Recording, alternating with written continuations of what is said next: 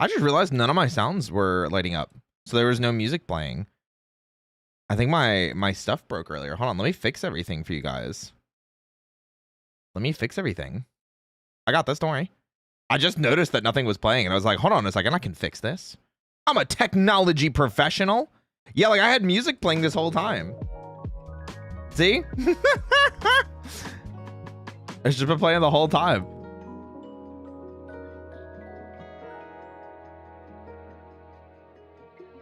See, there we go. Now it should be good. Now it should be good. Can you hear me? Can you hear the music? Can everybody hear me? Can everybody hear me?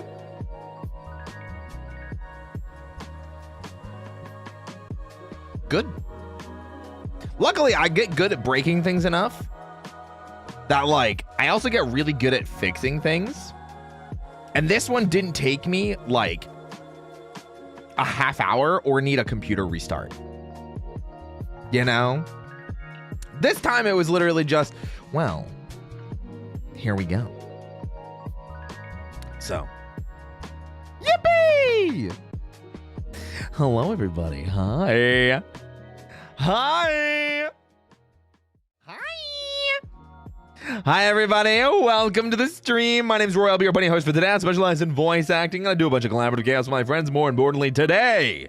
That's right, today, everybody. We're going to be making the most definitive Power Rangers series tier list ever conceived. I've done this a few times before. Can you stop throwing things at me? I'm trying to talk here. Hello, you know. Everybody starts rapping. Hello, everybody starts rapping. That's me. Yeah, that's me on the regular. We're gonna be making the most definitive Power Rangers tiers list ever, and the reason that I wanted to do this is because it's been a little over a year since Kane and I started reacting to Power Rangers content together, and then when we brought in Zeus and Poseidon and Athena and whoever else we've been joined by, and you know, worked with Connor and worked with very other amazing content creators and reacted to very other amazing content, and it's been amazing to come that far and to look back and see how my opinions have changed, because we have had some videos that have, I think, changed my opinion on how the franchise sits with me. It's probably the best way to say it. I was trying to think of the best way to describe that, but regardless, that's what we're doing tonight. So let me say hello to everybody. Guys, what the hell? Stop it! I am doing IT again, that's funny. You're funny. Looking. Hi, everybody. Hi, guys. If this is your first time here, you're new to the stream, anything like that, if you are interested in my opinions on Power Rangers, well, you're in the right place, because we're doing that tonight. So let's get through saying hello to everybody. That way we can kind of get started with the stream and make sure that we have a fun time. So let's start from the top. Hello, Delilah, Ricklaw Gaming, Aaron the Perso, Sons Gaming, Sachikins, can you stop that? Hey! Now it's my turn. No, it's not. Casey, SM Kennedy, Aura Bender, Lion, Angry Face, Sora, Belmore, Rhubarb, Coco Cosplays, Michaela Kurtz, Jane Matthews, literally Ivan. Yeah, literally Ivan. Hey, thank you for the 50 bits as well. I appreciate that. You can't throw stuff at me unless it's 100 bits. Jimmy. We've also got Narina, Dandy Basil, Luno Oxoxoxo. I never know how to... Stop it! I'm trying to talk here. Greater than. Oh my god, I hate you. Repro, Narina on the YouTube side as well. We've got Witchcraft. We've got Common Redder Angle. We've got... Oh, I missed somebody. Hold on. We've got Calvin Owen 2. We've got Timmy Tim. We've got Solix. We've got Candace. And thank you for the follow, Candace. I think I saw you follow. We've got This Ain't Slick. We've got Ace. Okay, now I can scroll down again. We've got Avis. We've got Kamen Rider Forze. And we've got Bunny 1784. So guys, if I didn't say hello to you, if I didn't give you your own personalized hello, in the words of my friend Porcelain Maid, Don't be shy. Feel free to say hi. Or something like that. You know, I don't make the rules here. I just make the rules. You know what I mean? I just make the rules here. All right? Cringe. What? Cringe. I'll show you cringe. Apple. How's that for cringe? Shit, Lord.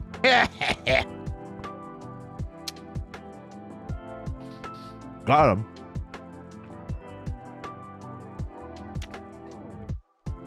Got him. Woe upon ye. Apple. True. Apple hype, true. What's up, Riley? Thanks for the follow. Welcome to the channel. Woe upon you. Put the Twitch cat and chat in a cage. No, that is literally Joel's thing. I can't steal that much.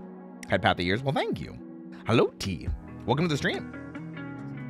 Regardless, how's your evening been? Also, I'm eating grapes, the green kind. Ooh, tasty. I haven't had grapes in a minute. I can't remember the last time I had grapes. I feel like I just don't like go out of my way to have grapes. Bananas? Listen, I could take a banana. I could take a banana. You know what I'm saying? You're pink? Am I not normally pink? That's crazy. That's wild. Apple low-key become a stim word for me. I've got myself saying it so many times randomly. Yes! I'm getting my community to stim. My dusk bunnies are going to be full of coffee and apples. Let's go. Instant Kitty, thank you for the follow. Welcome in. Fun facts. Did you know Stan Lee created Power Rangers? He did not. He worked with Toei Japan, but Power Rangers as a brand was created by Haim Saban. Yeah. I actually went over this. There was like a giant like background thing that I went through because Marvel technically owns the rights to, I think it's Battle Fever J, Denji Sentai Denji Man, and Sun Vulcan. So those three are technically still owned by Marvel in terms of like American release. So really interesting stuff there. I don't know if I want to go into a history lesson about that kind of crap though. Are you excited for your new model? No, I'm actually like super unhappy. I'm thinking about canceling it. How about that? Hey, thank you for gifting a sub. I appreciate it, Ace. Thank you. Grapes are so good, but plums are my favorite. Ooh, I like plums. Yo, I could mess up a good plum. You know what I'm saying? Nice grapes are yummy. Hell yeah. Get that cotton candy grape. That's my shit. Oh, I don't know if I've had cotton candy grapes. Not this pink. That's crazy. When am I not pink?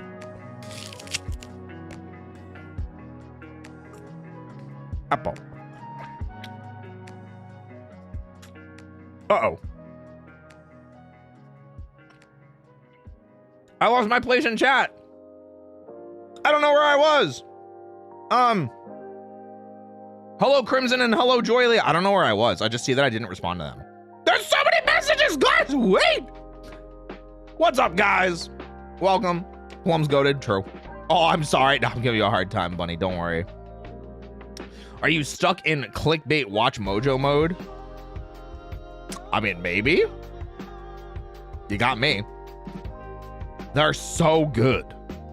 Grapes or plums? Hey, Ray, what's up, Joyly? Yeah. What's up? What's a cotton candy grape? Isn't it like a specific brand of grape, or like a specific like they're grown in a specific way and they're super sweet or something? Hey, Ray, did you know Power Rangers is cool? Huh. Tell me more.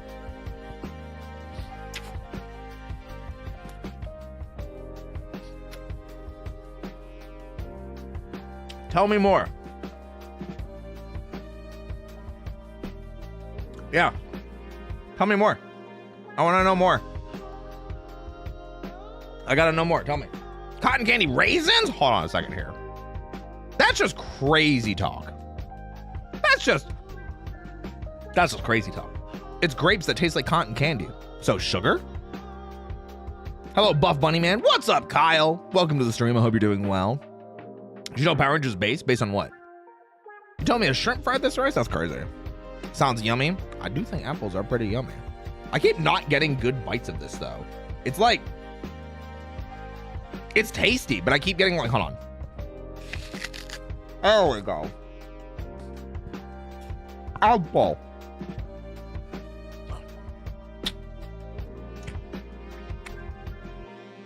Apple.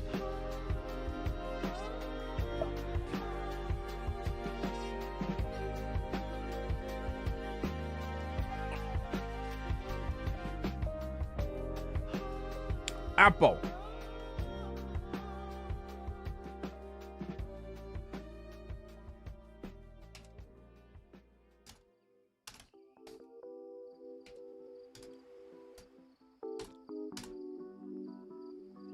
Apple. There we go. All right, cool.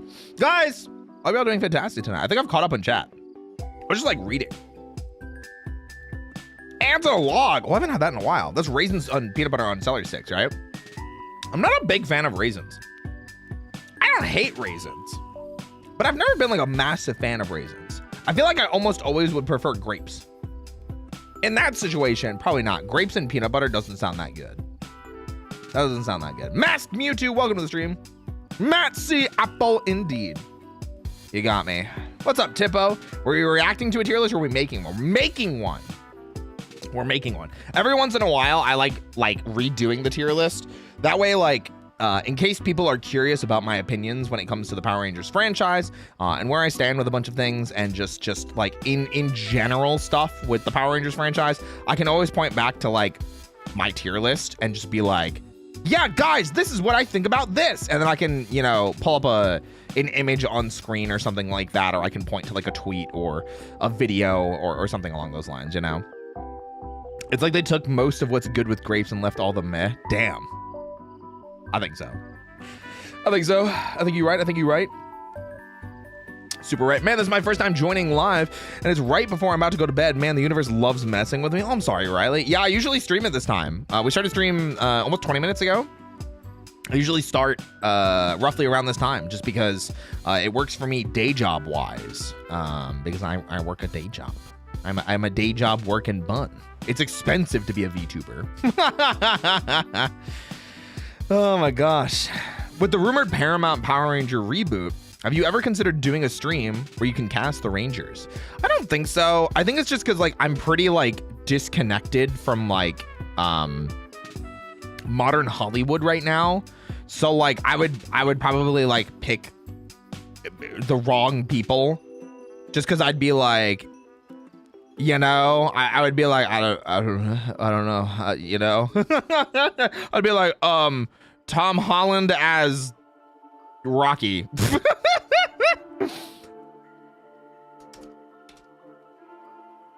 You know what I'm saying?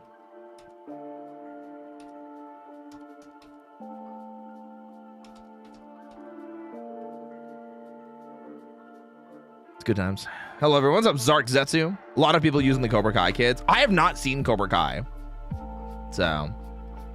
Oh. I was trying to scroll up because I saw somebody else. Smargadonis. Hello.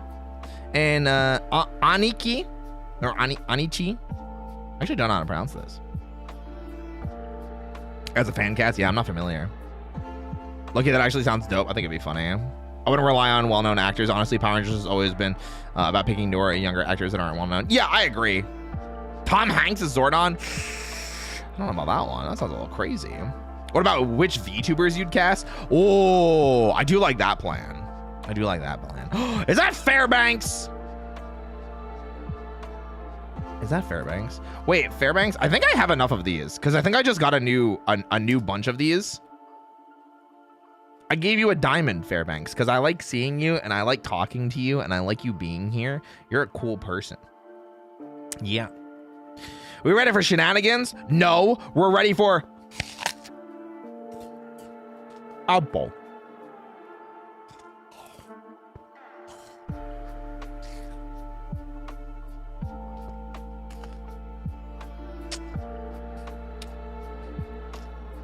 Apple.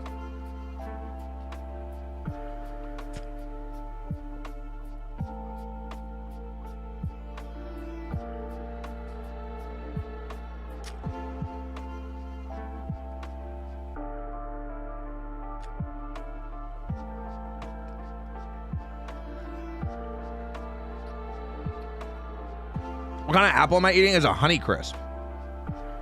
It's a Honey Crisp. Wait, I feel like I missed some other messages.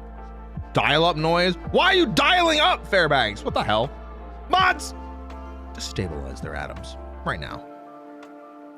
If they were to use Rita, you have any idea for the cast? No, it's hard, you know. I'd have to like think about it. I think Iron Mouse would be my pick for Rita Repulsa because like I've heard her voice acting skills. I think she would crush it. I think she would get up into those higher ranges and like give the good yells and the screams, but be menacing during it.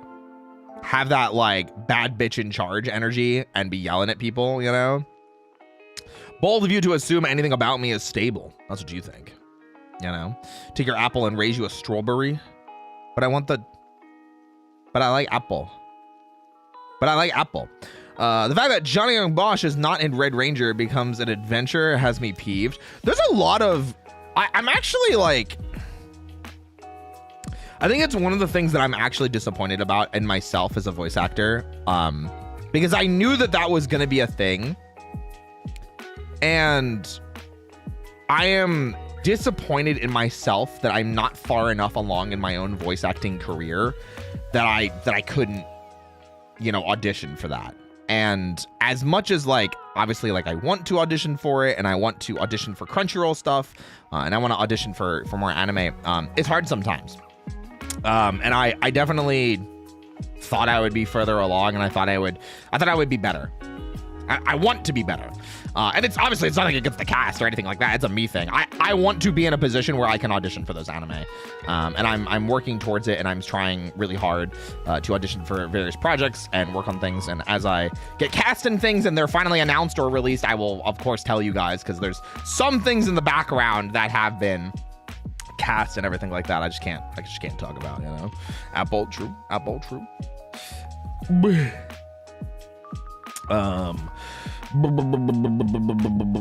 By Power Rangers tier list, are we doing seasons? Yeah, seasons. Absolutely. On her worst Moodang, brain rot would be amazing as a villain. I like that. Pacific Rose and Gala. Oh, I don't think I've ever heard of Pacific Rose. Apple type? Ooh. Imagine a strawberry tasting like an apple and vice versa. Ooh. Actually sounds pretty good. I'm in for that. Nothing better than apple crisp. Keeps me going strong. Is that a song? What the heck? What the skibbity? I want an animated PR movie. Hated that they canceled the one that they did with them. Oh, yeah! We talked about that, I think, during Tippo's video, that there was an animated Power Rangers, what's it called? There was the animated thing that was supposed to be done by the people that did Miraculous, but like hard to find as anything else. Gotta zip those bunny lips until then. Yeah. Golden Delicious. Ooh. That doesn't sound bad. Season D's. Repro, don't tempt me. Come after you like a spider monkey. Sayu is a purple ranger. I don't know if he wants purple or if he wants blue. Sometimes I'm not sure. It's hard to tell. He can't have pink though. Neil Kaplan would be a cool VA pick for the Red Ranger Isekai as a villain, to be honest. He voiced Diabolico and Lightspeed Rescue, and he did a lot of anime too. Yeah, there's a lot of people that have been in Power Rangers that have then gone on to have successful voice acting careers. Not just the villains, but like obviously Johnny Young Bosch, Dan Southworth, to name a few. So yeah, a lot of great people. Opal apples are really good too. I don't think I've ever heard of those. What's the most cursed moment in Power Rangers? Ooh, I think the pizza scene is like infamous for that. I don't know about cursed. Cursed is hard. Pacific Rose is the same flavor profile as Honeycrisp, but they're sort of a West Coast exclusive. Oh. Cry is in Texas. How long have you been a VTuber? I'm coming up on 4 years in August. Yeah, so just over 3 years, 3.5 years at this point, because 6 months will be 4 years. So 3.5 exactly. Yeah. I want a ToQger adaptation, but I know that'll never happen. Yeah, unfortunately. Trains just aren't big in America, so it'd be a huge risk to do something like that. Also, I think I said that wrong. I don't know what you said. I'll take your word for it. It would be wild if you ranked every single Power Rangers episode. We would never finish the stream. Miraculous is still somehow that studio's #1 series with a new season out right now, and most of the fandom don't like it. Oh, that's a shame. Roy, would you count Zen Aku as an evil ranger? No. No, I would not. He's a villain. He's not a ranger. He's just a villain. He's an orc. He's a monster. You know? Golden Delicious are a lie twice. They're not golden. They're not delicious. Granny Smith or Honey Crisps. Superior Apple technology. Oh, damn. What a search. Blew my mind that Neil was 2001 Optimus and Hawk. Yeah. Isn't it crazy? I think it's pretty nuts. All the VAs in the sub are former Sentai. I think that's why I was saying, like, I'm kind of sad that they didn't get like Power Rangers actors. But again, like, it's nothing against the people that they did cast. Like, I'm sure the cast that they did get are gonna do freaking, I can't speak tonight. Freaking fantastic. I'm gonna just say fantastic and then freaking after. Fan-freaking-tastic. There we go. That's the combination of words I wanted to try to use. I'm very excited to see how it goes. Obviously, I'm a huge Power Rangers and Sentai fan. I would love to be involved in any projects like those in the future. But yeah, I mean, like, good on them. I'm glad we're getting more shows like that, especially recently. And I think after we had Go-Go Loser Ranger, I think people realized that there is a market for tokusatsu style anime. And then Futopi, which was the sequel to Kamen Rider Double in anime form, also did really well. And that's getting a second season too, isn't it? So I think that's pretty pog, you know? What's up, Key? Welcome in. The pizza scene was one of the first Power Ranger episodes I saw as a kid. There you go. Ultimate Subathon Project rank every Power Rangers episode ever. I feel like I would have to watch them. That would just be the subathon. It would just be the subathon. Like, let's sit down and watch Power Rangers together. I would get in so much trouble. The YouTube bot would go down. The Twitch stream would get canceled. I would just get in trouble. You know what I mean? I'd just be that guy. Be like, well, it's on YouTube. Why can't I watch it? You know? I hope the Red Ranger Isekai gets more love. I hope so too. I need to catch up on some anime. I've been so busy, like, in my own life, like prepping for debut, working on my own voice acting projects, learning how to sing. I don't really have a lot of free time to watch anime. I know it's probably something I could watch at night, but like, I've been watching the Defenders series again. So like, I just finished Iron Fist and I'm on to Defenders now. So I think I'll probably finish Defenders tonight. I think I got enough episodes into it. Watch that whole stream, damn right. Damn right, and I'll do it again. Taking the tokusatsu anime topic to spread my Gachamon crowds propaganda. I loved Gachamon crowds. Battle, go! Oh my god, I loved Gachamon crowds. Gachamon!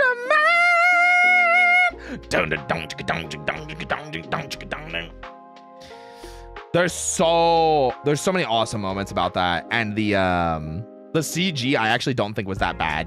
I think it was well executed for the time that it came out, because it was like a 2013 2014 anime, I think. You know? What's up, Brandon? Glad I didn't miss anything. Yeah, I try and do like 30 to 45 minutes of chatting before the actual stream content starts. That way, like, in case people end up getting here late, they don't have to worry about missing anything. You know, time for people to come in, relax a little bit. Also gives me time to apple.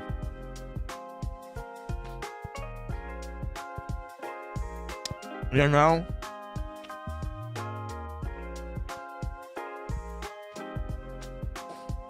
Apple.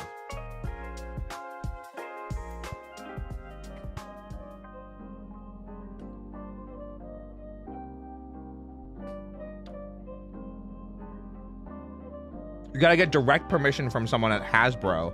Like, Speed got permission for One Piece from a Toei producer. That would be an interesting thing. How long would that take? How long would that legitimately take? With no breaks. It's like calculator. If episodes are roughly, let's say 23 minutes an episode. I know there are some that are shorter. I know there are some that are longer. So 23 minutes an episode. Season 1 of Mighty Morphin is 60. 1,380 minutes. Wait, hold on. Wait, divided by 60. Wait, so it'd be 23 hours? Am I that good at math? Am I right? It would take almost an entire day to watch all of MMPR season 1. That'd be a fun subathon. We just watch all of MMPR. Can you imagine? It'd be like a 3 or 4 day subathon. And we just watch all of MMPR. Are you reading the Power Rangers Prime comics? No, unfortunately. I don't have the spare funds right now to afford to pick them up. All of my spare money has been going back into content creation, you know? What's up, Candace? What else did I miss? The end of the Defenders ends in a cliffhanger, but today's highs into Daredevil Reborn. It's going to be on Disney Plus later on this year. I think next month. Yeah, it's going to be in March. And that's part of the reason why I'm watching it, because they confirmed that all of those are canon now. So there was a question about the Dragon Dagger. If you were ever to get a tattoo that was Power Rangers inspired, what would it be? Dragon Dagger for me. Ooh. Maybe one of the power coins. I think one of the power coins would be pretty cool. Like if it's MMPR inspired, I think I would do like the Mastodon power coin. I think that would be pretty cool. You know? I don't know where I would get that though. I have no idea where I would get that. Maybe like on my like forearm. That'd be pretty freaking cool. I think that'd be pretty freaking pognificent. I can't remember if I said it, but if I did not, hello, Candace. Making a tier list of Power Rangers series today. Damn right we are, Maddie Manatee. I'm running a manga of Power Rangers of DBZ and My Hero Academia and Star Wars. Nice. I hope that goes well for you. Could be wrong, but the comic might possibly be on Libby. That's where I read it. I have no idea what that is. I'm gonna take your word for it. This song is so depressing. Can we get some? Where's my fun music? There we go. I always wanted a power coin. Yeah, I think that would be super cool. You know, library ebook app. Yeah, I'm not familiar. I don't read a lot. I'm pretty stupid. I don't read. You know, that's Purple's job. I would definitely get a sleeve of all the power coins with the Zeo mask shapes. That would be cool, because like it would just be the shapes. People would be like, "Why do you have those shapes?" And you just go, "Stronger than before, go Zeo." And you just do that, and you see if they know. You see if they're a knower. You said Ginga Man shits all over Lost Galaxy, Go-Go 5 shits all over Lightspeed Rescue. Could you tell me a list of which Super Sentai shits all over their respective Power Rangers? Ooh. I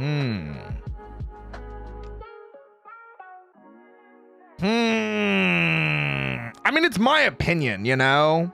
It's hard to like specify. I do just think Ginga Man is better than Lost Galaxy. I think because the plot doesn't kind of like fall apart in the last like fifth of it, because like the last fifth is like when they're dealing with Captain Mutiny in Lost Galaxy, you can tell it's like they're just trying to use props and sets from Ginga Man because they had them and it didn't really work out super well. And then when they got back to the Trakina stuff, it was great. But Ginga Man is just consecutive good storytelling throughout the entire thing, and I think Bull Black was handled better than Magna Defender personally. And then Go-Go 5 I think is better than Lightspeed Rescue because they keep with the familial theme on both sides, and family is a massive part of it. I don't know about shits all over. Like Dire Ranger is definitely better than MMPR season 2. I think Kaku Ranger, while I prefer it more than Mighty Morphin season 3, I think Mighty Morphin season 3 is still good. So it's not that it shits over it, but I think Kaku Ranger is better. I think O Ranger might be better than Zeo in rewatching. But it's hard to say for certain. I'd say they're both equally, they have their issues, especially on rewatch. Oh, Car Ranger is better than Turbo because Car Ranger is a comedy season. In Space is better than Mega Ranger. That's not even close. Time Force and Time Ranger are both equally as good. Time Ranger I like slightly more, but only like it's like maybe like 0.01% more. You know what I mean? Gal Ranger is basically the same thing as Wild Force, but I think Gal Ranger was better. And then I didn't finish Hurricaneger, and that's as far as I got. So yeah, I think there's not many seasons that air quotes shit over other seasons, or shit all over other seasons. It was more so just like those two specifically that I pointed out, because like you can feel the differences You know, you can really feel how starkly different they are. SPD beats Deca for me, honestly. Whoa. That's a hot take. I loved Car Ranger. I think Car Ranger is really good, you know? For the Zeo shapes, I'd probably get them color filled with Ranger's color, though King Ranger Zeo Gold would be harder to separate than yellow. You could do black. You could just fill it with black. Because technically the shape is filled with black, so. Zhu Ranger versus Mighty Morphin. I think they're about on even footing. I think Zhu Ranger has a lot of problems. Like a lot of problems, but nothing that's like egregiously terrible, you know? I will say that I think it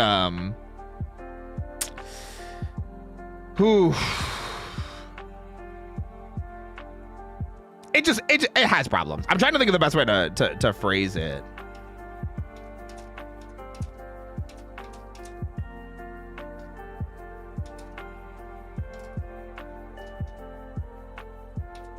One sec.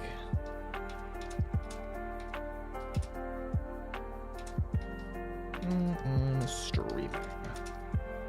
Thank you. Okay. Bam! There we go. Sorry. Had to reply to something about the audio role plays. Artist needed input, so I needed to provide. What's the judging criteria? Theme song, characters, plot, suits, or everything? We're going to be using all of that and just overall enjoyment of the show. Everything is going to be on my opinion. I will probably give a giant preface, Victor Everborn, as we get into the actual tier list of it, which will be momentarily. I'm going to probably take another bite or two from my apple, and then we go from there, you know? What's good, Roy? Oh, you know, chilling out, Max, and relaxing, all cool. I said that to Malim during the Goose Duck collab, and they didn't get it, and I wanted to scream. Oh my gosh. I want to just scream. How do you not know Fresh Prince? How do you not know Fresh Prince? No. It's not their fault. I think they did say that they were from a different generation, and I was like, oh man, that just makes me feel old, you know? Because technically, I'm from a different generation of Fresh Prince, but like, I always caught the reruns, so. What did you say from Fresh Prince? Chilling out, Max, and relaxing, all cool. So, yeah. I don't know, you got me. I wasn't born and raised in West Philadelphia. True. Greetings from Buffalo. Hi, Nathan. Hi, Mega Quint. Oh, I said that once. That's all I'm saying. Sorry, Roy. You're old. Time to put you in the old retirement home now. What's up, Nightmare? Oh my gosh. But were you shooting some b-ball outside of the school? No. You think I play sports? Well, I played volleyball. And I did parkour, so I did some sports. Who's the best Red Ranger? Ooh, tough call. Tough call. Casey's up there. Wes is up there.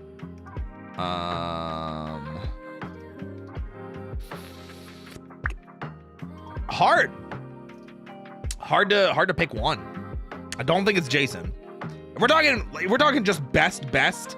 Andros is probably up there as well.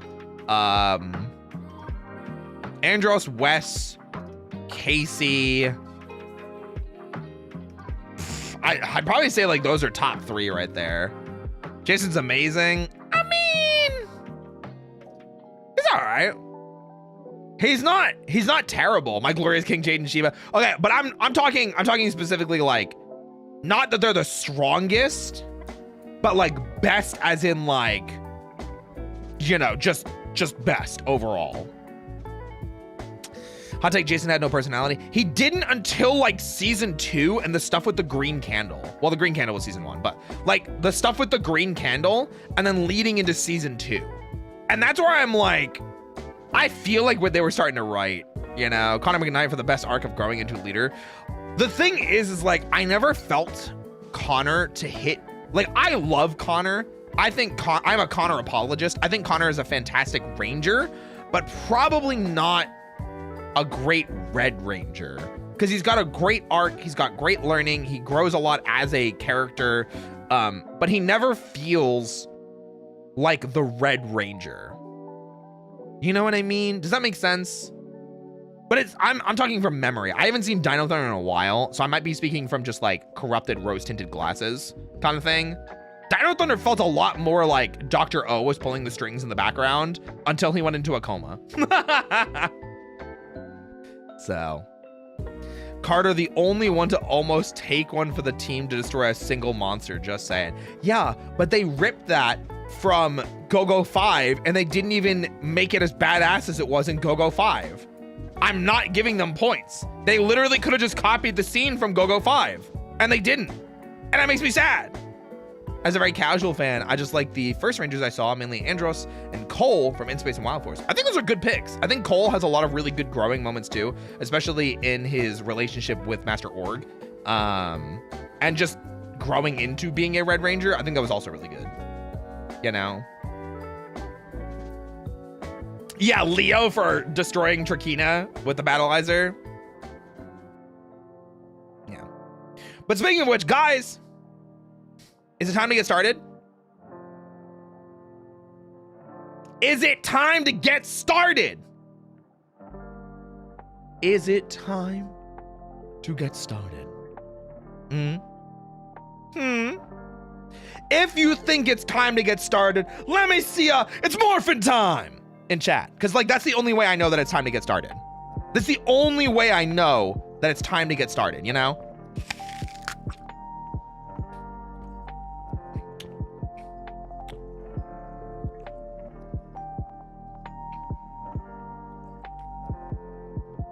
There we go.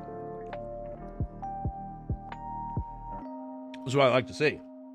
This is what I like to see. I'm thinking it's morphin' time. I can never remember that. That's a good one. What the morphin' time? What the morphin'? Blue Sky Dude weekend.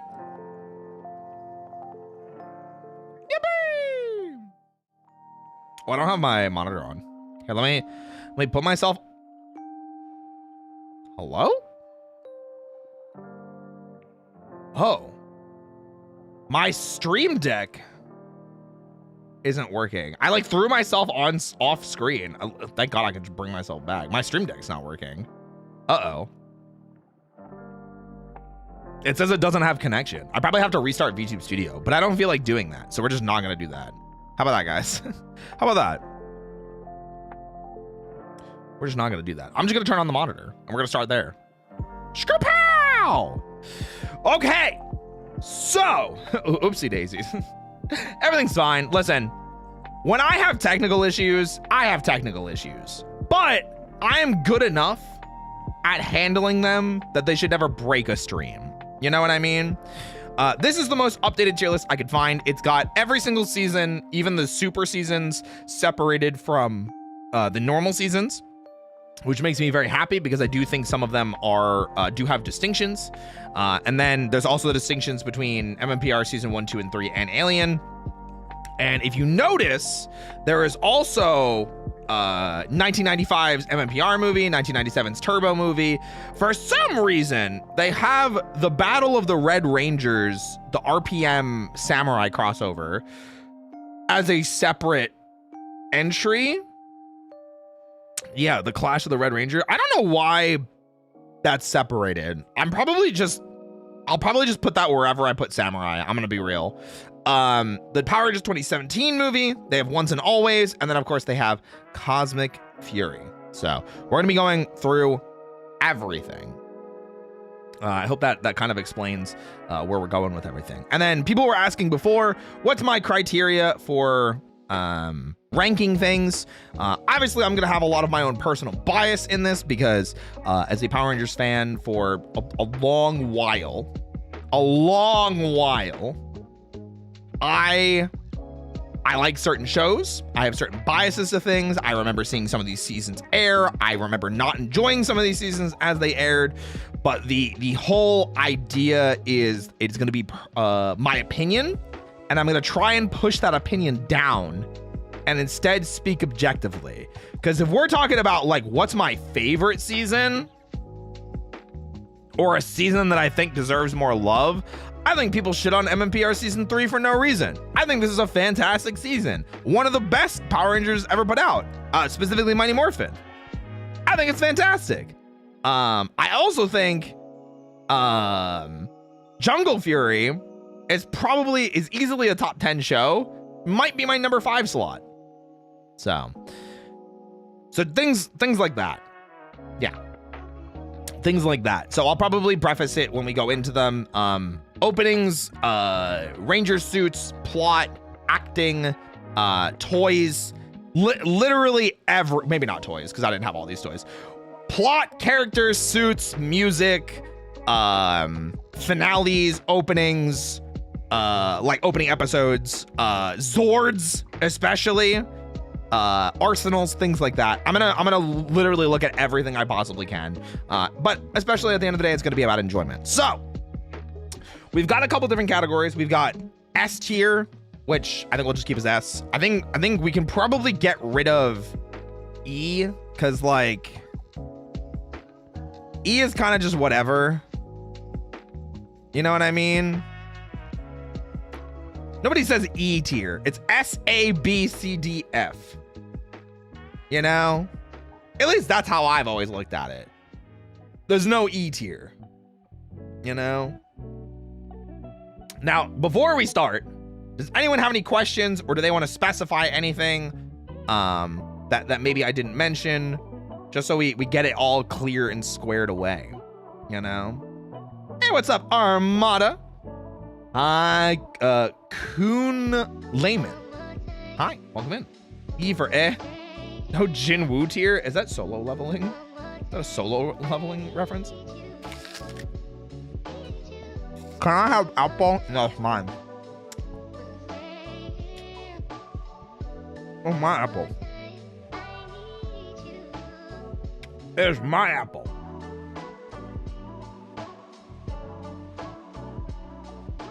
Out of all the series, who's the best Black Ranger? Ooh. It's either Adam or Dylan. I feel like if you don't say Adam or Dylan, you're objectively wrong. Yeah. If you don't say Adam or Dylan, you're objectively wrong. I think is like the best way to put that. Yeah. I think so. You think we can get a Power Rangers Apple Force? Absolutely. Which one was Dylan again? RPM Black. Adam is my favorite Ranger. I feel like Dylan is probably a better written character. Because like, I don't like, a big reason why a lot of us like Adam is for the one episode of In Space, he comes back and like teaches Carlos not to give up and then morphs with a broken morpher. Like, he gets more character development in that episode than he did for all of Mighty Morphin, Zeo, and Turbo. You know? The one with the missing sister? Yeah. Exactly. That's always why I like Adam. Yeah, always a chance? Yeah, gotta go with Adam. I think so too. Vise! Thank you so much for the 8 million months. And if I didn't say it before, I just noticed it. I think my alerts might be broken. Wolf Parish, I think, thank you for the 13 months. Unless I said something for that. What's up, Amanda? Hello. Side note, cool tattoo idea. Adam's broken power coin. Ooh. That does sound pretty good. And I was saying that I wanted the Mastodon power coin. Yippee! All right, guys. Let's kick it off since it sounds like we don't have any other questions. We don't have any other comments, concerns, anything like that. Hello, no worries. Thank you. I'm glad to hear it. I'm okay, sick with the flu this week. Oh, I hope you feel better soon. Sending lots of chicken noodle soup your way. Man, I made it in time for the start. Damn right. We're going to start with MMPR Season 1. Now, I know a lot of people that would want me to do this. I know a lot of people that would want me to do this. While I don't think this is a terrible decision, I think this is the most fair decision. I think putting MMPR Season 1 specifically anywhere that's not C tier, meaning middle of the road, because this is like mid. You know? This is like near perfect. This is amazing. This is good, mid, not great or not good, and then awful is how we're probably gonna break that down. Yeah. I may need to rewatch Power Rangers. You should. You can watch a lot of the seasons for free on their official YouTube channel. Go check it out. I don't think Operation Overdrive is bad, but most of the stuff they do isn't good. I mean, like, wouldn't you say that would make them bad, though? I'd say solid B for me, just because it's good to have on in the background and something to just shut your brain off to for half an hour. So I would say that, but like, I would say like MMPR season 3 is better for that, personally. However, if we're talking Zhu 2 footage, so like the end of MMPR season 1, that's where I would be like, okay, I'd give you B on MMPR season 1 Zhu 2. You know? Season 1 definitely overstayed its welcome. I get it at the time, but now it can be a drag later on. Oh, I agree with you. But it's so funny because I think the Zhu 2 footage is just genuinely so much better than a lot of people remember. And even though it drags, it's such a breath of fresh air, even though it's only for like, what is it, like 7 episodes? Something like that. Do you think on instinct, if you did a rewatch of only seasons C tier and up, you'd have a good time? Probably. I'd probably enjoy myself. Jungos, how dare you? I thought you liked bunnies. I may have to change my opinions on orcs. I can't believe my own beloved orc mod is throwing things at me. This is crazy.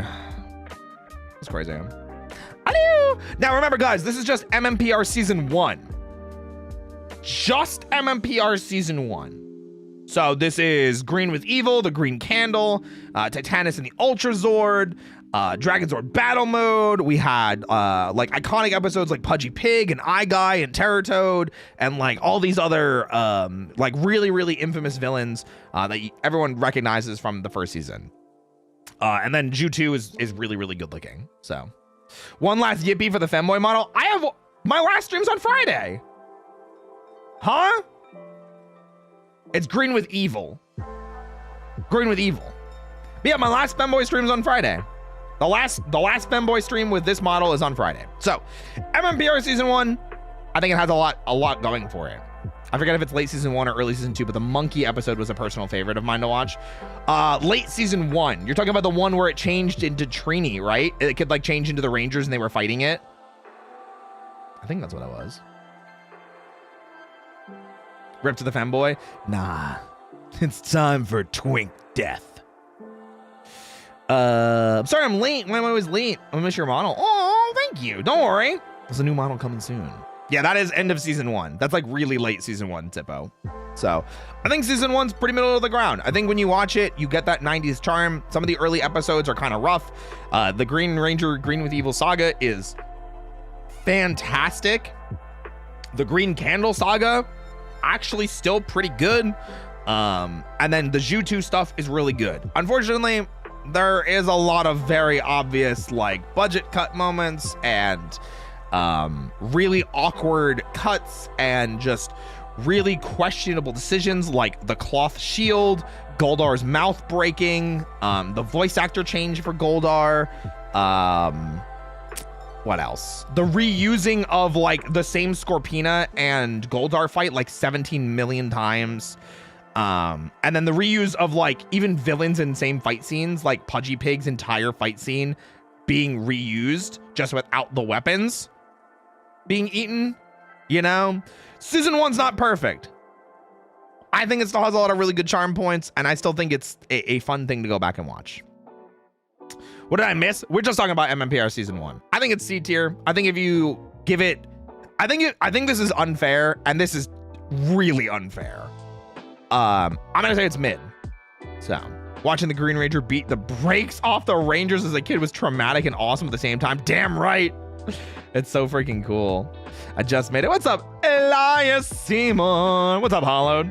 The shameless stock footage, yeah. You could really feel it in season 1. But like I said, towards the end of season 1, that Zhu 2 footage is so good. Oh, that Zhu 2 footage is so good. What's up, Knight? How am I doing today? I'm vibing. I'm thriving.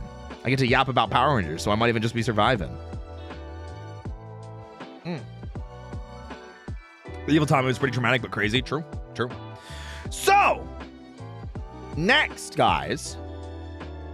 Next is MMPR Season 2. And now MMPR Season 2 has a bit of Tommy as the Green Ranger. Actually, I might zoom this in a little bit just so we can see things a little bit easier. Is that better? Is that better or more? How about that? How's that? I think that's good. That's good. Better? Good. Good, we'll do that. So next we have MMPR Season 2. We know it's Season 2 because they do this super iconic pose in the background with the Green Ranger with them. Because the Green Ranger's there for like 10 episodes, something like that, maybe a little less. But also the introduction of Lord Zed, the Thunder Zords, Tommy as the White Ranger, and unfortunately, it is also the introduction of the power change, which was handled really poorly. But we do get Rocky, Adam, and Aisha. Please tell me I wasn't the only one who stupidly tried to copy some of the kicks and punches from the show as a kid. Oh, absolutely, I did too, 100%. What's up, Draco girl? Welcome in. Hey, Coco fan, thanks for the follow. MMPR Season 2, true. I'm tired of MMPR toys. I want stuff from other seasons. Yeah, but the MMPR toys sell. You have to deal with it. If you want stuff from other seasons, buy the MMPR stuff. That's just how it works. Better? Okay. Guys, how do you feel about Season 2? MMPR. I'm very curious. Because I saw somebody said better just because it has Lord Zed. Chat, where do you think Season 2 belongs? And I'll tell you when you're wrong. Don't worry. I will let you know. B tier for me. I like it more than Season 1. Low B. B. B to C tier. Like above Season 1 on C. I kind of just say B for me. B, C tier. Season 2, B. A? That's wild. C tier. Okay, finally somebody said the tier that I was thinking. That's my opinion. That is my opinion. I think it's D tier. But I could be swayed to low C tier. I could be swayed to low C tier. Because this is MMPR Season 2. It's better because it has Tommy. MMPR Season 1 has Tommy.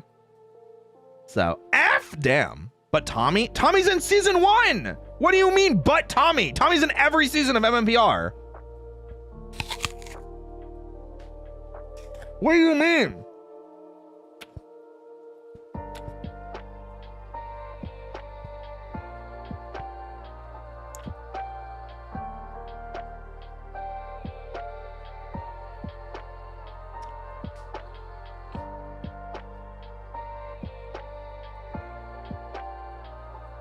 Season 2 got rid of the subscription service? True. Yeah, because he lost his powers. Tommy's the worst as the Green Ranger? True. Is he? I have bad memory then. Yeah. Tommy shows up like episode 16 or 17 in Season 1. And then he's a regular for the rest of Season 1, you know? So, now guys, bear with me on this. This is kind of where I'm coming from. With MMPR Season 2 being a little bit of a hot mess. We have the really awkwardness of them being transitioning from Zhu Ranger into Dai Ranger. And it did not transition well.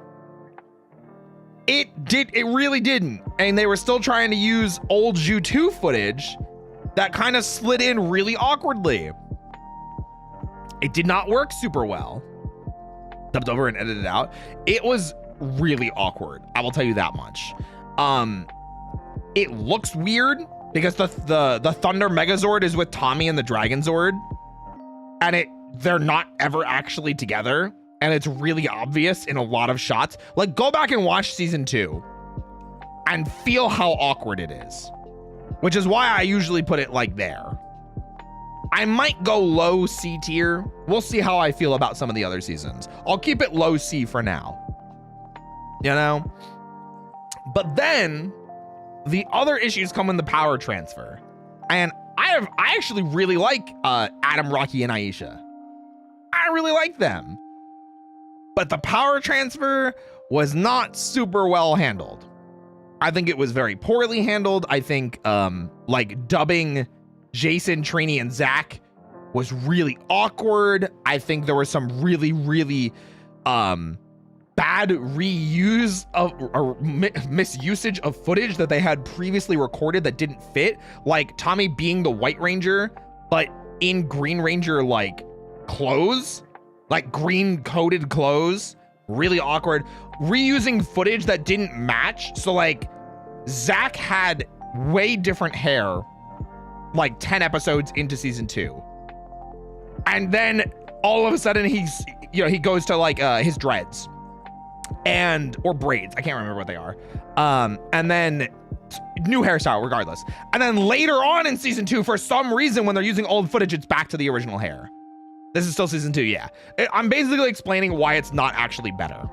Because the awkward dubbing, the really bad use of stock footage, the bad misuse of stock footage from like their own stock of stock footage, you know? I agree they could have at least built up Adam, Aisha, and Rocky as worthy successors spread throughout episodes. They kind of did, but I think those episodes were shot after the fact. Like after Trini, Jason, and Zach, the actors, I think after they were gone. You know? MNPR nostalgia exists, but it isn't a perfect season. Well, I'm just saying season 2 is not as good as people remember it being. That baby chase, though, we don't talk about that. I don't want to talk about that baby chase scene. You know? But yeah, I think MNPR season 2 is just, it's a mess. Go back and watch it. You'll see what I mean. It has the same exact problem of season 1 that it doesn't even have a finale episode. It's just like, let's make an evil Billy. And they do. You know? We also had Zed, which was freaking great in the beginning, and then they had to dumb him down. And it was really frustrating seeing him go from this like really iconic, really scary villain to being almost bumbling to the point of like Rita's level. It was really unfortunate. You know? Can't wait for Zio. Trust me, we're gonna talk about Zio. We're gonna talk about Zio.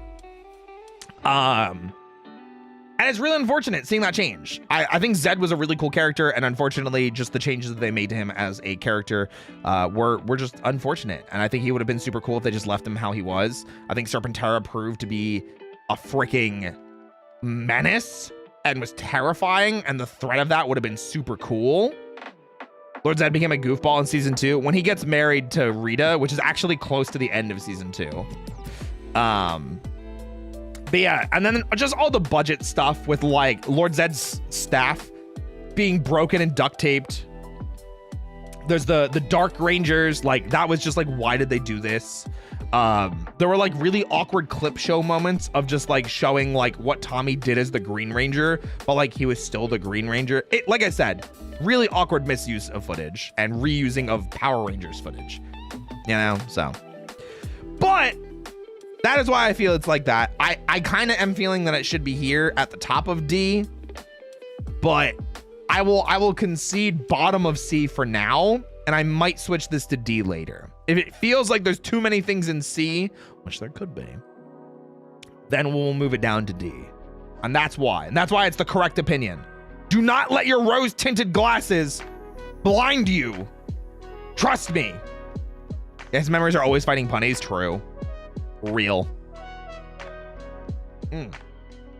High D, low C. Yep, that's how I feel.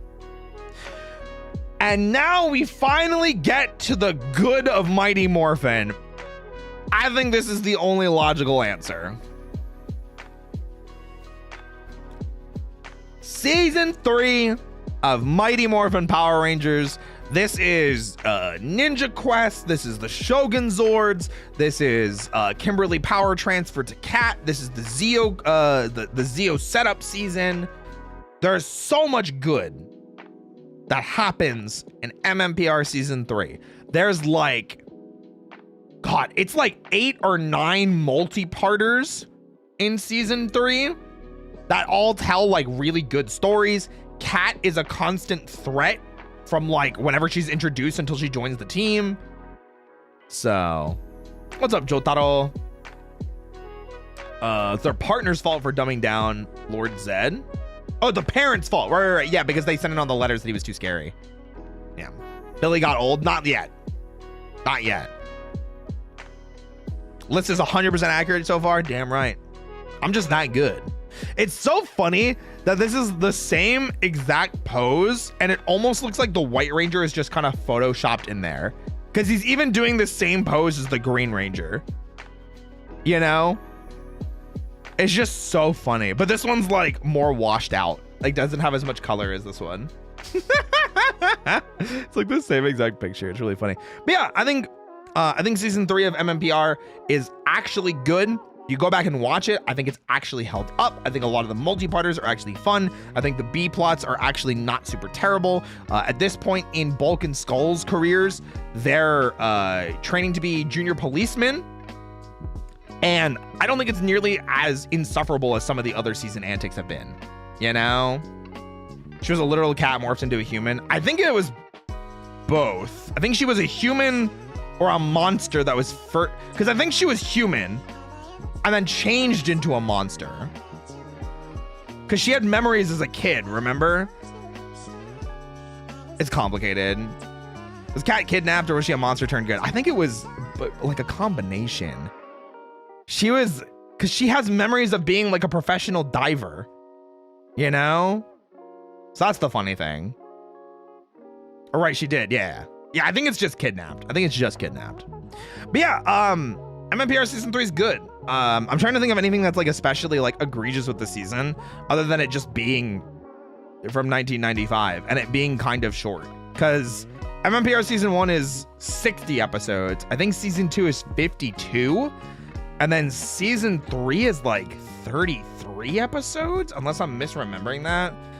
Power Rangers episode list. Can I just get a list of every single 33? Okay, it's 33. I was close. Wait, did I say 33 or did I say 32? Yeah, and then MMPR season 3 sets up Alien Rangers, which is not great. It's not good. Not good. I'm glad that they separated it because I think MMPR season 3 is pretty good. It's pretty good. It's got actually a decent finale and it's a good cliffhanger. And we also get good music. You said 33? I'm pogging. Also, first season, Koichi Sakamoto took over for stunts. It's why they kept the ninjetti suits from the 1995 movie. That way they can have professional stunt work. People actually do the fight scenes. And you can see that improvement in quality. There is some crazy jumps in quality, and you'll see it. You will absolutely see it if you go back and watch it. I think we started moving away from the season 2 music, which did make me sad. So like you don't hear like fight, you don't hear call to 541, you don't hear or we need a hero, but you do get the Tenga theme, the Tenga Warriors. So season 3 is not perfect, but I think it's the best outing of MMPR we got. Also, the Ninja Zords are super dope, and the Shogun Zords are super dope, and they got custom cockpits for them, and they used the stock footage properly. Yeah, watch the Tengu, bye-bye. Exactly. Oh my gosh, is that Galaxy? Galaxy Mega! Adieu!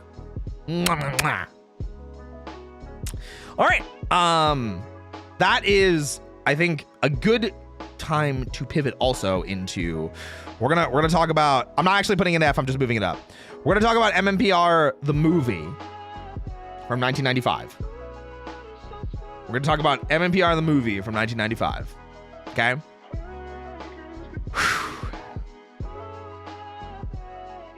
I'm trying to think about where to put this. Is that Roy, the most luscious, soon-to-be beefy boy? That's crazy. I don't know what you're... Anyway, MMPR the movie. C, it's mid, B tier, B tier, B tier, B tier, D tier, B tier. So... My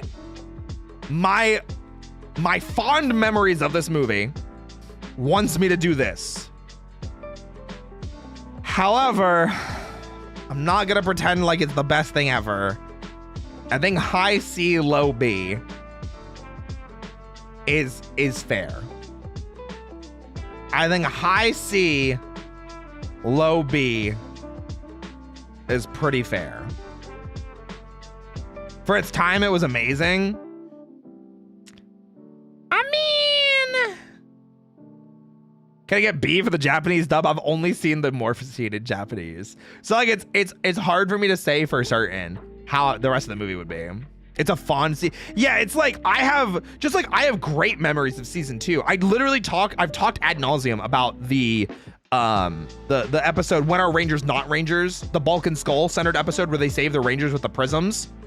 I love that episode. Or the interview episode where they're on a talk show. Like some of the silly stuff that happens in season 2, I really enjoy. And I feel the same way about the movie. Because the fight in the quarry, super fun. The action boy now, action girl now, be prepared to swim across the ocean. Kiss the makeup. Also, yeah, Ivan Ooze is easily one of the best, if not the greatest Power Rangers villain of all time. 1000%. I think the really unfortunate parts are the kid's subplot feels really shoehorned in there and like reminds you that it's a Power Rangers thing. And I think honestly, if they just didn't have the kid plot, I feel like it may have been, I think it probably would have been better. Yeah, but like, man, I just have so fun. I'm so tempted to just do this, you know? Were they still in high school? Yes. Yes, they were. Yeah, Fred. I don't like hate him. I just think that subplot really didn't go anywhere and just kind of happened, you know? Like, it almost feels like Bulk and Skull should have just had it. Do it. We'll see. If B tier isn't too crowded, I'll slide it up there. If B tier isn't too crowded, we'll slide it up there. If B2 isn't tier, if it's not too crowded, So, we're gonna move on from this. I will say I still, really good acting, really fun movie. I'm a Frog is one of the, that's rude.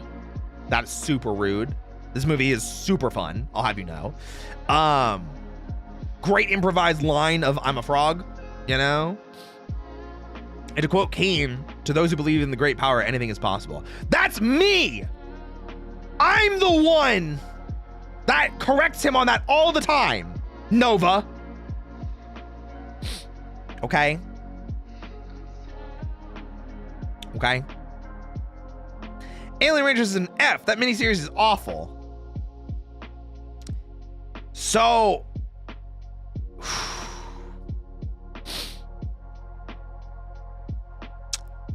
This is an awkward one. This is an awkward one because Alien Rangers is not good. But it's kind of like this is where I'm feeling. D tier just for the finale. It sucks because it's kind of what I'm thinking. It's literally what I'm thinking, and the fact that they had Sentai stock footage that actually matched. You know? And it's only like 10 episodes, right? Alien's only 10 episodes. Yeah, Alien is only 10 episodes. F feels like unfair because it's only 10 episodes. You know what I mean? I would roll it with season 3 normally, but in this case we can separate it. Yes, normally I would roll it with season 3 and I would just keep it in B tier because I still think season 3 is good enough with Alien Rangers attached to it to give it the B. But, oof. I thought I went from Mighty Morphin to Zeo. There's a weird in-between 10-episode mini-series that sets up Zeo. It's painful but quick, like a bladder scoping. Whatever that means. Yeah, the Rangers are kids. Listen, I'm not trying to say that Alien Rangers is good by any means. I'm saying it's not good. And I'm saying there are some small redeemable features, like stock footage matching, so they're able to use actual stock footage in some of the fights, which is cool. And the finale. And it's only 10 episodes. So it's like, God, it's hard, man. It's like, I'll put it at the bottom of D tier. When we get more, we'll put it at the bottom. It is a low D, a high F. We'll say that. When the Rangers were getting their crystals, I also thought that was an interesting subplot. I was okay with that one. The teaser shorts for Zeo would have been a better season. Damn. Okay. We made it through. Also, I love these suits. The Kaku Ranger suits make me so happy. They give me such, I have a smile when I think of the Kaku Ranger suits. You know? I remember Orico because of Forever Red, and I know Delphine. And I know one more.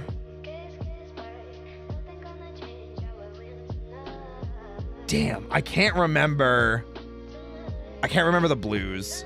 I feel like I do remember it though. Why do I feel like it was an A? I can't remember his name.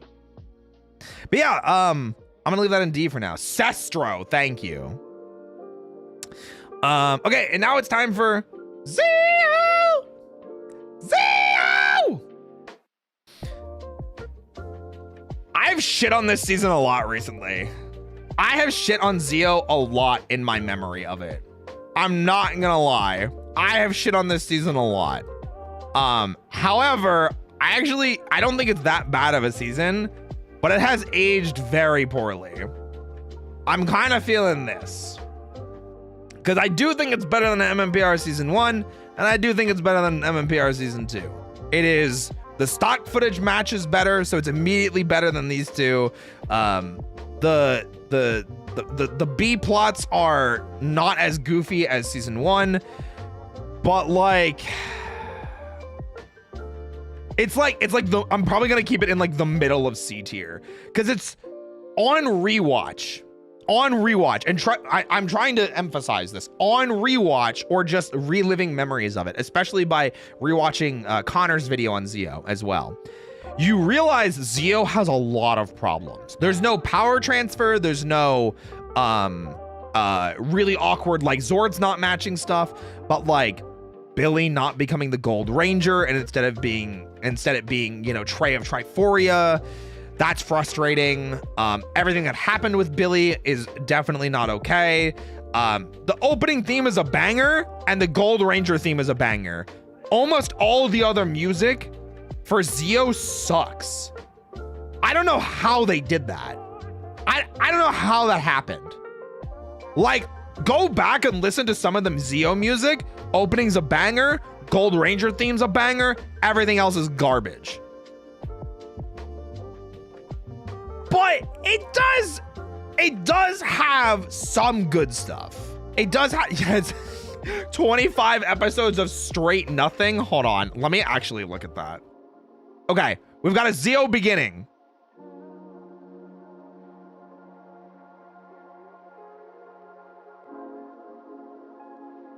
Wait, is there nothing else? Wait. Is the I think the next air quotes plot episode is There's No Business Like Snow Business, which is when Kimberly sends Tommy the Dear John letter.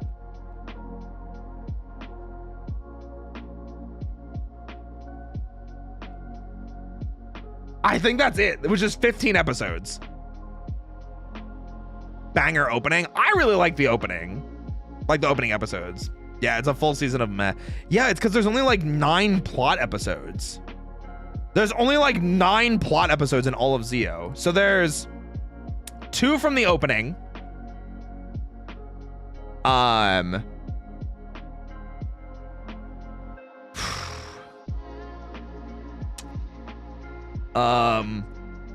I guess there's no business like Snow Business is 5 episodes. I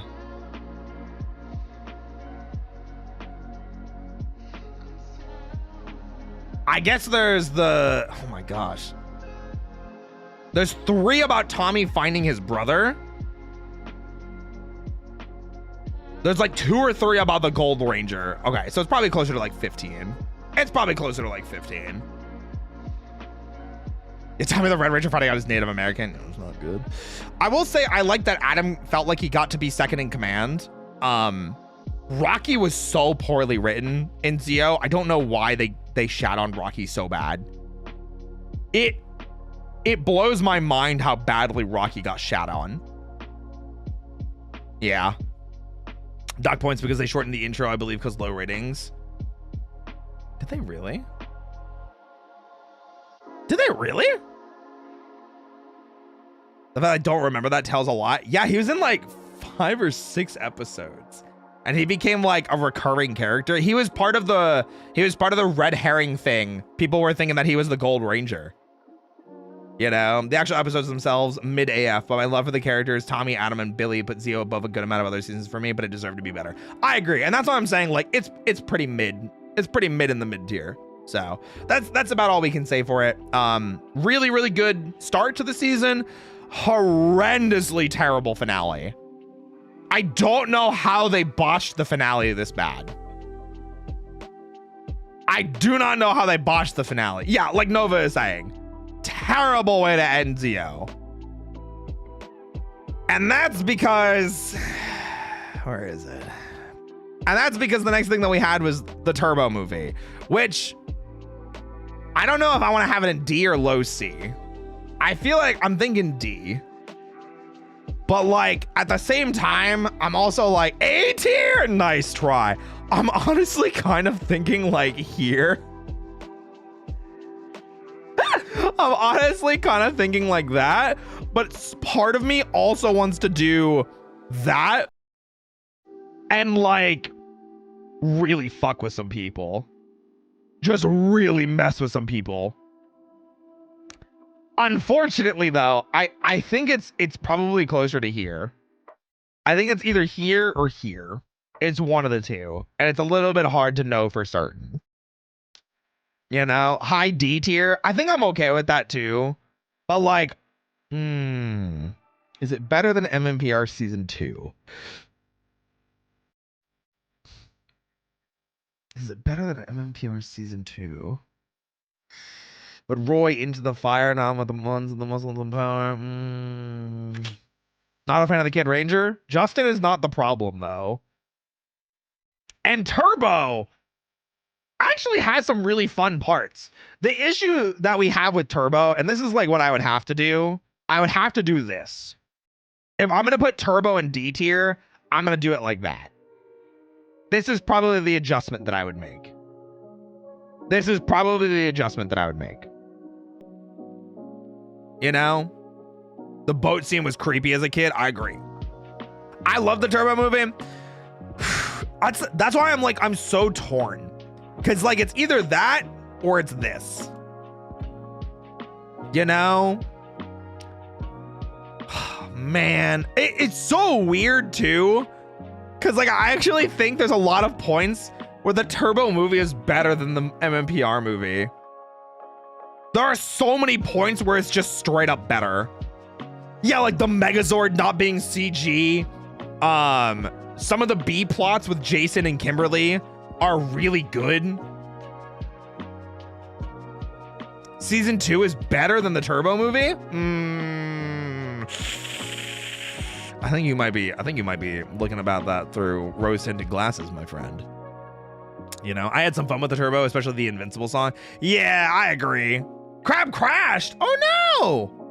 Hey, welcome back then, Crab. Thanks for the raid. I hope you are doing okay. And being kind of the shows. Yeah, Turbo being like the canonical, like, you need to see this. That's why oh man. It's tough. You know, it's tough. I might do this. I might do this.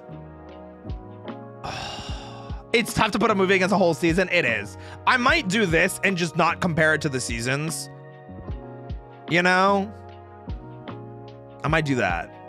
I think this is better. I will say I will keep Turbo lower than MMPR the movie. And this is only, I do think Turbo has some better scenes. Like the Megazord battle is way freaking better. The B plot is way better with Bulk and Skull being kidnapped and Kimberly and Jason being kidnapped. But as the years have gone on, the fact that we keep finding out more and more about Turbo and that there were so many scenes cut from it, like Adam and Tanya like fighting on a beach with their Zeo powers and them actually explaining how the Zeo powers needed to be turned into the Turbo powers. And yeah, the flamethrower scene got cut. Billy had a whole role in the movie that was cut. So that's another thing. I think it was cut that Jason and Kimberly were in a relationship. So Ivan Ooze cannot be beat by Turbo. I think I agree with that. Yeah, Kane showed me a picture of it. That there was like a whole like undertone that Jason was supposed to be like, you know, release the 3-hour cut. Yeah, didn't they say it was supposed to be like close to 3 hours? Was like the original release? Man, I don't think we ever will. I think that movie is gone. That movie is gone forever. We lost any chance of that movie ever seeing the light of day when Hasbro did the auction sell-off. I don't even think it's anywhere. I don't think it's online. I think it was probably a physical piece of media that's just gone. So, was there going to be the Turbo Rangers diving underwater with their aquatic gear, but ended up being a concept? I think it was a concept, but never even made it to like being written as a scene. I don't think it ever actually got written as a scene. I might be wrong. I'm not super familiar with the Schneider cut of Turbo, but I do know that it was supposed to be like a 3-hour movie. I do know it was supposed to be hella long. But with that being said, here's where we're gonna start getting controversial. Here's where we're gonna start getting controversial, guys. Here's where we're gonna start getting controversial. Ready? Guys, where do you think Turbo belongs? Where do you guys think Turbo belongs? F? Damn, that's crazy. Turbo's such a weird season. I don't disagree. B? Honestly, B. S tier because of pizza. Low B. You gonna toss your salad? That's crazy. I'm gonna go with low B. D. E. There's no E tier. B. D. Bottom D. Damn, that's crazy. I'm about to piss off a lot of people. Because this is now the correct opinion. This is now the correct opinion.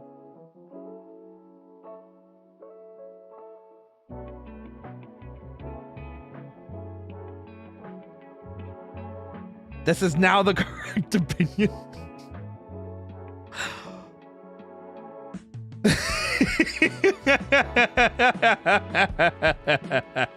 No, it's definitely not A tier.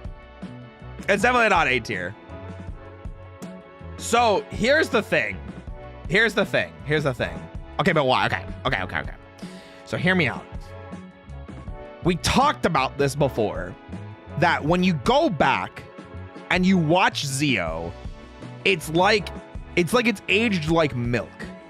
Every time you go through Zeo, you find more things that you dislike, and it brings the season down more and more, which is insane to think about. When you look at Turbo's beginning kind of sucks because it needs the movie, you know, and it's basically just a clip show of the movie. You go back and watch Turbo, it's not wine, but it's definitely not milk. I'll tell you that much. Maybe a whiskey or a vodka. I don't know how those work. I actually don't know how aging those works. But The thing with Turbo, and the reason why I'm kind of like, I kind of want to put it over Zio. I'm definitely talking out of my ass right now, and this is just my own opinion because I've been like all the research that I've done and all of the feeling on it, and the rewatchings that I've done. For some reason, Turbo just started hitting in like, I don't know, like 5 episodes in, I was kind of like, I'm kind of into this, and I couldn't explain why. And then the power transfer happens, and obviously it's a little awkward for a little while, you know. I think the entire Turbo team after the power transfer is worse in Turbo than they are in Space. I think every single Turbo Ranger is way better in Space. But the weird thing is, I think the subplot with the Phantom Ranger is actually super fun. I think the finale is super freaking great. It's like, it's hard, you know? Cause like Turbo's like last couple of episodes are bangers.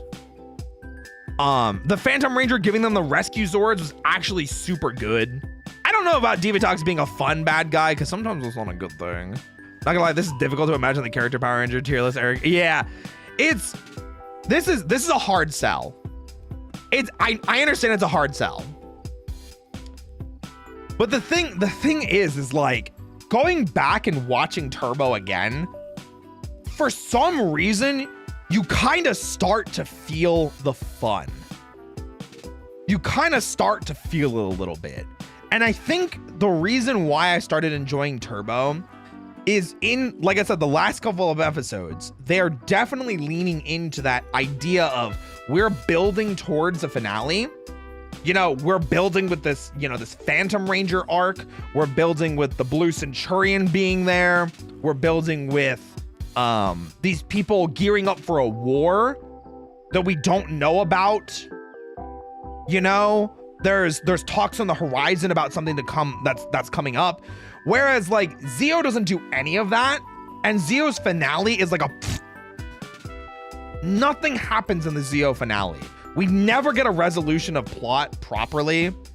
And where Zio's music felt really frustrating, Turbo didn't hit that. I love Zio's opening and I love the Gold Ranger theme, but the rest of Zio's music sucks. Turbo's opening is also a banger, and I don't remember Turbo's music being garbage. You know? It was the first series with an overarching plot. I don't know about that necessarily. Yeah, Pronatron's bringing into the power chamber. This might be my most controversial take. This might be my most controversial take on the list. I already told you guys that this is going to be a pretty controversial take.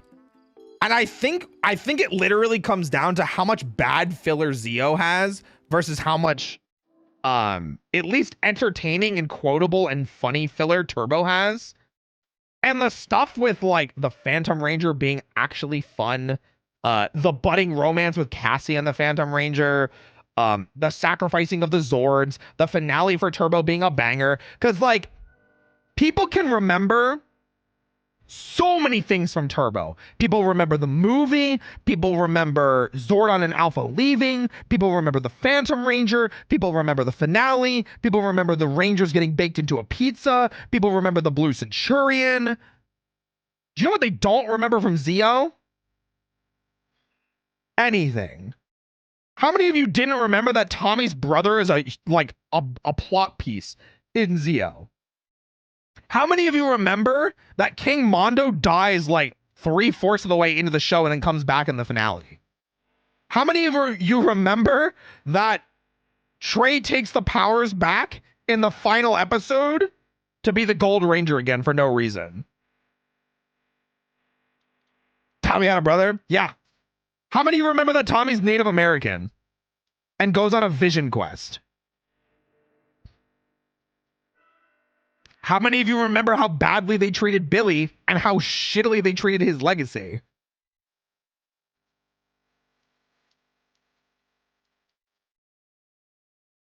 How many of you remember how stupid Rocky started acting as soon as Jason came around? This is like the weird thing, you know? Because it's like, if you talked to me like 10, 15 years ago, I 100% would have been like, Turbo belongs down here and Zeo belongs like up here.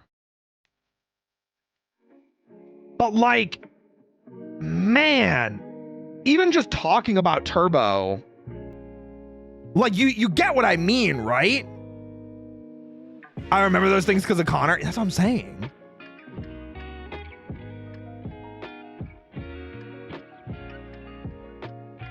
It's so weird that I feel like it collectively, we as Ranger fans have more memories of Turbo than we do of Zeo. Because I sure as hell don't remember a lot about Zeo. I remember the Tommy getting brainwashed again and Bulk and Skull fighting. There are significantly worse seasons than Turbo. I agree. And while I'm not trying to say Turbo is a 10 out of 10, I'm not trying to say it's a near perfect season or amazing or even good. I am trying to argue that it is better than Zeo. And I think I'm trying to say that because of memory. Whereas the lasting impression that Turbo made is now stronger than the lasting impression that Zeo made, especially because of all the bad shit that we now know about Zeo. But does Zeo toss your salad like Turbo? It sure as hell doesn't. You know? And Justin was not the issue with Turbo. Anybody that says Justin was the issue with Turbo, we did not watch the same season. I'm gonna let my cat out real quick. He is like pacing a lot. Hold on, let me let him out. Ugh. Cedric! Come here! Come here! Ugh. Ah.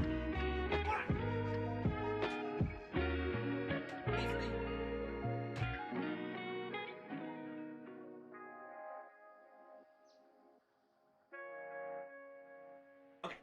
I also opened my window because it's getting a little heated in here because I'm yelling, guys. I'm getting into it, you know? Getting into it. Cedric likes Turbo and hates Roy's reasoning. What do you mean? Hi, Cat, true. Also, Bulk and Skull became Monkey. Yeah, most of their subplot didn't matter, though. You know? It's kind of distracting to see a grown Blue Ranger suit having the voice of a child. Really? Because I thought it was sure as a hell of a lot more distracting when Tommy acted like a child when they used Die Ranger footage, but you don't see me complaining about that. I'm just saying. I'm just saying. Yeah, cancel the straight Jay. You see, I made some good points, right? I think I kind of cooked. I think I made some pretty banger points. I'm just saying.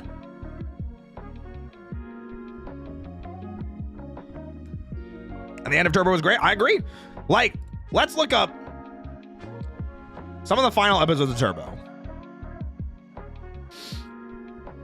So, obviously, Chase into Space is the finale. Where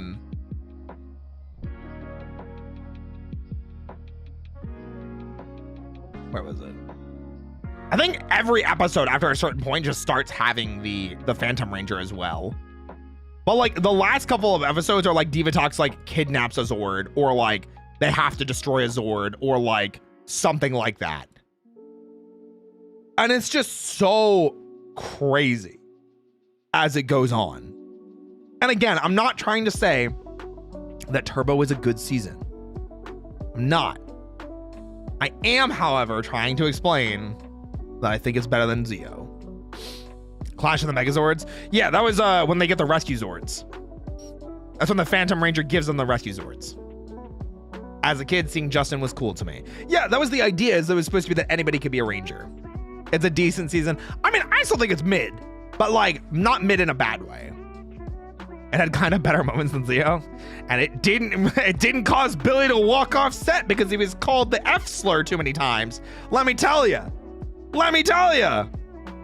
Never forgive Zeo what they did to Billy. I'm just saying. Okay? I'm just saying. Wait, what? David Yost, the actor that played Billy, walked off set of Zeo and quit mid-season because he got terribly ridiculed and made fun of for being gay. He did an interview, I think close to a decade ago, where he talked about why he left, and he explained that, and everyone was like, whoa. Whoa. But yeah, if Billy was the Gold Ranger, would have been better. Excuse me? You can go find the interview. It's on YouTube. It is still on YouTube. You can find the interview. It's really heartbreaking. I did not know that. That's all I'm saying. Can't let him get away with it. Okay? Yeah, him getting off screen to space was so stupid. Ugh. They retconned it though, or like moved beyond it with Once and Always. So we moved beyond that. So let's talk about some good stuff. Let's talk about some good stuff. With Turbo's finale, which is a banger, it's one of the best finales in Power Rangers history, easily. We then get to In Space. Guys, where are you putting In Space? Where are you putting In Space on this list? Where's everyone putting In Space? I'm gonna bite this apple while I ask that.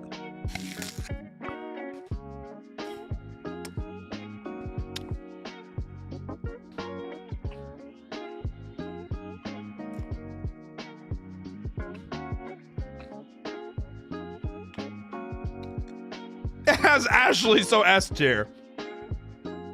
That's crazy.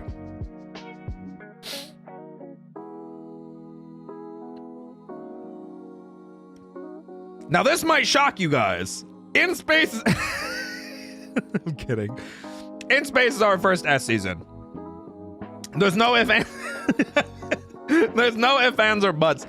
In Space is one of the greatest seasons of Power Rangers of all time. Gave me a heart attack for a second. I knew I was gonna get somebody. Yeah, In Space is a near perfect season. I think it is literally the definition of a near perfect season. I think literally my complaints about In Space, and there are very few, In Space is only a 10 out of 10 if you've seen all of this. If you have seen all of this, In Space is a 10 out of 10. If you have not seen all of this, In Space is like a 9 out of 10. And that's like my biggest complaint. Also, Ecliptor deserved better. Also, we didn't need Elgor at all in this season. We did not need a comedic relief character. Not at all. There you go. That is always my prefacation or preface with In Space. I think it is a 10 out of 10 season if you've seen everything before, because the legacy that leads up to it, you know, after, God, how many years is it? 5 years? Because MMPR seasons 1, 2, and 3, Zeo and Turbo. Yeah, the past 5 years of Power Rangers content, the past 5 seasons. Yeah, Ecliptor deserved better. Justice for Ecliptor. And Elgor shouldn't have even have been in the show anymore. I think they could have just cut him out and I would have been fine. At least Elgor wasn't used that much. I agree. Yeah, and Bulk and Skull leading the Resistance. One of the greatest moments in Power Rangers history where Bulk and Skull, you know, come together and we are the Power Rangers. That moment is still one of the greatest moments of Power Rangers history. And if you don't agree, then you're wrong. Don't know what to tell you. But we're evil. Yeah, Psycho Rangers are... The Psycho Ranger arc is like, even though it's short, it doesn't, like, when you think back, guys, how long do you guys think the Psycho Ranger arc is? How long do you think the Psycho Ranger arc is? How many episodes? Take a guess. Take a guess. How many episodes is the Psycho Ranger arc? I'm pulling it up so I get it right as well.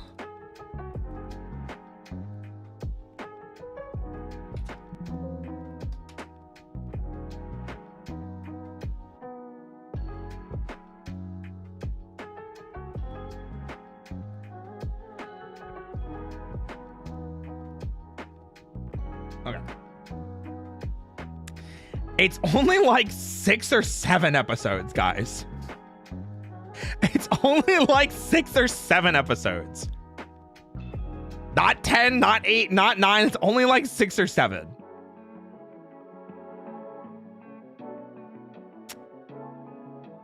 And the fact that all of you are like, oh, it's like 10 episodes, it's like 9 episodes, that shows how strongly you remember them. Because the Psycho Rangers were such an impactful part of In Space, even though they weren't there for that long. An amazing arc, really good storytelling. Every single In Space Ranger is better than they were in Turbo. Andros is a fantastic character. He may not be an amazing Red Ranger because he goes solo a lot of the time, which makes him a cool character. Maybe not a great like leader Red Ranger. TJ really stepped up as a leader in Space, which is kind of funny. Astronema is one of the greatest villains in Power Rangers history.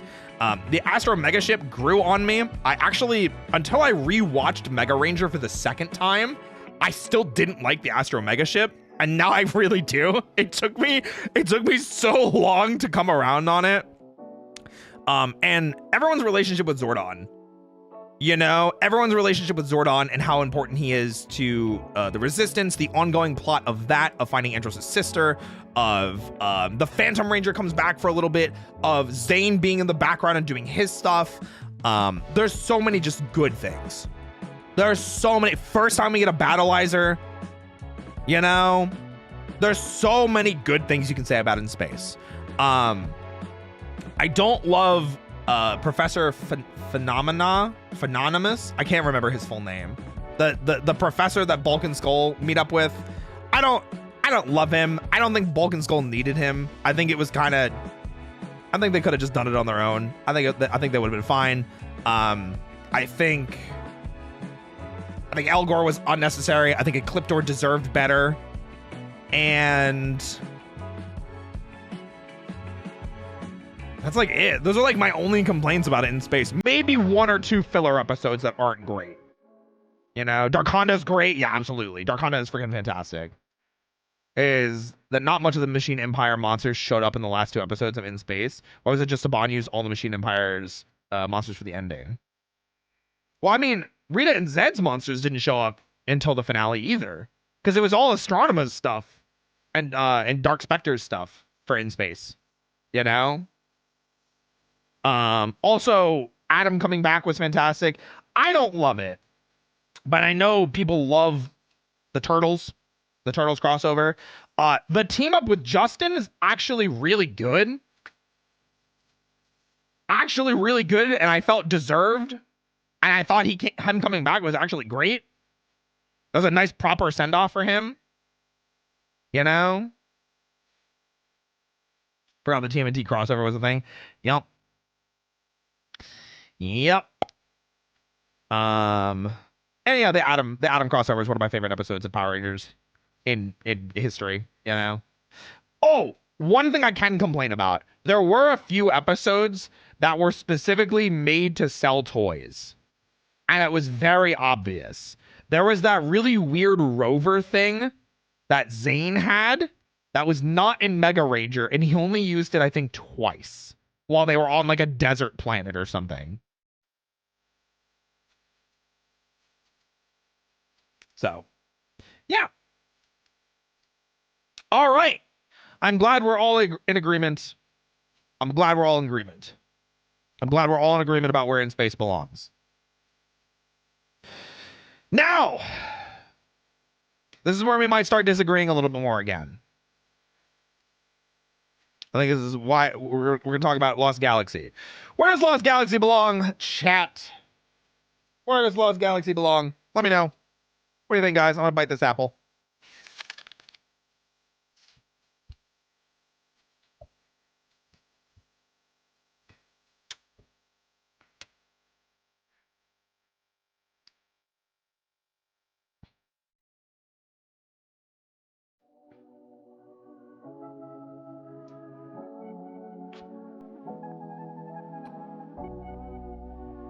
I see some correct answers. I see some not so correct answers. The correct answer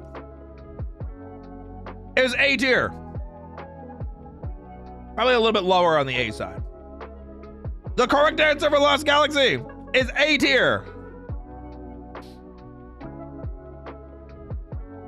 Leo's shirt rip alone puts it in A. You might be onto something. You might be onto something. Okay, now I need an explanation. What did you put it in, Elias? You said probably B. Why would you put Lost Galaxy in B? Because I can name on many fingers things that I explicitly remember from Lost Galaxy being freaking amazing. I can name so many things from Lost Galaxy that were bangers. So many bangers from Lost Galaxy. Opening's a banger. Finale's a banger. The beginning of how Lost Galaxy starts, banger. Magna Defender arc, banger. Magna Defender's backstory and him dying, banger. Kendrick's dying and the team up with the In Space Rangers, 2 bangers. The Galacta Beast, I actually think the Galaxy Megazord is a banger. I'm just saying, pretty fucking good. It's pretty fucking good. Had that one really weird episode where it was basically Alien, banger. Trakina being a fantastic villain, banger. Should have been to the power instead of turn on the power. I agree. Mostly due to not having much memory on Lost Galaxy. Not that it was bad, I just don't remember much. Okay, so I genuinely think this is a really, it's an amazing season. Lights of Orion arc, also banger. Yeah, there are a lot of bangers. There are some just straight up misses in Lost Galaxy. I'm not gonna pretend like there aren't. Like the namesake for the show, The Lost Galaxy. Ooh, not great, because when they actually do get to the Lost Galaxy, they're only there for a couple episodes and they're only doing it so they can use suits from Gingaman. Kinda eh. Yeah, Corone, banger. Yeah, the Captain Mutiny arc is a slog. I'm not gonna pretend like Lost Galaxy is perfect, because it's not. It genuinely, it has its problems. And yeah, the Captain Mutiny arc, I think, is genuinely like the lowest part of the show. I'm also gonna be completely frank here, guys. I don't like Mike. I think he's a poorly written character. I think Gingaman wrote Hyuga significantly better. I think the relationship that they built up between Hyuga and Ryoma in Gingaman is way better than Leo and Mike's. So that's just my opinion. Wasn't the counterpart animal themed? Nature themed is probably more accurate. Nature and like Earth, like saving the Earth.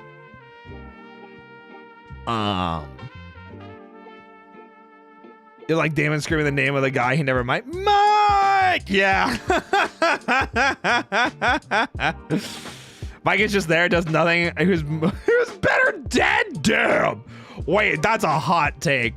Yeah, I just didn't love Mike as the Magna Defender. I don't think it's not the actor. I think the actor that played him did a fine job. I think he's just a poorly written character. And like they just didn't know what to do with him. Because his role in Gingaman, and this is the weird thing, the Magna Defender's like role in Gingaman is so intrinsically tied into the villains that they could not copy that plot. So that's just kind of what it was. So again, Lost Galaxy has a lot of really good things going for it, but the namesake of it being Lost Galaxy and the Captain Mutiny arc is the very clear down point. I also firmly believe if you don't like Maya, the show goes down like another point or two. I don't dislike Maya. I don't love the fact that she always just seems to know everything for some reason, because she's just like, well, you know, I heard it came to me in a dream, and I'm like, come on guys, you can't just make her the Deus Ex Machina for everything in space everywhere. That's crazy. Wild even. Maya's just there. Honestly, it felt kind of more like Kai and Damon were just there, because I feel like Kendricks and Maya and then Corone had more development than Kai and Damon, which is really weird. which is kind of weird. So that could be a complaint too, you know. With Loyax is amazing. That's the knight, right?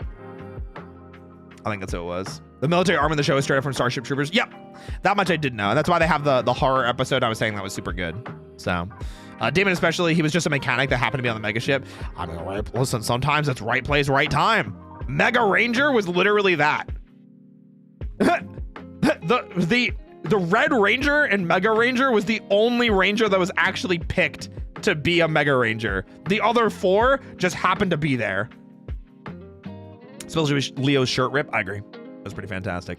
I don't remember a lot of scenes where toys were being sold, so that was something. I don't love the shift in music. I am a big fan, as Kane has pointed out. I really like butt rock. I can deal with some symphonic and harmonic stuff, like In Space I thought had some good combinations of things. There were times in Lost Galaxy that it really took me out of scenes where I was just like, I just didn't care. I was like, this doesn't sound cool. This is not getting me hype. You know, it wasn't getting me hype. So wrong place, right time. True. But yeah, I think Lost Galaxy is an A. I don't think any of its flaws make it. I don't think any of its flaws really add up to anything, you know? I like the morph sequence for Lost Galaxy too. It's a banger. It's pretty good. It's similar to Gingaman's as well without being a copy of it. And like I said, it started the trend of team-ups with previous seasons, and it really set the precedence. Also, I'm probably only going to do top 5 in S tier. I'm probably going to say that now. We're only going to have 5 in S tier. Only 5. Maximum. So, little flaws don't deter from the greatness of the show. Yeah. And like, you can point to the flaws and be like, this is kind of the low point of the show. But they're mostly spread out, or like mostly contained in like one part. Like I said, the Captain, the Captain Mutiny part, you know? But yeah, I think Lost Galaxy is fantastic, and I think people that don't think that it's a good show maybe just weren't willing to let go of all of this. Also, I'm putting this out there right now. This Lost Galaxy is the last show. It's the last season in the Zordon era. This is 100% a Zordon era show. 1000% it is a Zordon era show. Because the whole reason we even get a season is because of shit that happened in space. If they didn't use the Astro Megaship as like a base of operations, or have the canon crossover with them, or have Corone officially join the team, then I would be like, okay, maybe not. But literally, this season would not exist without this. It is a direct sequel to Power Rangers in Space. And because of that, it is an epilogue to the Zordon era, and it is in it. Yes, it is, but an epilogue is still part of it. It is the epilogue to the Zordon era. And the powers are meant to come from Zordon too. I'm not even surprised. I feel like I remember hearing about that in the behind the scenes stuff. Yep, and I did hear about how they were going to make Cassie Lost Galaxy pink, but they weren't going to pay her enough. They were going to pay her as like a guest star instead of a recurring, like, actual cast member. And since she was already an actual cast member on In Space, she was like, well, I'm worth more than that. And then it didn't happen. They actually filmed a couple episodes, and there's a goof in one episode where you can see her instead of Corone, which is really funny. It's really funny. I'm Simon being cheap. I'm shocked. Surprisingly, I'm not going to talk about that. We're going to be here all day. I can't just keep bringing up this crap, okay? There's a backup plan. Zordon always has a backup plan. Guys, where is Lightspeed Rescue going, and how badly do you want to twist a knife in Athena's abdomen? I mean, it's a good abdomen. I feel like I'd rather put something else there than a knife. But listen, I'll put a knife in Athena's abdomen if we have to. You know? Mr. Carter, shoot first, never ask questions later. S tier, B, B, C, S or A, B. Going to C, B. Some interesting takes. B, C, A. It's going to be B or C, B. High C, I don't know, A. High B, low A. Guys, I'm going to tell you right now, this is our first F of the night. Lightspeed Rescue is so garbage. No, I'm kidding. I'm kidding. I have to twist the knife in Athena's abdomen, okay? That way I can put on the sexy nurse outfit and nurse him back to health. After I twist the knife. I know. I'm about to say I have my gun drawn. That's crazy. Put it down. Okay, so I will say this is a little bit of a conundrum for me. This is a little bit of a conundrum for me. I'm a little torn. I feel like this is the correct answer.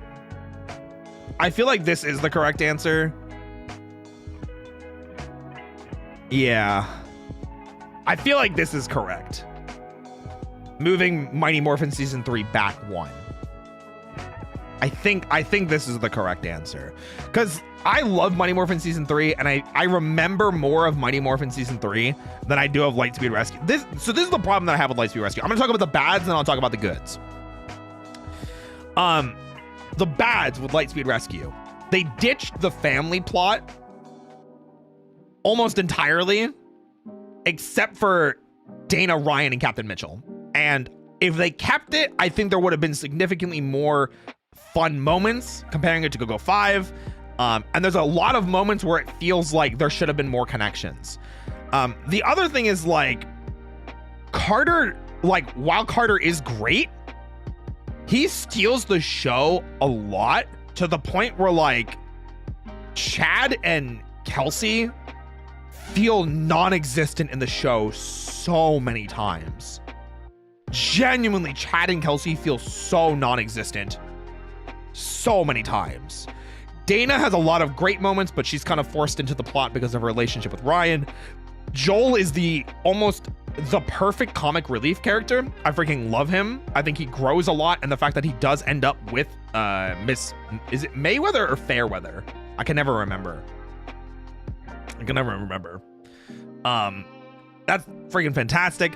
And while I do love Ryan, Fairweather, thank you. And while I do love Ryan and I do love the Titanium Ranger, it's really awkward that they brought him in. He's there for like 2 or 3 episodes. And then he's like, well, I have to go figure this out and get rid of this Cobra tattoo. And while it's like, sure, it feels like it harkens back to the worst parts of MMPR Season 1, where they couldn't use Tommy properly because the footage didn't exist. And it's just one of those, like, really awkward moments. What's up, Honey Quartz? Welcome in. So it's just awkward. Is Ryan a badass? Is the Titanium Ranger really cool? Absolutely. First American-made Ranger? Absolutely a banger. Comes back in the last episode of the second to last episode? Yeah. Oh yeah, and also there's some, like, really questionable performances. Viper's performance is I'm gonna blame the director for just not pushing her harder, and then making her kind of a focus in some parts with, like, giving her the Vipari and stuff. The Vipari. They said we don't have Sentai footage. Sorry, bye. You're gonna come back later. Yeah, so, like, there are good things about Lightspeed Rescue. I think all 3 Megazords. Well, I guess I should say 4. I think all 4 mecha are dope. Which is very rare. Do I love all the mecha in a season? Because, like, I like the mecha in space. Lightspeed Rescue, banger. Banger mecha. Absolutely banger mecha. Lightspeed Rescue Megazord is great. The train, great. The solar Megazord, whatever the frick the rocket is, great. The Omegazords, great. But yeah, I think the issues that Lightspeed Rescue has is it is the first season outside of the Zordon era. And in terms of plot, it shows. There's 5 mecha? Lightspeed Rescue Zords, Train Zords, the Titanium Ranger Zord, and the Omega Zords. What's the one I'm missing? Oh, you're talking about the Life Force? I'm not counting that. I'm not counting the Life Force. Hell no. I'm not counting the Life Force. Hell no. Get out of here. It's there for 1 episode. Hell no. So Titanium Rangers Morpher was the first Morpher I ever owned. Lightspeed will always be the GOAT to me. I'm not saying, and remember, this is good. B is good. You know, it is in the top 3 of ratings. You know, not top 3 season, but you know. Don't forget the episode where the villains hijacked it. Oh, I don't remember that. So this brings me into the next problem. Aside from the Titanium Ranger or the bad shit like Trakina's Revenge, because that is a terrible crossover.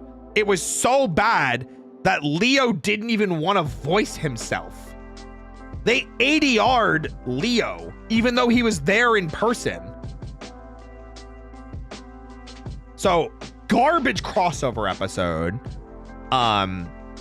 Some not so stellar B plots, and the Titanium Ranger being gone almost immediately after he's introduced and then only showing up really in the finale. Very unfortunate as well. The next thing that I want to ask you guys is, how much do you actually remember from Lightspeed Rescue that isn't the Titanium Ranger and Carter's inspiration story? How much do you guys actually remember? Because I remember a few small things. I remember a few small things like Trakina's Revenge, the finale, kind of, Carter's like backstory with Captain Mitchell, everything with the Titanium Ranger, which includes the Captain Mitchell stuff.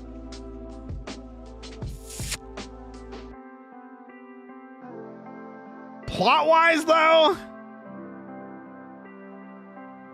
do you guys remember much of the plot? Do you guys remember much of the plot though?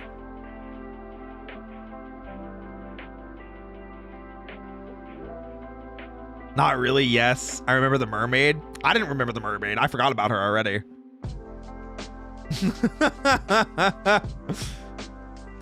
So this is my point, and this is why I'll always put Lightspeed Rescue kind of lower than other seasons, because like I would even almost put it down here, but I do think it is better than season 3 of MMPR. I will say that much, because if I put it down here, I'm gonna make some people riot.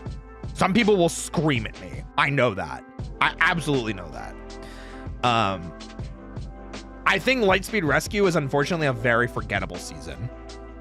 There are very key moments that people remember, like Carter shooting everything all of the time, the Titanium Ranger, and I guess the finale and how bad Trakina's Revenge was.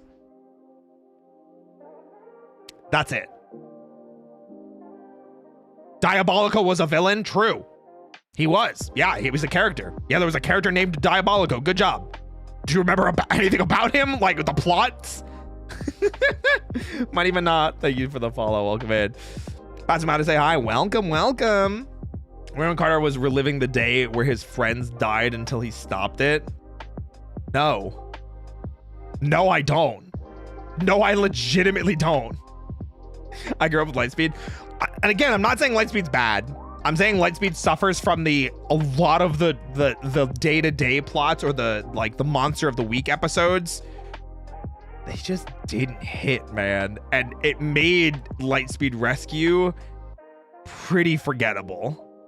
It made it a very forgettable season with good concepts, good ideas, but ultimately, like, it just became forgettable, you know? Forced to destroy his best friend Lokai by Queen Banshira. It's true. It did happen like that. So, but it's why I kind of wanted to do this, because when I think of MMPR season 3, I remember all the Zeo prep. I remember Kimberly and the power transfer to Kat. I remember the Ninja Zords. I remember the Shogun Zords. I remember Ninja Quest being a thing because it was a 5-parter. You know, I remember all these giant plot lines from MMPR season 3, and that's from the 90s. You know. Oh, the Cyborg Rangers. See, wasn't thinking about that until you just mentioned them. It's just kind of, it's not a bad season. It's just kind of a whatever season that has more goods than bads, I would say. It does have some bads, and a big bad of it is that it is a forgettable season, in my opinion. So, Captain Mitchell had a mustache. He did. Absolutely. Also, Gino Mercury, thanks for the follow. Welcome in. Okay, let's move on. We're gonna move on to what I think a lot of people will agree. Easy S tier, and I think it's better than In Space. I think the villains in Lightspeed were weak. Yeah, I agree. But Time Force, the villains ain't weak. This is an easy S. It's an easy S, boys. Easy S, boys. That's an S, boys. Time Force double SS tier for me. I mean, it's our new number one. It's our new number one. So, In Space was our number one. Now Time Force is our number one. What can I say about Time Force that hasn't already been said about Time Force? Banger opening theme. Banger opening 2-part episodes. Jen is basically the leader of the team, and she does it amazingly. Erin Cahill is a fantastic actress, yet Jen was awesome. Eric, I think, is a fantastically complex Sixth Ranger because he's a huge asshole the majority of the time, which is super different than something Power Rangers has ever done. Time Force explores a lot of really interesting themes that Power Rangers typically doesn't explore. Things like racism and class divide and nepotism and all these things that are real world things that are very important, I think, to know about and very important to talk about. Wes is a top 5 Red Ranger of all time, and that is not even close to a question. Wes easy top 5 Red Ranger of all time, and he's not even the main leader of the team. Sixth Ranger was racist. I just said that.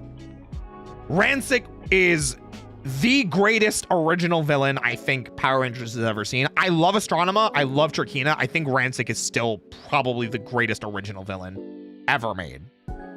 Genuinely. Is Hyperforce on the list? I don't think so. Yeah, these are only the official shows because technically Hyperforce isn't canon. Technically. Is Circuit in Time Ranger? He is. I don't remember what his name is though. I feel like it was like a clock like pun, you know? The bone part gave me nightmares for years. We saw Red Ranger die in the first episode. Banger. A lot of the subplots are really freaking fun. The broken helmet scene with Wes. The broken helmet scene with Wes where his dad's like, why are you a ranger? Stop being a ranger. Fantastic. Finale. Fantastic. Finding out about Frax is... that he basically is the main villain. Yet Eric had his crash outs. Wes making a stand. Wes sending the Time Force Rangers back in time. That subplot's not gonna lie, made me cry to a degree. There's some banger subplots, you know? Taku. It was probably Taku. That sounds right, Toku. Taku. Stop it, get some help. Wes's dad, probably true. Yeah, Time Force is super good. I think there are some things I don't like about Time Force. And it's why I left S tier as near perfect and not perfect.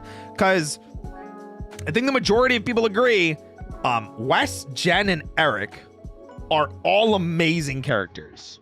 And Rancic is an amazing villain. Unfortunately, Lucas, Katie, and Trip are all kind of whatever sometimes. Like, sometimes they have good episodes. Sometimes they don't. They kind of feel like background characters sometimes. I personally like Trip. I think he was a fun character. But I do agree that at least Lucas and Katie definitely feel like they took background slots a lot. Yeah, Lucas drives cars and Katie wants to go home and is super strong for reasons that the Yellow Ranger in the Sentai was strong but masculine strong, not super strong. You know? Q-Rex could eat his dragon sword for lunch. True.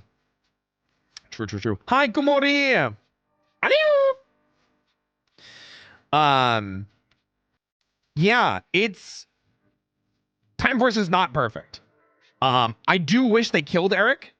I'm glad that they didn't, but I kind of wish they did. I think it would have been a pretty, like, oh man kind of moment. And because of stuff that happens in the Sentai, I think it would have been an interesting like way to keep it pretty close to the plot. For those that don't know, Time Force is almost a 1-to-1 copy of Time Ranger, which was the source material for it in Super Sentai. Almost a 1-to-1 copy, and they did a pretty good job. Like I said, it's just a few small things, and I think those small things are at least like no problems whatsoever. No problems whatsoever. I will say, an issue I did have with Time Force, I don't think the Lightspeed Rescue team up is that good. I think it's okay. I think it's okay kind of thing. You know? I don't know why they brought Vipra back. Of every villain that they could bring back, I have no idea why it was Vipra. Maybe Diabolico was too difficult to bring back, or Queen Banshira was too difficult to bring back. Yeah, Time for Lightspeed's the most meh team up. I think it's a pretty meh team up as well. But it's not bad. It's not bad like Trakina's Revenge is bad. You know what I mean? Only time we ever got all the battleizers together, so there's that. Yeah, so like there are small good things about it, you know? It's just like it was an okay episode, you know? You mean Wild Force's Yellow Ranger, Kyle, which we will get to. And I'm honestly probably giving Time Force extra points because I think that the Wild Force Time Force team up is fantastic. So, but yeah, and part of the reason why I put Time Force higher than in space, I think its mistakes are slightly less than in spaces, but the biggest thing is Time Force, even more so than Lightspeed Rescue, feels like one of the best standalone seasons. Because like you could skip the Lightspeed Rescue episode and not miss anything. It doesn't add anything like intrinsic to the plot. And Time Force is fantastic regardless of that crossover being in it or not.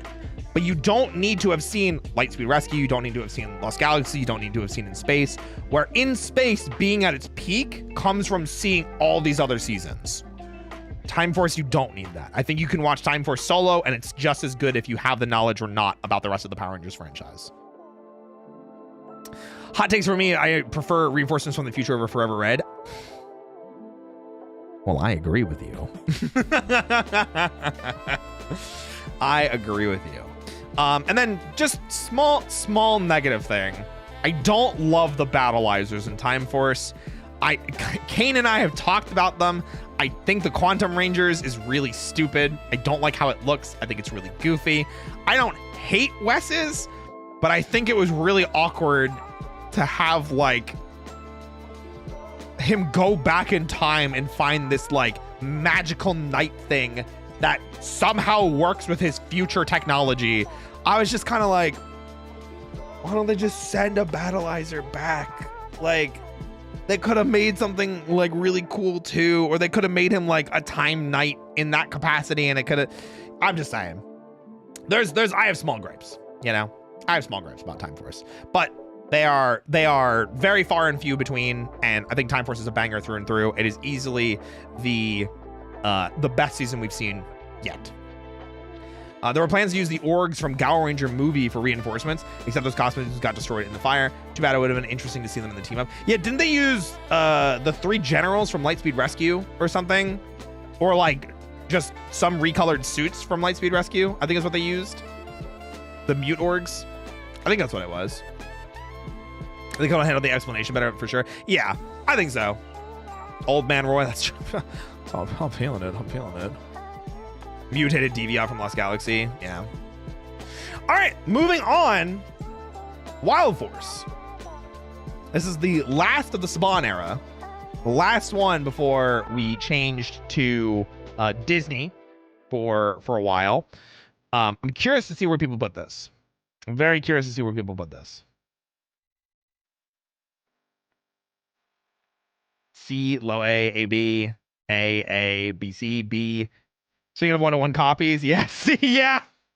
Wild Force is also a 1-to-1 copy of Gal Ranger. So, ooh.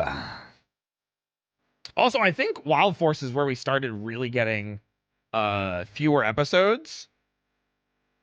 Oh no, it was the same amount as Time Force, which was the same amount as what's it called? Lightspeed Rescue, 40. So a little bit less. Shit, I'm late. Hey, welcome in. No worries. Huge fan of Wild Force Zords, them being in the little gems and having all different mega configs. Yeah, so Wild Force started that as a trend. Gal Ranger also started it in Japan, but they had like the interchangeable mecha. I'm gonna be real. I think Wild Force either belongs here or here. It's either not better than Lightspeed and Mighty Morphin, or it's better than both of them. I feel like this is fair placement on Wild Force. I think this is fair placement. Top of B feels pretty fair, because Gal Ranger and Wild Force are not too bad. My heart hurts? Wait, why? Why does your heart hurt for Wild Force and High B? High B. I think it's the top of B tier, or at least for right now, it's the top of B tier. Roy, come on, what's up? What's up, nostalgia nerd? What do you come on roying about?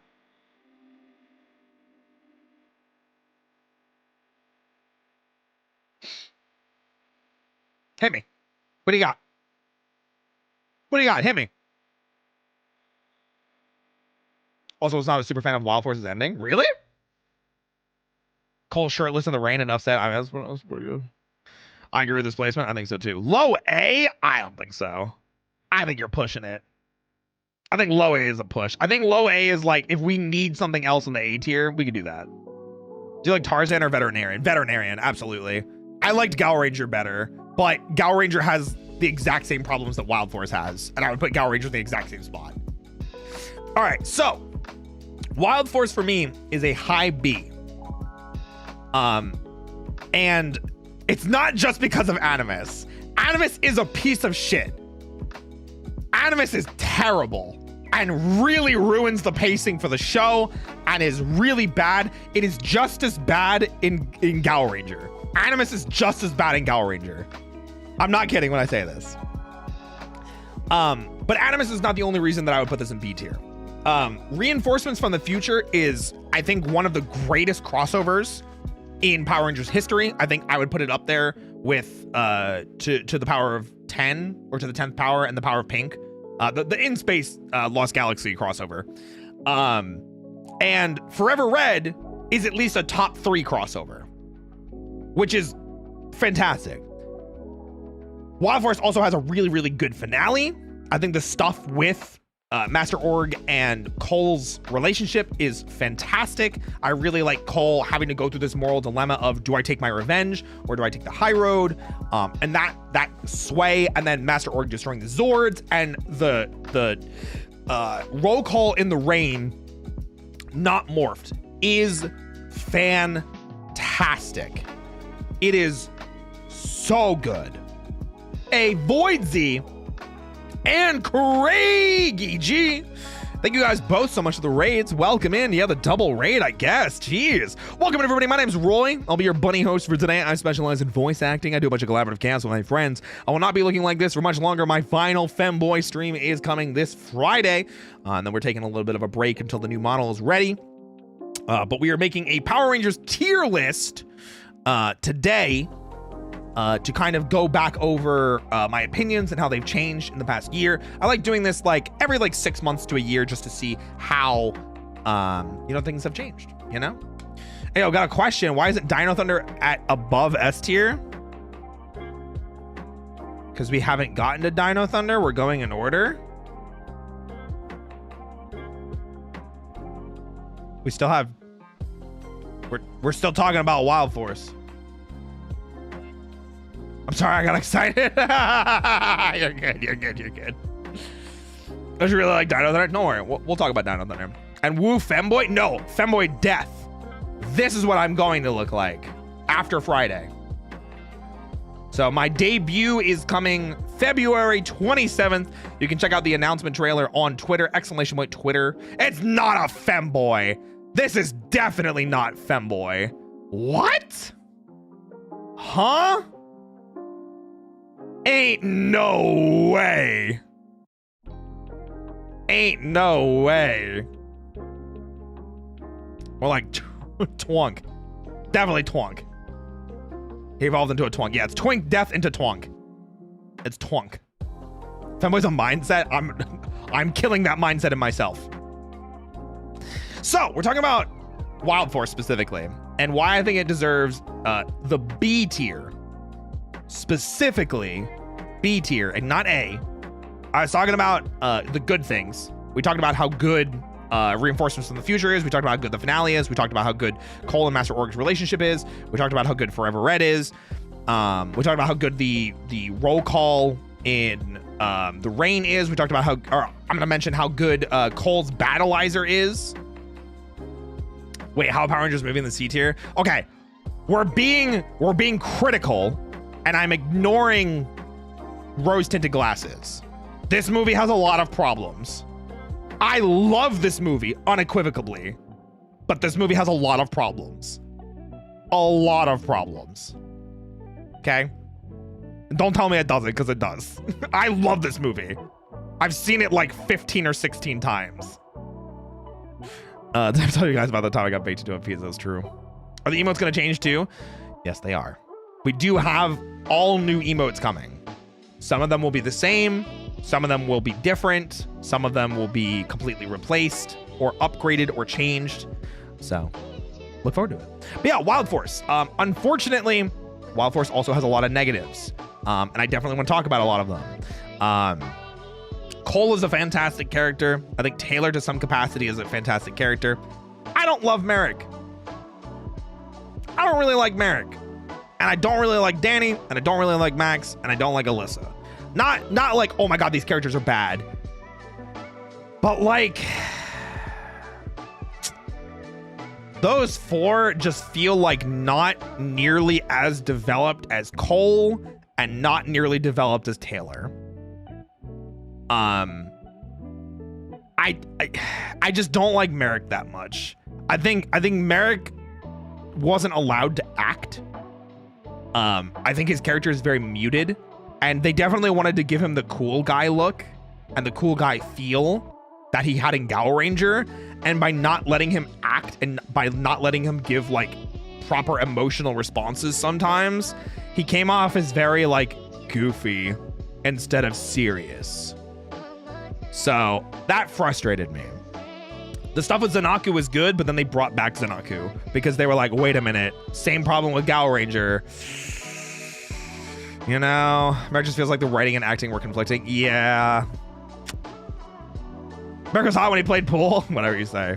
But because of that, and again, it's nothing against the people that acted in the show. I think a lot of the writing and a lot of the directing for characters that weren't Cole Taylor, like Danny, Max, Alyssa, and Merrick, I don't think any of them got what they should have. I think there were too many, like, I don't know, man. There were some parts that were just straight up annoying. Yeah, Never Give Up was like kind of fun for like one episode, but like, I don't know, man.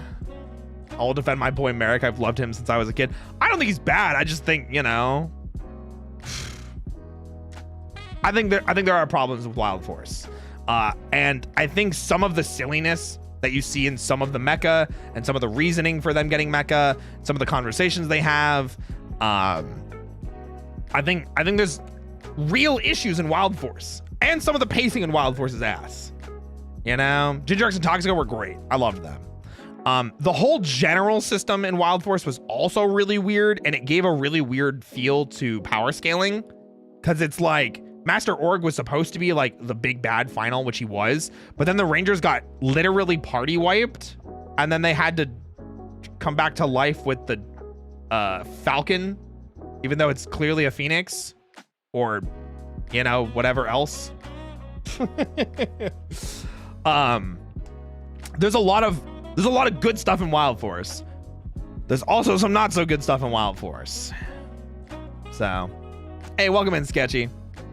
I liked how you could lose Zords when they were like, when they like what they were Shengon. I don't know what you mean. Oh, Shengon Wu? Oh, like from Shaolin Showdown? Ooh. Yeah, I mean, like, Zanaku stealing them was cool. The Zanaku arc is the best arc of Wild Force, just like it's the best arc of Gal Ranger. All Princess Shayla did was tell the Ranger stuff occasionally. Yeah, Princess Shayla was not great, and I wish her relationship with Merrick was different, but I feel like what they forced between those two was just not good. You know? I think Wild Force is better pacing than Gal Ranger. I think you think that because of the team up episodes and Forever Red. But it's not as good as you think it is. I don't think either Gal Ranger or Wild Force has good pacing. I think they both suffer from the same problems. But yeah, I think Wild Force, I feel confident in a B. I feel confident in a high B. I feel pretty confident here.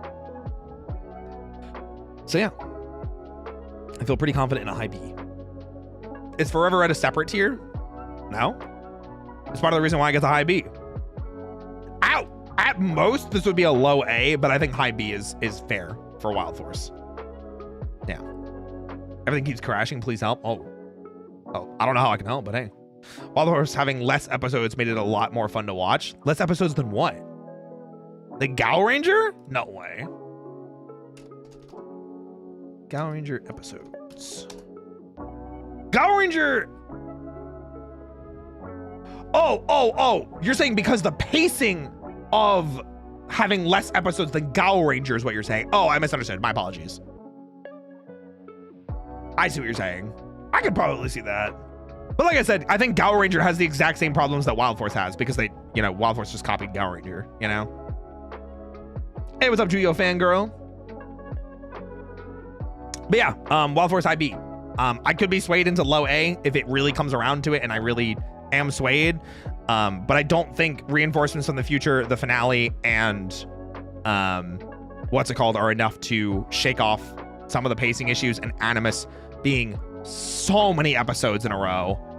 It being so many episodes in a row. I just don't think it's enough. So, I'm good on you. We're going through the Power Rangers tier list. Finally, the ads are over. Welcome back. We're moving on to another season. It is our first Disney season. Power Rangers Ninja Storm. Guys, what do we think of a Ninja Storm? Because I just went ahead and put Wild Force where I wanted to put it. And I put like the last couple. As much as I love Ninja Storm, it's a C. Whoa. That might be the worst rating of Ninja Storm I've ever heard. B, B, C, it's an A. S or A. A. Say A, B. Ninja Storm A. I'm maybe nostalgia, but B, A, B, A, B, B, high C, B, A at least. I love Ninja Storm, I say A. Guys, I'm sorry to say it's our first.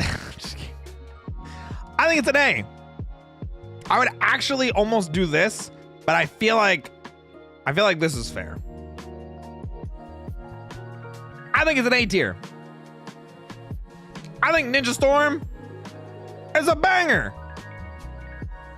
I think Ninja Storm is an absolute banger. I think the opening is fantastic. I think it being 3 core Rangers. Why is it worse than Lost Galaxy? We'll get to that, don't worry. I think it being 3 core Rangers instead of 5 from the get-go gives us more time to spend with Shane, Tori, and Dustin, which is fantastic. We get to learn more about them, feel more connected to them, and things of that nature. I think Hunter and Blake as the Thunder Rangers and the it's like 4 or 5 episodes as the Thunder Ranger arc is freaking fantastic. I think it's really well done. I think those Rangers fit really well with the rest of the team. Genuinely feels fantastic. And then as we obviously move on and we get, the mecha combinations and things like that with the Thunderstorm Megazord, and then we get into Cam coming in and making the Hurricane Megazord. There's so many really, really good things about Ninja Storm. And a lot of it has to do with the Rangers themselves. I genuinely think Ninja Storm has a fantastic cast of Rangers, and I still think Cam is a top 3 Green Ranger of all time and a top 5 6th Ranger of all time. Easy Cam, top 3 Green Ranger, top 5 6 Ranger. 100,000%. Shane's Battleizer is dope. I think that's great. I think Tori was awesome. She threw hands with all 5 other Rangers at one point, unmorphed, which was insane. Yeah, Tori was sick. We got some crazy stunts. Ninja Storm has a lot of really good stuff going for it. The downsides, and this is where I'll say why it's under Lost Galaxy. There are some downsides to Ninja Storm. Because it is the first of a new era of Power Rangers. There is a lacking sense of cohesion with the rest of the continuity of Power Rangers. And especially, like, I'm sure a lot of people like to point out Dustin's line, like, see, I knew it. I told you guys Power Rangers are real. And it's like, we've had like 10 seasons at this point, man. Like, of course they're real, you know? But, it's just growing pains. I think there's a lot of like really small things in Power Rangers Ninja Storm that adds up over time.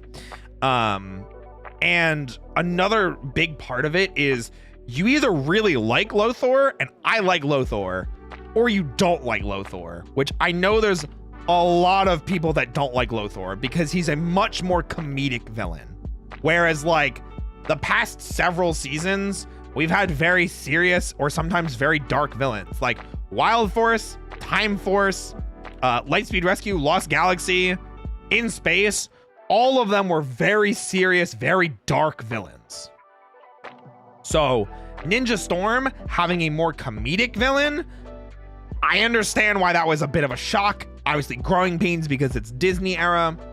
A lot of stuff like that, you know? What's up, Marutsu? Welcome in. It was weird. It was like a weird, you see that then later grandfather in due to Connor line during what? I have no idea what you just said. I'm so confused. My apologies. I like Lothar, but didn't like his nieces. Yeah, so there's like it's the villains gallery for Ninja Storm is like a really awkward point of contention. Either you really like the villain gallery or you don't. And I get that. I really do. I like Lothar. I like the idea of it. I like the villain lets the Rangers win, and then it worked. His plan literally worked. But then I also really like the finale of Shane, Dustin, and Tori being like, as a car drives by with my windows closed. That's crazy that I can still hear that. With these 3 Rangers in the end, you know, we may not be Rangers, but we still have power. That is such a banger line. Such a banger line. You know what I mean? Seeing the Hurricane Your Fighter on PS1 gives Yoda and Soul Calibur run for his money. Is it really? Wait, that's crazy. Yeah, the elemental powers are awesome. The wind, water, and earth powers. I think all of those are really well handled. Also, I would debate doing this. There are reasons why I would put Lost Galaxy over Ninja Storm. I think these two are interchangeable. I think if I could put them in the same slot, I would. I would just say that they share it. And I'll say this right now. I would interswap these on, like, it's Tuesday and it's raining, Ninja Storm. It's Friday and snowing, Lost Galaxy. Like, one of the reasons I also think Ninja Storm is fantastic is a similar reason for Time Force. Because this is the first season of Disney and there's no crossover episode and there's no ongoing plot, this is a perfect jumping in point. This is a genuinely perfect jumping in point for someone that's never seen the franchise. Ninja Storm is so easy to absorb. It's so easy to watch. It's only 38 episodes as opposed to 40 or more. It is the lowest amount of episodes we've had yet in the franchise for a season. And it's fantastic. So it's like, do you want literally the point of these two and the point of contention that I will talk to everybody about is, do you want a comedic villain? Ninja Storm. Do you want a serious villain? Lost Galaxy. Do you want legacy? Lost Galaxy. Do you want something brand new and that you don't have to have seen other seasons? Ninja Storm. Because I do think Lost Galaxy, you need to have seen everything else. You need to have seen everything else. Theme is also a banger. I agree, but so is Lost Galaxies. You see what I mean? I would literally interswap these two. I think interswapping Ninja Storm and Lost Galaxy is completely fair. Ninja Storm's pure fun. I agree. It's got really good stuff. CG Hamster is also weird, but it is in Hurricaneger, so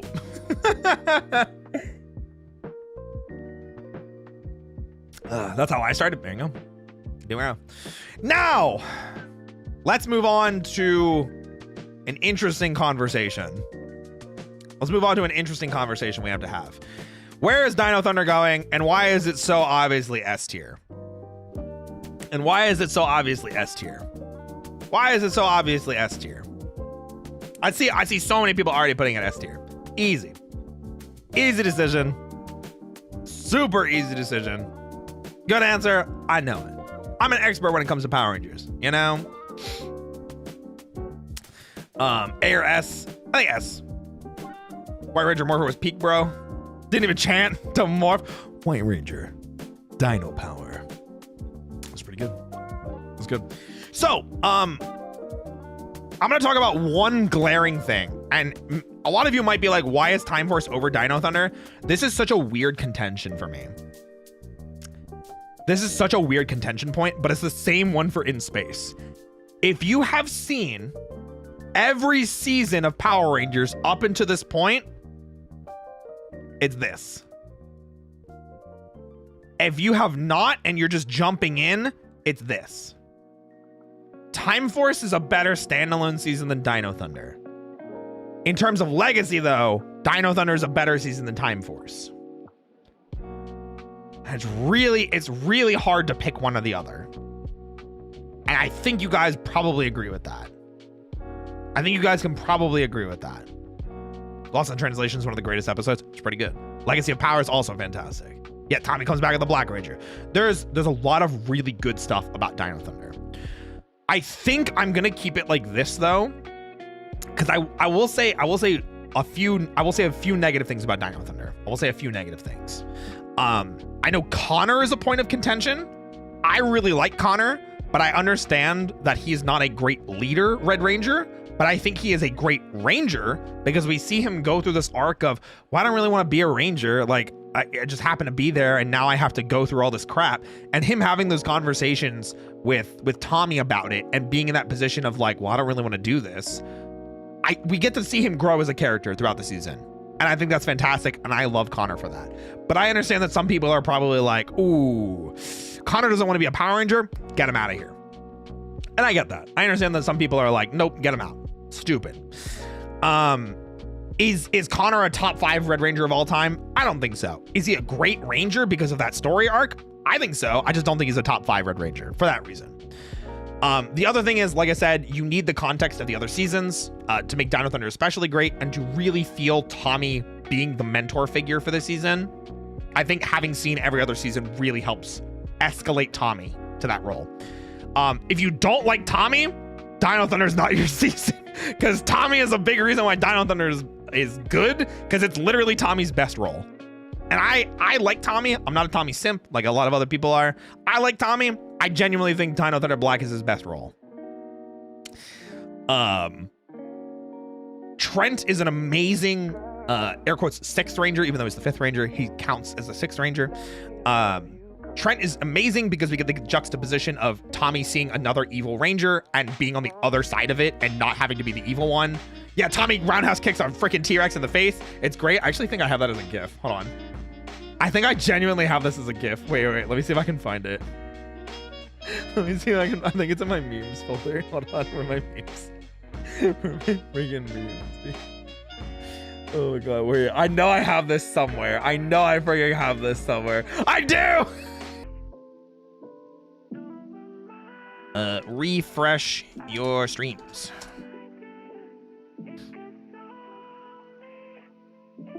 That should be it.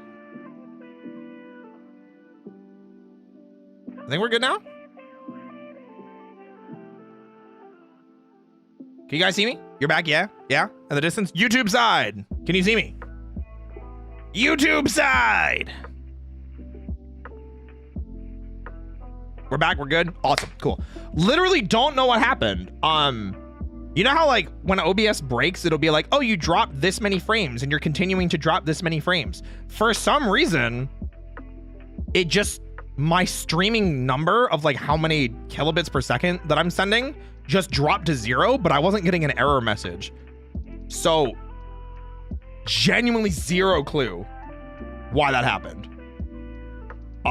No clue, but hey, stopping it and restarting it fixed it. Okay, like I was saying, Dino Thunder has a lot of fantastic stuff going for it. Some of the negatives that I can say is that it requires, I think, knowledge of previous seasons to be good, or to be absolutely the best. I think Tommy is a big part of the season, so if you're not a Tommy enjoyer, it's gonna be a little rough for you. The team up is fantastic with Ninja Storm. I think it is one of the best team ups in Power Rangers history. One of the best. One of the absolute best. And the one downside I can say, the finale for Dino Thunder, it's kind of not great. The finale for Dino Thunder is kind of not great. It's not bad. But like if we put Time Force next to Dino Thunder and we compare just the finales, I'm just saying, I think it's a clear cut whose finale is better. You know what I mean? And then it comes to the question of, well, which season's better as an overall? Time Force's finale is a banger, man. It's so good. It's so good. Okay, fine, you kind of got me there. Okay. So I think it deserves the number 2 slot. I think I am gonna finally take a firm stance on this. Time Force number 1, Dino Thunder number 2. And for now, we're gonna put In Space in the what's it called slot. We're gonna put In Space in the number 3 slot, but we might move that around. So let's continue on. Dino Thunder deserves that. It's an S season. It's great. It has small flaws, but it is a nearly perfect season. Mezagot just shows up at the end. Yeah. Mezagot, great villain. I feel like I'm not even talking about like the stuff that's like also really great. Great villains, great supporting cast, great B plots. Haley is a fantastic tech person. The Ranger cast is super likable. Again, it's a 3-Ranger team, so we get to spend more time with Connor, Ethan, and Kira. They're all fantastic together. Tommy and Trent are fantastic additions to the team. Really, really like the mecha for this season. Just good stuff. Good stuff overall. It's hard to like, I just have to go down the line. Great arsenal too. We got these dope cycles. Ethan gets a specific hover cycle. Connor gets not only the Triassic shield, but he gets the Battleizer. We get the ATVs for Tommy and Trent. We get the Raptor Rider things. We get a ton of mecha, and a lot of it's really cool looking. You know? I wish... Part of me wishes Trent's morph was the same as the rest of the Rangers once he joined the team. Because being like, White Ranger, Dino Power, is obviously very cool. But at the same time, it was kind of frustrating in like some of the team ups and stuff to see him like be separated from the team where everyone else is Dino Thunder, Power Up, White Ranger, Dino Power. Like, I don't know, man. I'm just, this is me. I'm on, like, I have some OCD problems. I know. I'm just saying. It just messed up the flow. It just messed up the flow sometimes. I'm just saying. Anyway, okay, moving on. Now we've got SPD.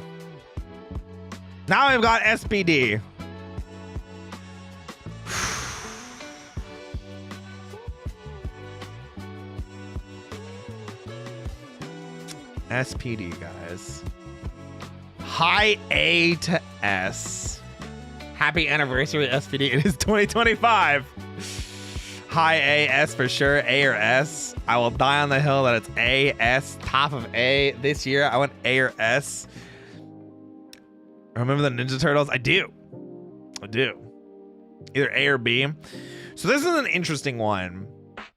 Because I see a lot of people getting like really, really excited. A lot of people are screaming for A's and for S's. This is an interesting one for me. Because I am usually a little bit more here myself with SPD. I'm a little bit more high B. I can be swayed to low A, but I'm a little bit more here. What's up, Acer? I'm a little bit more here myself. I know some of you are going to be very upset about this. What's up, Doodlebat? Also, guys, thank you for coming back to the streams if you were watching before, and then the stream, I had to restart the stream. I appreciate you being here. Thank you.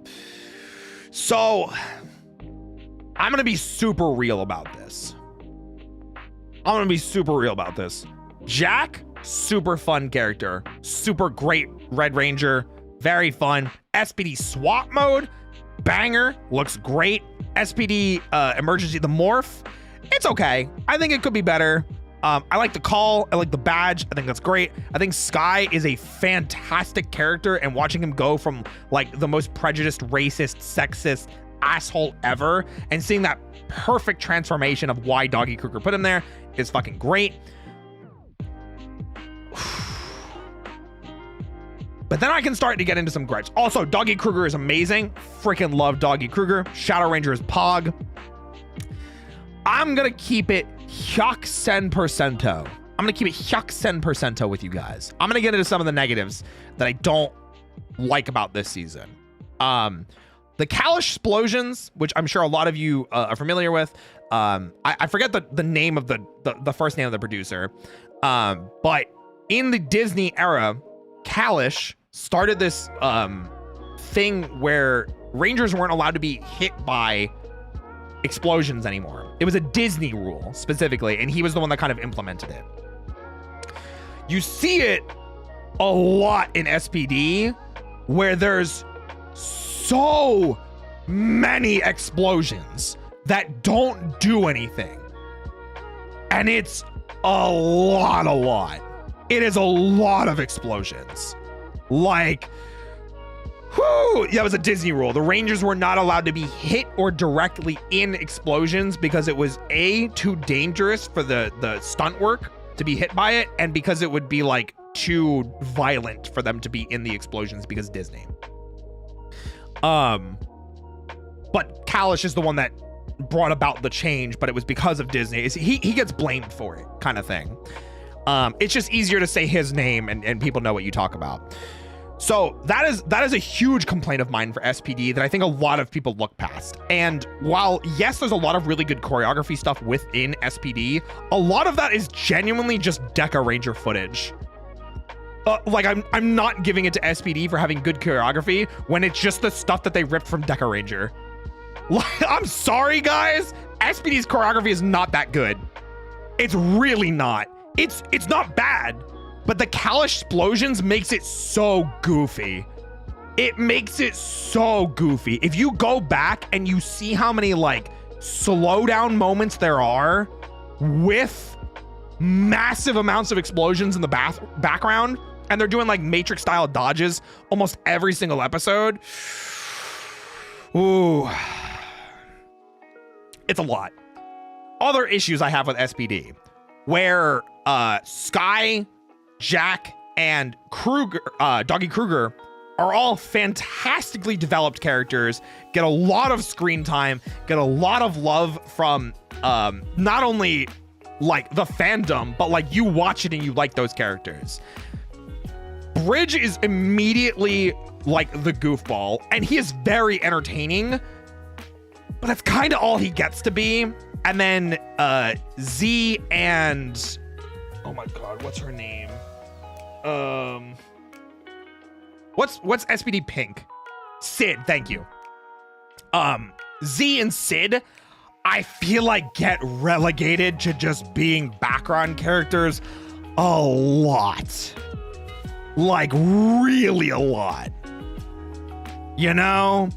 And they don't get like any time at all. And yeah, and then the last part is the Omega Ranger is so badly fumbled that it's like offensively badly fumbled.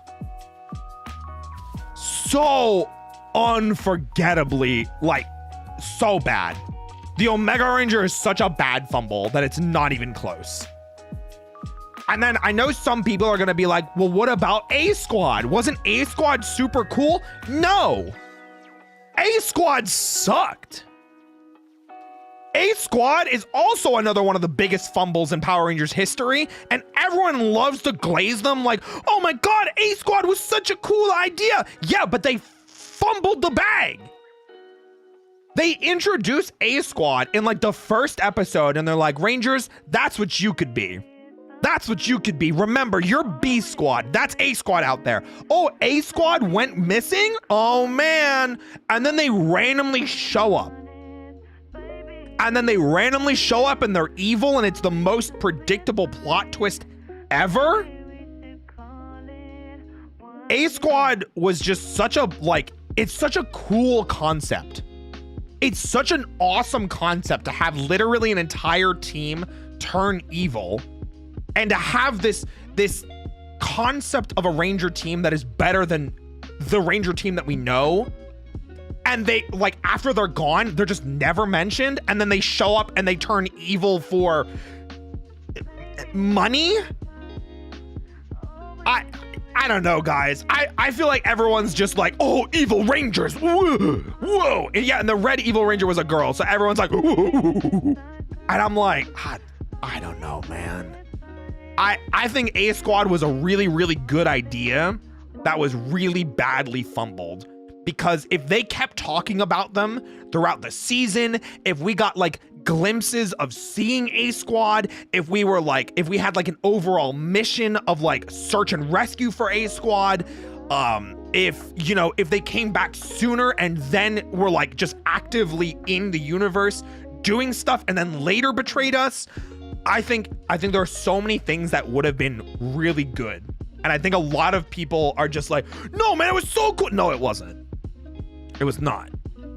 It was not. Good idea, bad execution. Exactly.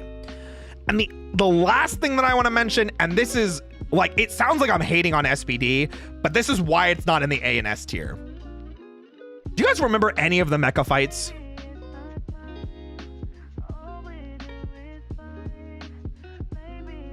Because not a single person, not a single one of you, nobody in the entire chat list, not a single person, when I asked you guys about SPD, nobody mentioned mecha fights. And don't even try and say you did, because I read it.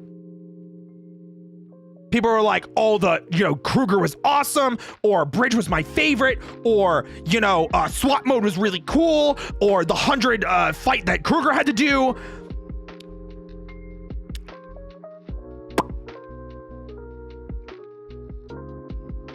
I'm going to be 100% Hyuxen percento. Mecha and SPD was mid. The Mecha and SPD was mid. I don't know what to tell you guys. I only have W opinions. I don't miss. I don't miss when it comes to SPD. I don't miss when it comes to Power Rangers. Didn't even use the mech every episode. That's what I mean. I remember the HQ turning into a Zord. Yeah, but it wasn't no Solar Train Megazord. I'm telling you that much. Solar Train Megazord was way better. I'm not saying that they're bad, but I am saying that they're very forgettable. So I think SPD is a good season. I think the Dino Thunder crossovers were pretty good. I think Grum is a villain. We didn't really get to see him be threatening, except for destroying Kruger's planet. I feel like that's all we really got to see him do.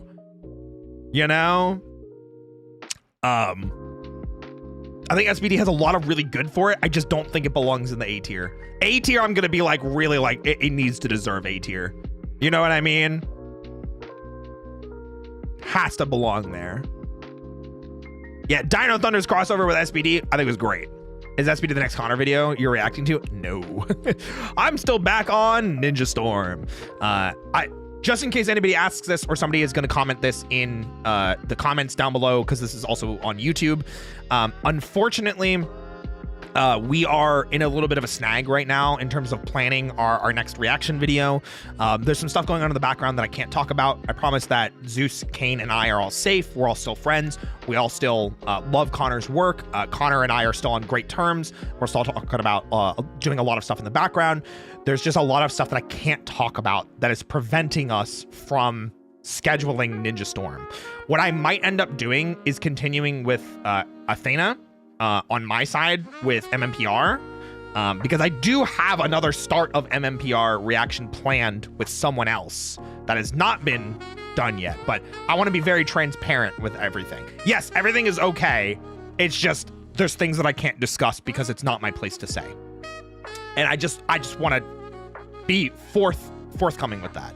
And then I'll say, you know, whenever things do get fixed or things are able to move forward with that, we will react when we can.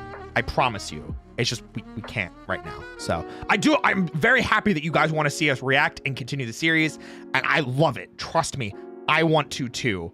It just doesn't feel right to watch Ninja Storm with just me, because that's where I'm at right now. It would just be me reacting to Ninja Storm, and I don't think you guys want that. So I think that would be like a huge disservice to my friends to watch Ninja Storm on my own and to continue on my own. I think it would be really unfair. As much as I want to, I want the team to be together instead. So yeah, but that doesn't mean that I won't restart and watch it with other people. So, all right. Let's move on from SPD. I think high B is deserved. I think its low points are less low than Wild Force, in my opinion. Yeah, I put SPD over Wild Force, personally. So next is Mystic Force. Is it time to dunk on Mystic Force? Oh no, I'm gonna make so many of you cry. Oh wait, never mind. You guys are having some split opinions. Whoa. These are some splits. Whoa. Hi, name's Xander.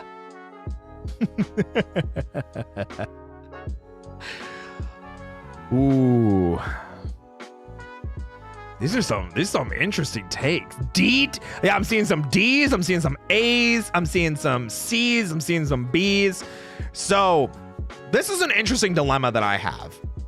This is an interesting dilemma I find myself in, because we have the movies, C tier looks a little bit more padded out than I want it to be, which makes me want to do this.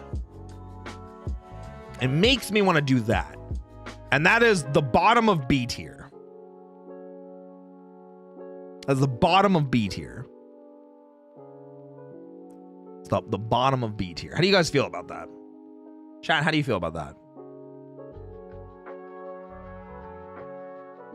Agree. You've got to explain this one. At least C, fair. I can agree with B. B is acceptable. Sentai's better. Haven't seen it. I've only seen some of Hurricaneger. So that's where I'm back to. I've seen Jetman all the way up to the beginning of Hurricaneger.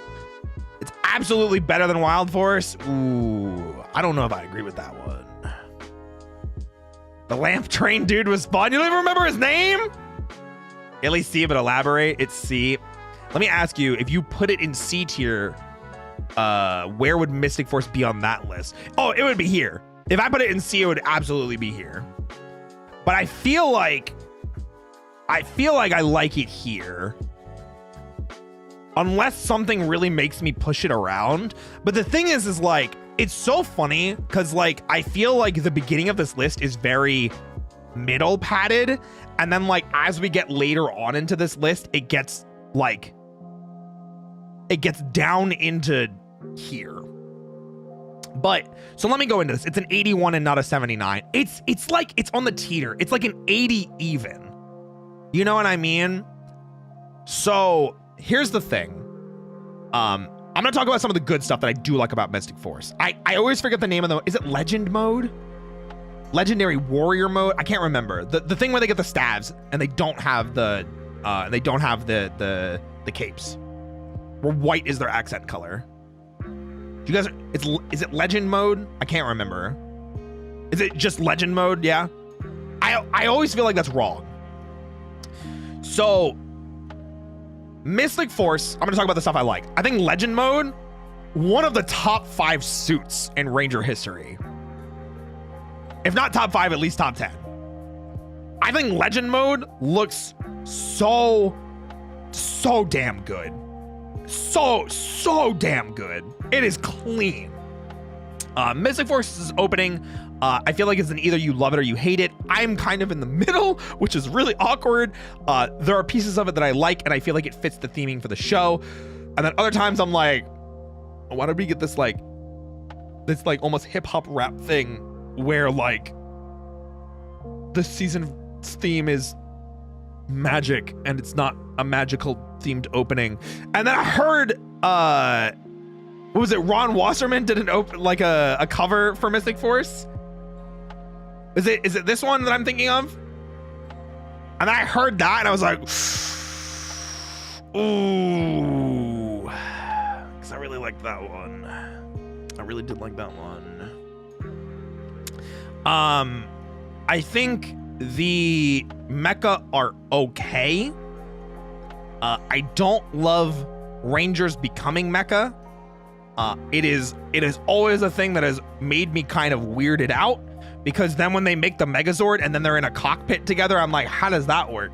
I thought you guys were the mecha. What happened here? You know, I kind of like get a little, I don't know about this one, Chief, you know? Just like I didn't like it in Kaku Ranger either. When they're the Shogun Zords, when they were them, I didn't love that. I didn't love that either. So I was a little weirded out by that. That's a personal grievance of mine. I think Daggeron is cool. I think Nick's Battleizer, the dragon, is really freaking cool. I think it looks really nice. Nick is easily one of the most powerful Red Rangers in history. Udana is a dope character because it almost feels like how My Hero Academia did All Might, where they show you like pinnacle of power right at the beginning and then take it away and be like, this is what you can aspire to be. I always really like that. I like that in JRPGs. I like that in action adventure games. I love that as a concept, and I thought it was really well introduced in Mystic Force. I like Korag a lot as an antagonist. I don't know how I feel about him coming back as what's his name, Liambo. I felt like he kind of I don't know, he kind of just felt like he was there. He was there for like 1 or 2 episodes, you know what I mean?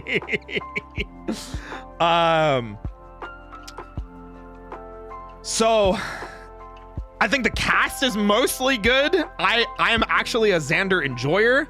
I think Xander's really funny, and the Plan Xander bullshit I think is actually really funny to me. I really like it.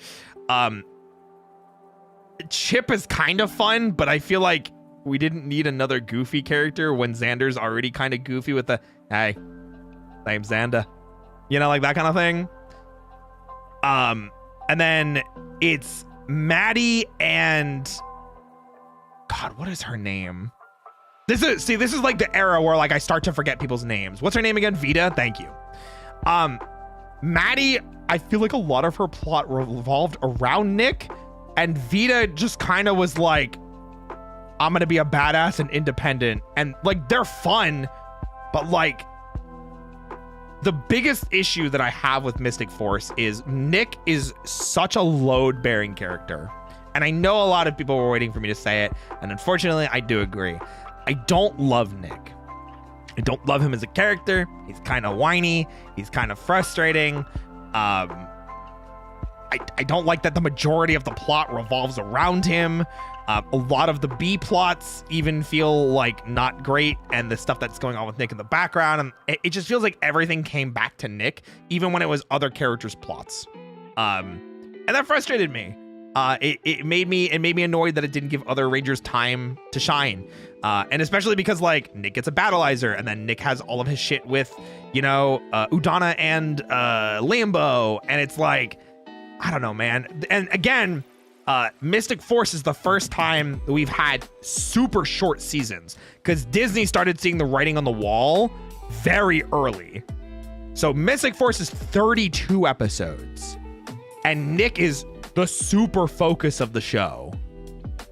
And because he is, we don't have enough time for the other Rangers, and has 2 personal Zords and gets his own battleizer and has his own arcs and things like that. And it shows. And I'm not saying that Mystic Force is bad. I think Mystic Force has some really good moments.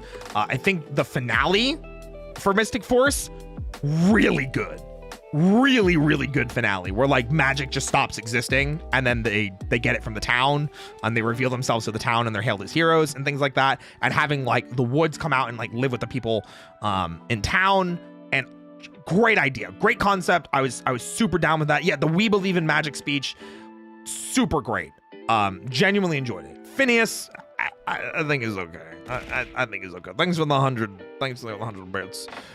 So when they become the Zords and then Megazord together, is that the same as doing the sex? No. I pray not. Yeah, so that's just I don't love Nick. I don't think he brings down the show, but because the season is only 32 episodes and there's no team up. Oh my god. What the heck? This might be hot take for me, but I think the battleizer for Mystic Red is the best one. I don't know about the best. I would have to think about it, but I think it's easily a top 3. It looks the best. It's really cool. It's dope. It is very cool. Genuinely. I genuinely do really like it. Ooh. But that's kind of like where I get frustrated. Mystic Force length in episodes, its episode count, I think is like the first time we felt a show be too short. And it's really unfortunate because Nick gets so much development time and the other 4 Rangers kind of get shafted. And I know so many people are like, I love Vita, I love Maddie, I love Xander, I love Chip, I love Daggeron. And it's like they all get like 1 episode and Nick gets the rest of the episodes, and then Udana gets some, and then freaking Lambo gets some, and then the chick that's the Moon Guardian gets like an episode or 2 about her. And it's like, what? You know what I mean? So Mystic Force has a lot of problems. Yeah, Mystic Force has a lot of problems. It's too short, it focuses too much on Nick, and you really feel it on a rewatch. And it's not that it's bad, it's just that the other Rangers don't feel fleshed out at all. It feels like it's the Nick show. I don't love him because he doesn't get enough time to develop, because the people around him don't get enough time to develop. And yeah. So it's C tier. That's where I'm like, I feel like putting it here is what I want to do. You know, I feel like putting it here is what I want to do. But I feel like, I don't know if that's too harsh or not. You know what I mean? I want to put it there, but I don't know if that's too harsh. Because like literally my biggest argument for not liking the show, or not liking it as much as others, is it's too short and Nick is too much of a focus for how short it is. You know, I think it belongs at the bottom of B. Wouldn't argue high C. Do it, I stand with you. Let's go through the rest of the list and then put a pin in Mystic Force. I think we come back to Mystic Force. I think this is fair, and I think this is fair, but I think we'll come back, and I'll leave it here for now, and if I feel like the decision changes, we'll change it. If we need to.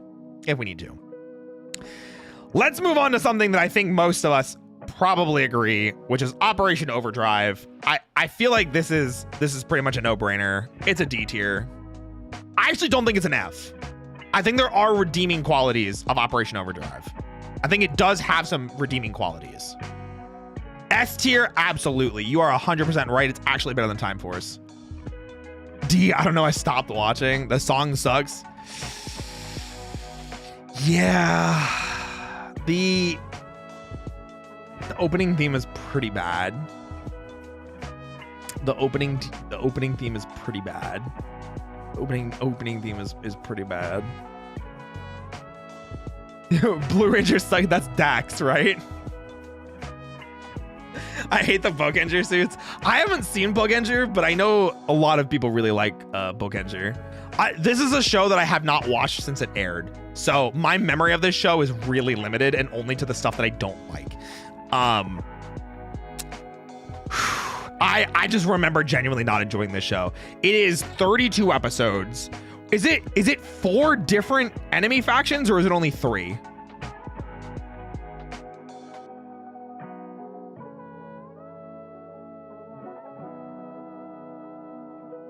I think 3. 32 episodes. 4, 5. 32 episodes. With a 2-part anniversary episode, mind you. Wait, is it 2-part? Is Once a Ranger a 2-parter? Or is it a single episode? It is a 2-parter. So really only 30 episodes. So really only 30. What's up, James? What's up, Rote? Hope you guys are doing well. It's a treasure hunt. I love it. Oh, for Bokenger? Yeah, I've heard that. It's a 2-part. Okay, so 30 episodes. So we're already struggling a little bit. Once a Ranger was a really good reunion episode, though. I disagree. There are pieces of Once a Ranger that I really enjoy, but Thrax is a big part of the reason why I don't. And I don't like the fact that the Operation Overdrive Rangers basically give up. Basically just give up in that episode. I love getting Adam back and him being the de facto leader. That was great. They reused Zed's design. I don't know how they had a kid. I don't know how they had a kid. I really wish they would have explained that.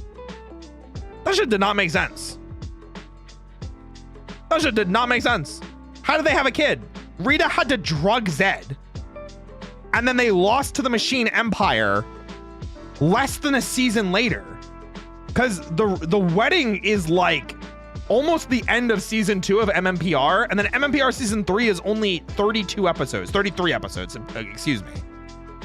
When did they have a kid? When? They had a kid who fought with Sentinel Knight like 1,000 years before he existed. Yeah. How? Yeah, and then they returned good and in space. I hate that. It shows that the showrunners did not pay attention to canon. They don't care. There's a simple explanation for that. Operation Overdrive sucks. I think there are some small redeeming features. I liked Mac.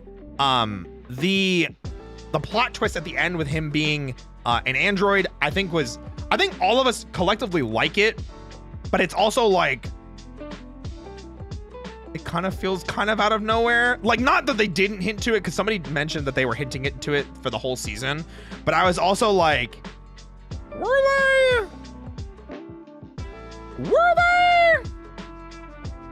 they actually? Were you gonna crucify me? This is one of my favorite seasons. I don't care. You can like whatever you like. If you know that it's not a good season and you still like it, I don't care. Enjoy yourself, you know? The Pinocchio plot twist is meh in my eyes. Yeah, it's like, I like it, like, in retrospect, but like the more I think about it, the more I'm like, are they just distracting us from the fact that it wasn't a good season with a crazy plot twist at the end? You know, that's kind of where I'm at. I just didn't like Operation Overdrive. I also don't like the mecha at all. I'm not, oddly enough, not a big fan of vehicle mecha. But the mecha are so, like, at least in Operation Overdrive, they are so unbelievably non-distinct and unrecognizable that it's just like, I don't know, man. I don't remember a single mecha fight in Operation Overdrive. I'm gonna be 100% with you. I'm gonna be so real. It's weird that Mac has a better relationship with Spencer than his dad. I mean, yeah, there's that too.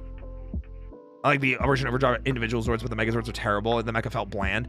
It's so funny because I heard Bokengers, which is Bokeno, I think is the mecha from Bokenger. People love that, and that's why it was part of not Zhuoger. What's the other one? Zenkaiger. You know, I just have such a hard time finding good things to talk about with Operation Overdrive, but it's like I remember finishing it because I remember the plot twist with Mac, and did not like I did not like Operation Overdrive Silver, the Mercury Ranger. It should have just been the dad. It should have just been the dad. I don't know why they felt the need to introduce another character. There were too many. Daiboken, thank you. It should have just been the dad. The dad should have been the Mercury Ranger or the Silver Ranger, whatever you want to call it. Taizan, yeah, I did not like Taizan. I did not like his writing. I did not like his inclusion. Nothing against the actor, you know, literally nothing against him. I just don't feel like they needed to add Taizan. The dad was supposed to be the Red Ranger. That's why I'm saying he should have been the Mercury Ranger. It feels like the writing was on the wall. I wonder if there was, I don't know anything about the behind the scenes stuff of Operation Overdrive. I don't think I've heard anything from any of the Rangers after the fact. I'm almost curious if there's like a behind the scenes explanation as to why it wasn't the dad, or if there was like how they've reacted to Operation Overdrive being a universally disliked season, you know? I'm very curious like how that's gone down. I do think there are redeeming factors of Operation Overdrive. I think Mac is probably one of them. I think Spencer is probably one of them. I think the dad is actually probably one of them. I think Once and Always, most of it is okay, I guess, kinda, maybe. It's cool seeing everybody come back. The Battleizer's really cool. I don't know, everything else in the season just feels bland, and it's nothing against the actors. It's just, it feels like they just didn't know what they wanted to write, you know? Being given 32 episodes, being given only 32 episodes and 2 of them being taken up for the 15th anniversary feels bad. I did like Taizan when I was a kid, but I do see your point. Silver should have been the dad. It just felt weird because, like we were saying before, there are 4 factions of enemies. Why introduce a brand new character that never been mentioned and make another character for everyone to learn? You know, instead of it just being someone that was already there. So this might be a rumor, but I believe the team had a ton of original ideas for Operation Overdrive. But because Disney didn't want to put more money into the show despite buying Marvel 2 years later. I mean, like they probably were planning the Marvel deal that long in advance. So, to be fair, that would not surprise me in the slightest, because Operation Overdrive was like 2007. I think it was 2007. Yeah, I think it was 2007. 2007, 2008. Yeah. But yeah, I don't think there's much else I can say about Operation Overdrive. I don't think it's like F tier. It's bad, but it's like, I think if you watch through it, I kind of want to give it a rewatch and have a much more open mind about it, watching it, you know, as an adult. Because I remember when this aired, and I was young when this aired. And I remember not liking it when I was young too. So that's the funny thing. So let's move on to Jungle Fury. Guys, where do you put Jungle Fury? Jungle Fury. What are we feeling? What are we feeling, guys? C tier, S tier, A tier, D tier. Holy crap! What is this range? What the hell is this range? What is this range? Holy shit, guys. What is this? You guys are all over the place. I have not seen you guys this split on a season yet. Whoa, that is actually wild. F tier, that's crazy. That's crazy.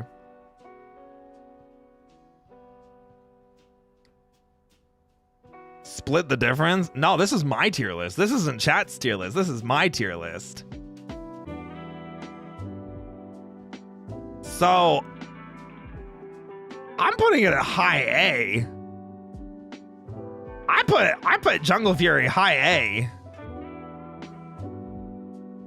For me, mid. I always thought Jungle Fury was close to Wild Force, even.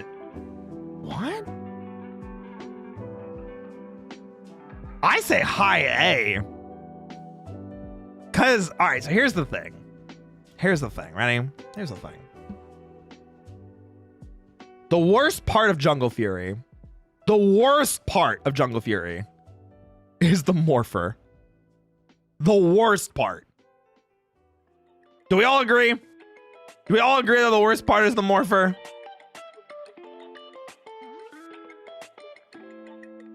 Yeah. Oh, yes, definitely. Yeah.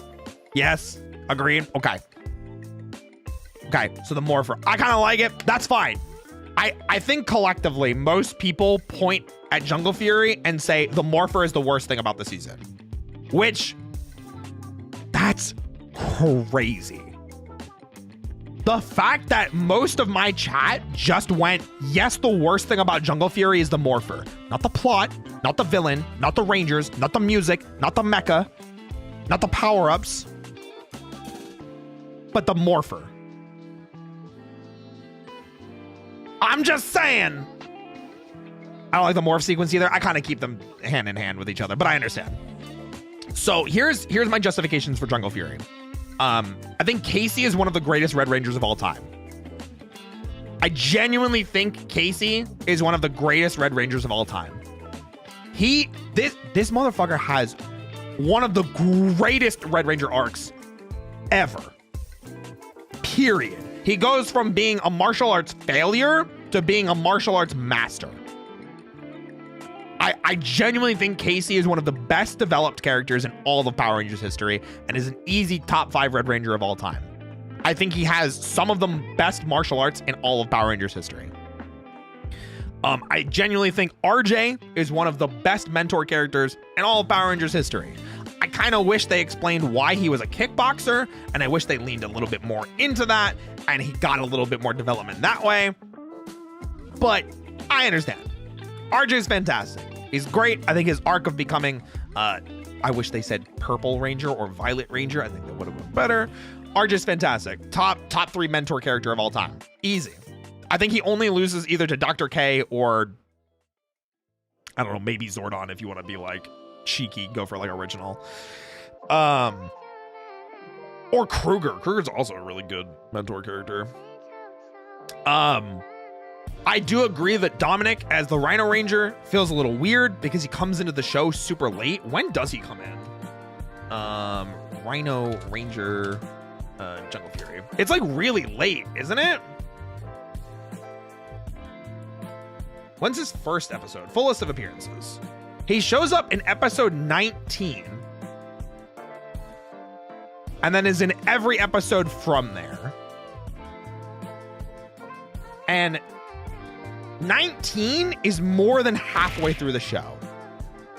Jungle Fury. Oh. Jungle Fury hand in my operation had a morph sequence that made the most sense. The GL Mr. Destructoid made the helmet and then the suits. Sure. The GL asses. True. I don't think I understood what you were trying to say there. I'm sorry, BB Wolf. Thank you for the bits, though. I don't think I quite understand what you were trying to say. If you want to type it again in chat, let me know, please. Yes, he showed up around the Spirit Rangers arc. Spirit Ranger suits. All right, let's talk about the bad stuff. Sorry, we're still on the bad stuff. Morpher is bad.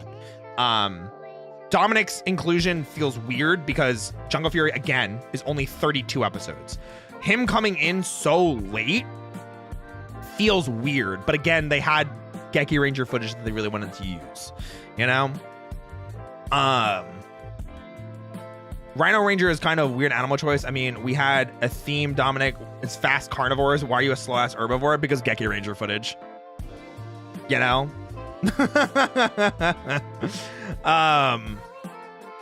So I don't love Dominic, but like I think those are the only two things that I'm kind of like,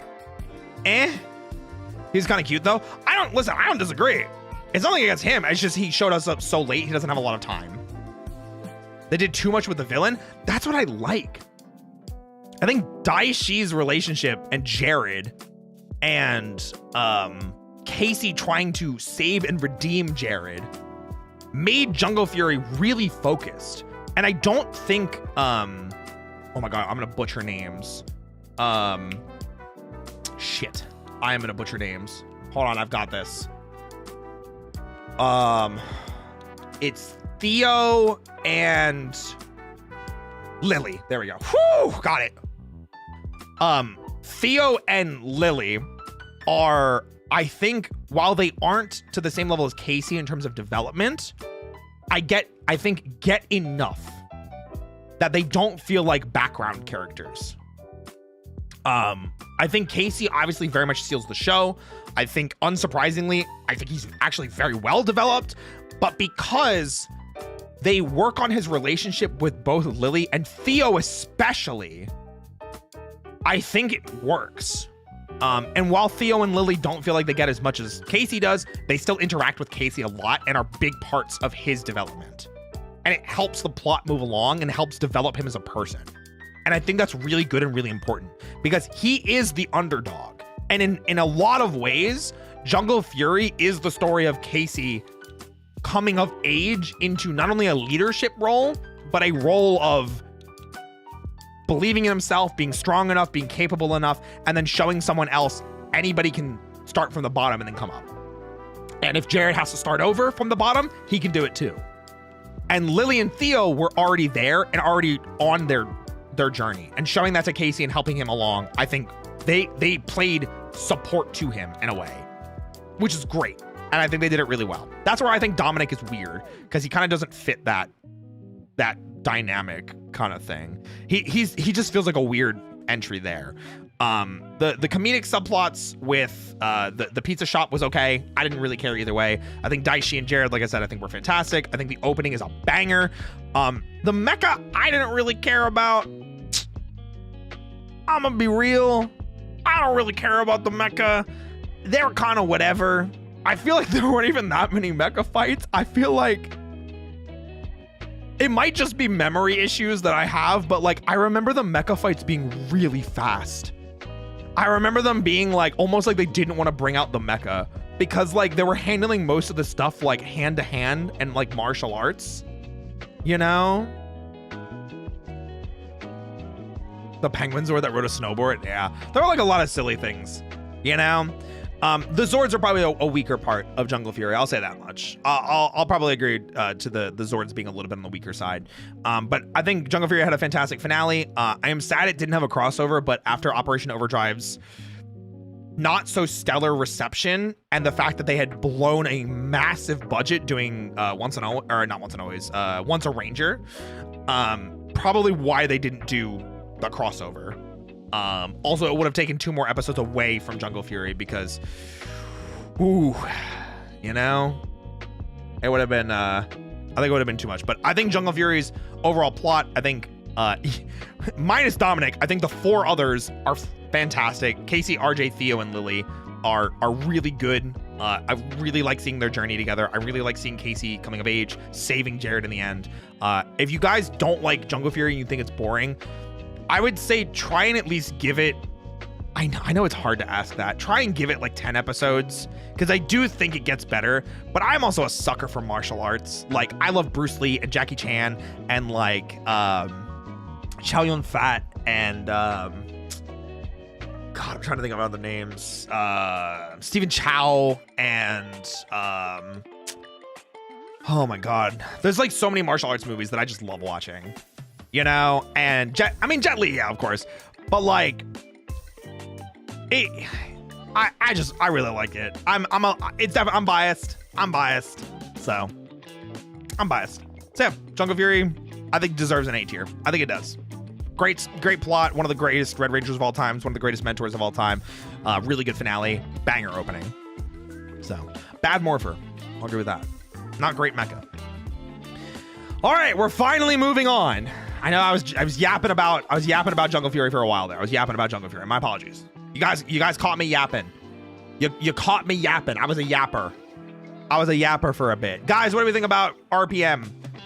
Hitman, don't forget about Bruce Lee's master. I was trying to remember his name. Donnie Yen. I literally saw Ip Man and I immediately just remembered Donnie Yen. Donnie Yen's also amazing, but I like his stuff that's not Ip Man because I like seeing him do Brazilian Jiu-Jitsu because he's a monster. He's a monster with jiu-jitsu for some reason.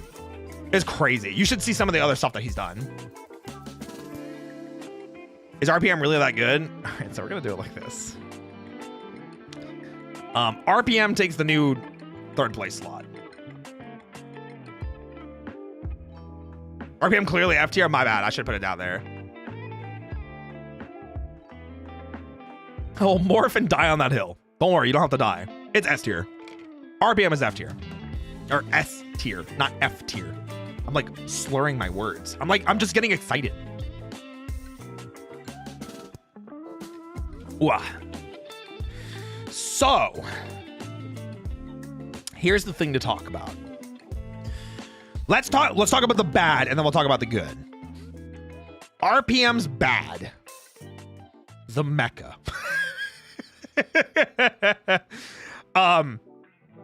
Because Disney was sold on the idea that RPM was going to be a very dark post-apocalyptic universe style show. The mecha feel really out of place. It's not that they're badly designed. I don't necessarily hate G12. I don't necessarily hate the actual mecha designs, but they just don't fit in the Power Rangers story. Blame Go on. Yeah, I know. And I say it with a pinch of salt because it's not RPM's fault. It's because of the source material from Goanger, but they decided to adapt it like that. So it's like, I just, the mecha stuff is the stuff that I care about the least in RPM. It's kind of what I'm trying to say. Which is honestly a lot of the time my feelings. I'm not actually like, most of the time mecha in Power Rangers, I'm not actually the most massive fan. I think it's why I started realizing I like Kamen Rider more than Super Sentai, but that's a conversation for a different time. So the mecha is my least favorite thing about RPM. The opening theme, not great. I heard the other intro that they were supposed to get that was by I forget who. It was like a famous person that did like the opening, right? It was like someone like really surprising. It was like from Game Grumps, wasn't it? That did the opening? Dan. It was Dan. Okay, good. I think that song would have been way better, and I'm kind of sad that they didn't use that, but they probably just didn't want to pay him, is my assumption. There were like 4 demo themes that were better. I agree. He did a demo, not the final. No, I know it wasn't the final theme. I'm saying he did the demo. Yeah, the opening for RPM is also pretty mid. It's pretty mid. It's pretty mid. It's pretty mid. It's pretty mid. And I don't love the mecha. So, that's like it. That's like all I can think of that I don't like about RPM. I think that's like it. I think that's about it that I don't like about RPM. I think I like literally everything else.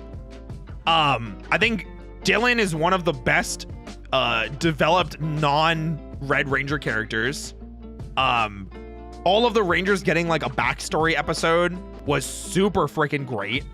I kind of wish Flynn got actual backstory instead of like, there were times I feel like he got I'm Scottish, which is great and hilarious, and a lot of people remember that, and a lot of people quote and meme that, not even knowing that it's from Power Rangers RPM.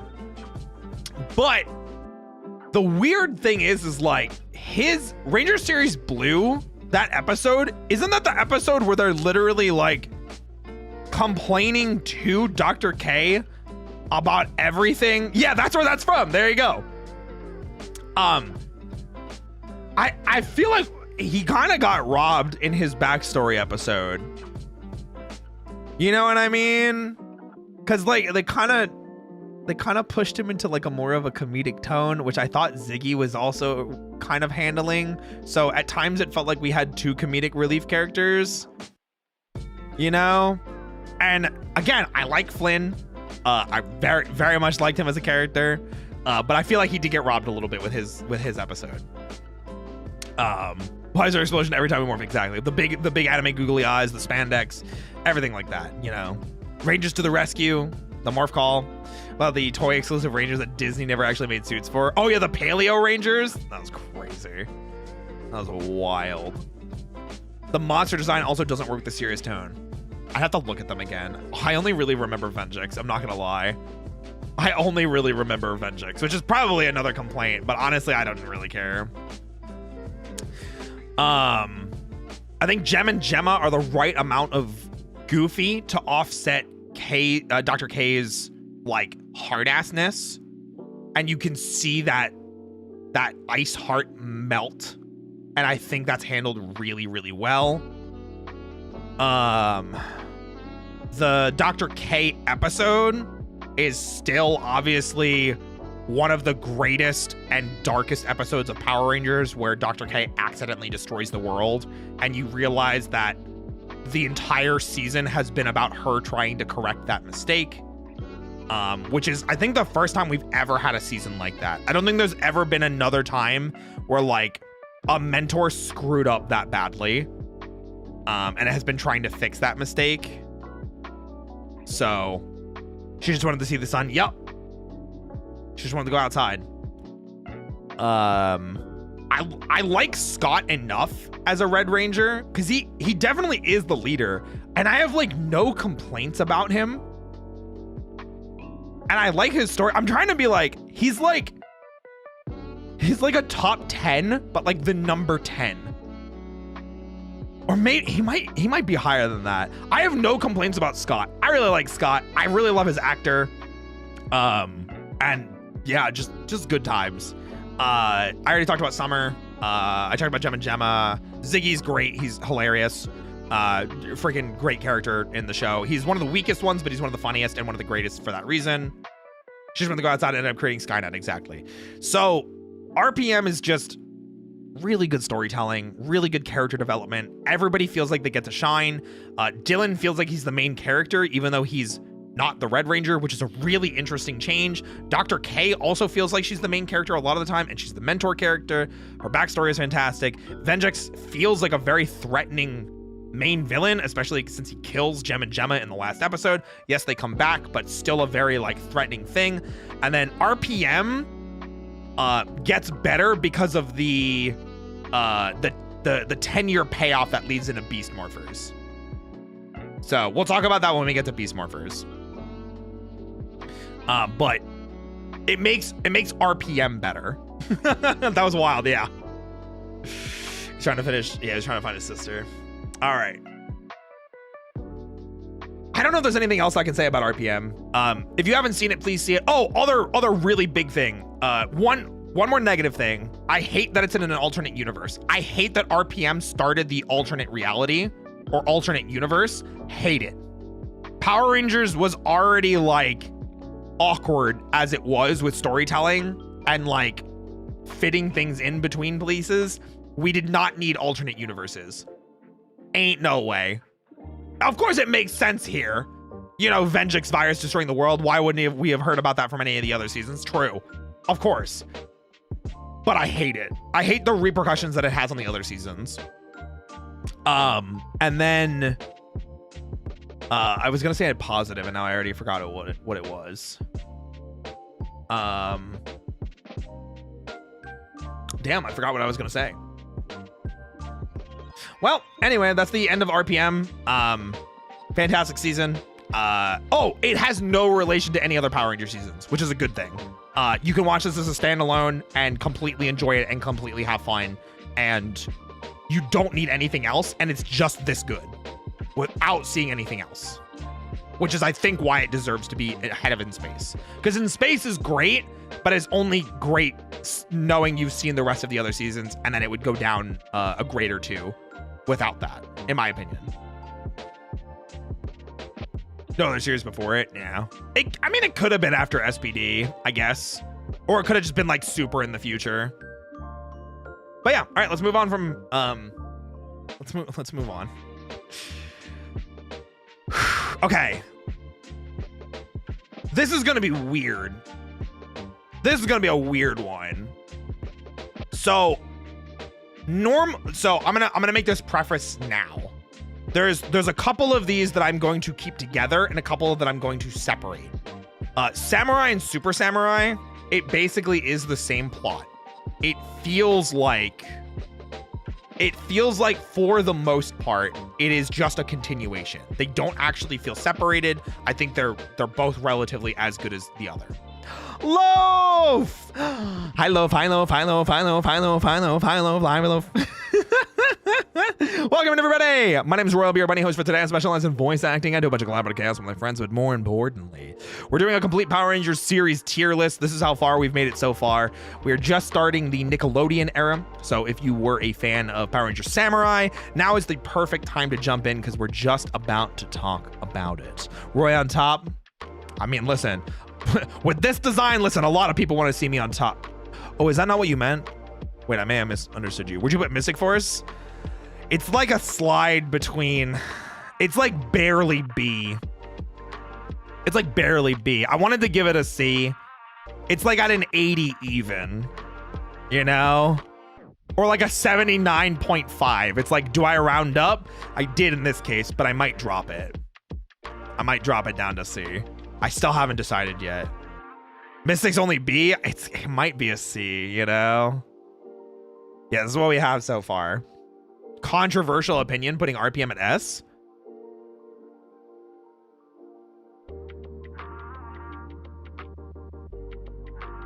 Oh, I forgot my zooms don't work. I'm like trying to zoom in and it's not working.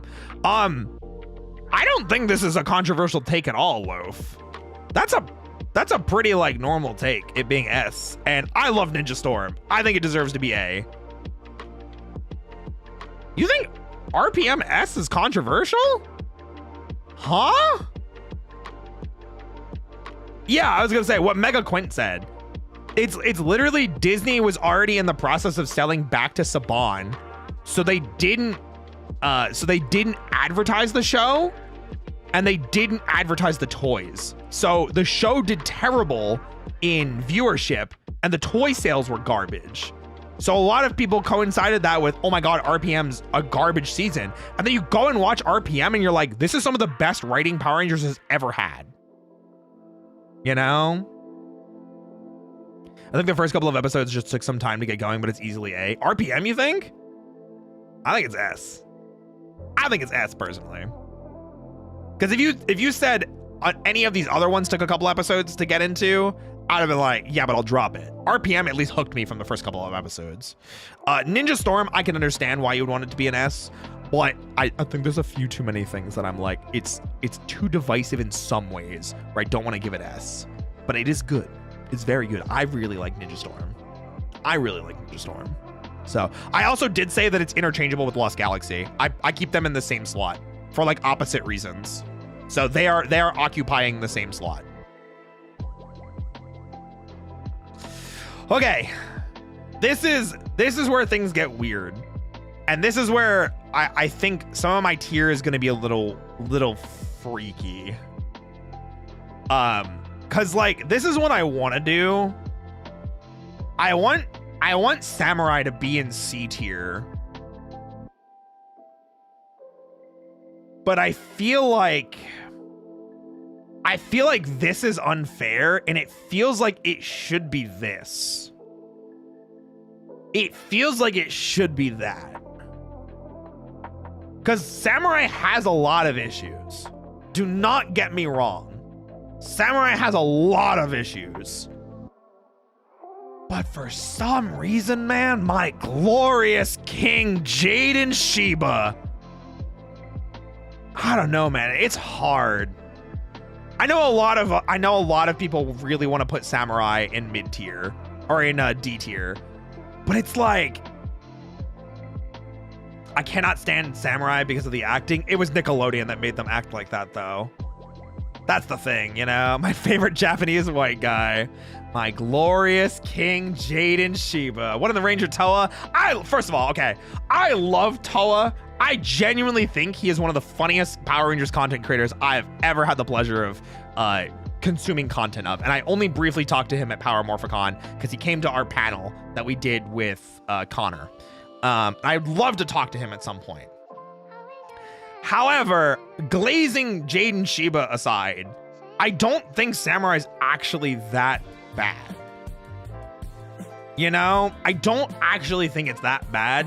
And when I try and think about it, I feel like C is like a pretty fair point for it. Cause like the things I'm thinking about is like, it's bland, yes. Antonio is really cool. I think Jaden is super busted, like super strong. I think all of the Decker side plot and Decker's wife side plot is genuinely really good. The morphs are my least favorite out of the entire series. Ooh, the entire series? Ooh. I might be a possible scammer, but you're a possible fanboy? Do you mean femboy? Well, I'm not gonna be for much longer. Friday is my last stream as a femboy, and then we look like this. Bam. I think this is the most fair point that I can put this. I think this is the most fair point I can put this. This feels so weird. Having Zio lower than Samurai feels so freaking weird, dude. It is the longest morph in the entire season, or this entire series. I think the only thing that even comes close next to it is Dino Charge.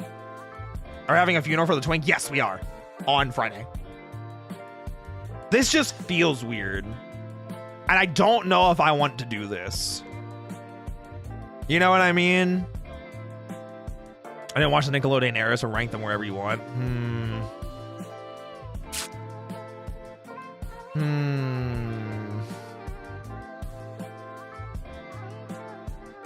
Had better writing than Zio? I mean, sometimes it did.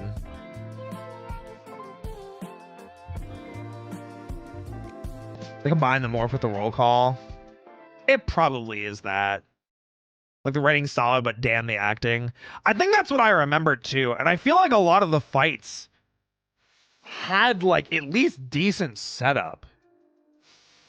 Samurai was the biggest the Power Rangers had been in years to that point. Yeah, because Samurai was 2010, 2011, I think it was. And it was the first time the show was in HD. I also think this, I think Shogun mode was actually really cool looking. I'm not going to lie. And Shogun mode was exclusive to the US version. So yeah, the shouting, like, I'm not gonna sit here and try and tell you that Samurai is actually an amazing season or a good season. Should have the Macy's Day Parade, yeah. It's just like one of those things where it's like, I don't think Samurai is nearly as bad as people make it out to be. Is it good? No. Does it have glaring issues? Hell yeah. Shogun mode was only for the toys. No, the cockpit form, I mean. Is that not Shogun mode? Isn't Shogun mode what they had in the cockpit?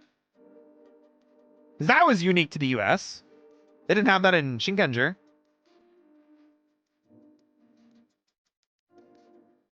It needed better writers.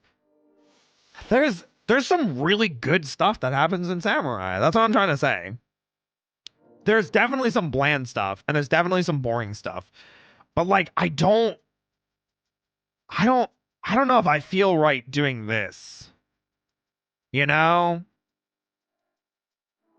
I don't like Lauren. I'm gonna be the first to say it. I'm not a fan of Lauren Shiba. I feel like this is right. I feel like this is right. It's 1-to-1 to the Sentai. I think it's really close. Was mostly exclusive to the cockpit. And I thought that was dope. I thought it looked really good.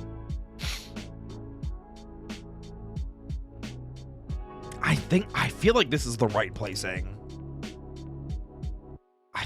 Guys, what do you think? I need some help on this one. This might be the one that I'm like the most like ooh on, you know?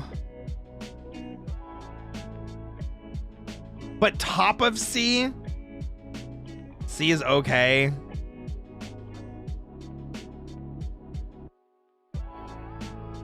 Maybe right behind Turbo.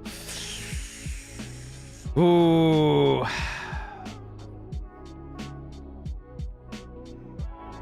What about this? How about that?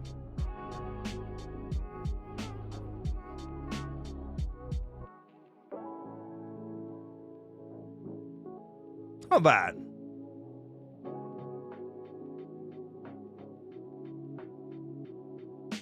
The middest of mid. This is just such a tough one. Because it's like, I genuinely do think Samurai is better than people give it credit for. But like, when I try and like think about it, I'm like, is it better than Turbo? Is it better than Zio? And it's like, is the writing better than both of those seasons? Probably. Is the acting better than both of those seasons? Not really. Is the ongoing concurrent story better? No. But it's like, I don't know, man. Pure MMPR season 1 nostalgia would go over Samurai? I don't. MMPR season 1 I generally look as like the bottom of C tier typically, because it's like I give it a giant pass, like I give FF1 a giant pass, you know? Samurai doesn't have a lot of other Neo Saban problems yet. That's why I'm like, this is the one I think I'm most conflicted on, which is such a weird thing, because I remember so much of Samurai being like not shit, but then like the more I think about it, like Jaden's great and Antonio are great. The rest of the Rangers kind of suck, man. Like Kevin will not leave Jaden alone, man. Oh my god. Master G is garbage. Is it Master G? G-I? Is that his name? Count exists? Yeah. It's so bland. Yeah. Mentor G, that's what it is. I don't think I can glaze it anymore. Nah. Bulk and Spike are fine. Yeah, I mean, the comedic relief was fine. I had no problems with it. Skull being like a millionaire was dope. I think this is pretty fair. I think it's pretty fair. This just feels weird having both of these seasons ahead of it, because I'm like, I feel like they are better, but then like I keep thinking, I'm like, I feel like Zio is better than Samurai and Super Samurai, but I don't think Turbo is better than Samurai and Super Samurai. But then I'm like, but Turbo is better than Zio. It's like the triangle. You know? It's like Turbo beats Zio, but Zio beats Samurai, but Samurai beats Turbo. It's the fucking weapon triangle from Fire Emblem. Oh my gosh, dude. That's how I feel about that. That's a weird one. The only thing I hated in Turbo was Justin. Justin isn't even the problem in Turbo. All right, let's move on. We've been on that for too long. It is time for Megaforce. Oh, we're gonna take a small break, actually, real quick. I gotta wake up Purple. Hold on. I gotta wake up Purple. Hold on, guys. Gotta wake up. Guys, 1 second.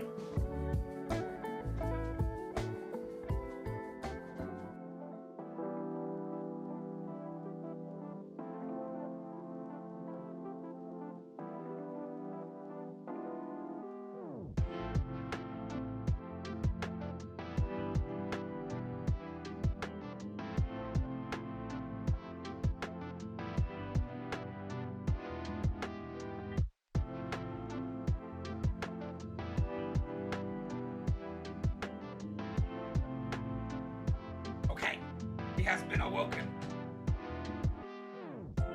Okay. Purple wake up, it's time for trash, true. Okay, so I feel like this is a pretty like easy conversation. I think the question is where do I put Megaforce specifically? Megaforce I agree is D. Like 100% I agree it's D. But is it good D? I don't know if I'd say Megaforce is F. Super Megaforce easy. This is what I forgot about Clash of the Red Ranger. I'll just put it with it. I'll just put it right in the middle of it. I don't really care. It's part of it to me. There's no distinction for Clash of the Red Ranger to me. At all. Megaforce is fine on its own. It's just Super Megaforce is a season I want to forget. So that's kind of where I am. You know? That is where I am with it. I think Megaforce was not good, but I felt something. And Super Megaforce, I did not. Super Megaforce was a downgrade. But how Was Megaforce worse than Operation Overdrive? Was it worse than MMPR Season 2? That's why I'm like, I don't know. Is it worse than Alien Rangers? You know? Actually, I might put MMPR Season 2. I think I'm gonna do that. 21 season, we finally got our first F. Oh, I mean, we're gonna have more, trust me. I think it's bottom D. Like that? You think Alien Rangers is better? Like that, yeah?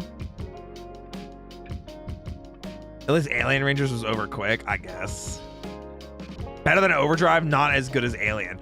Oh, so you'd say that. You're saying that. No, someone was saying that's what they picked. I don't know if I agree with that. I might do that though. I might shift this around a little bit.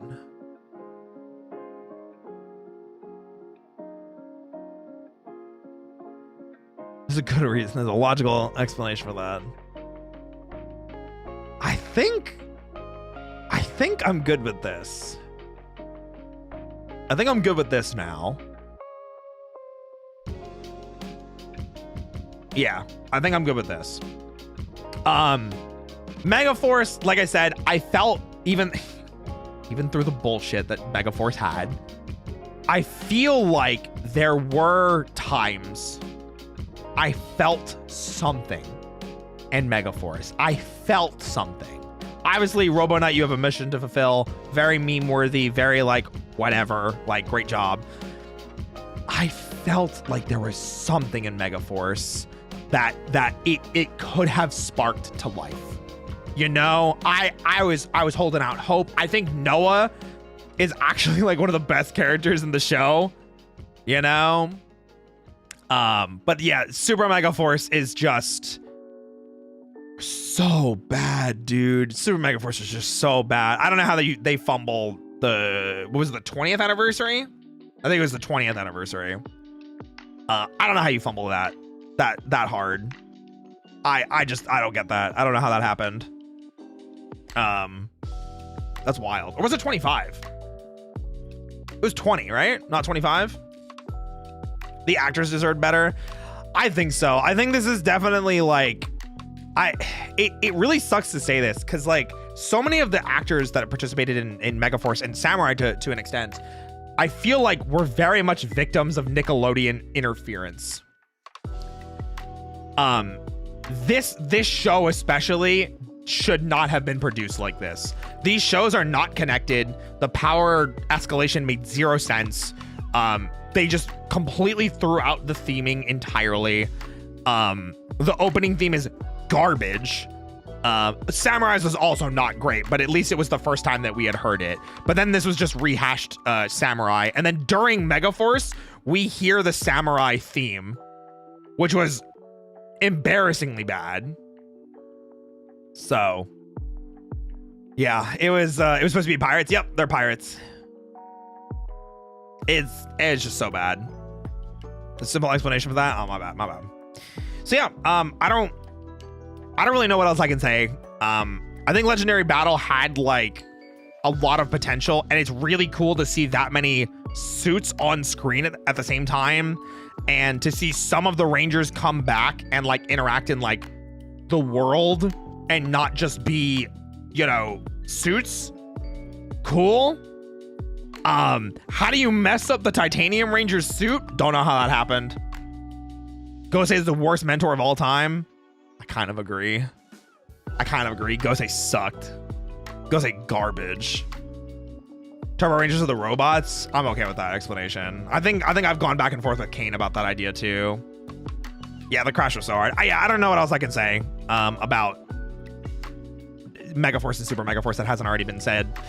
If you really like Megaforce and Super Megaforce, I'm sorry, you're wrong. I think they said the mask got damaged. Get another one, you cheapskates, man.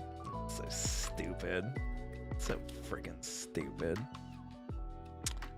It had potential. I mean, both these seasons did. And I feel like Nickelodeon's interference really messed them up, forcing them to do the super seasons, forcing them to have both a Halloween and a Christmas episode, making it like a lot more restrictive about how much the Rangers could act and how much the storylines that they could put in.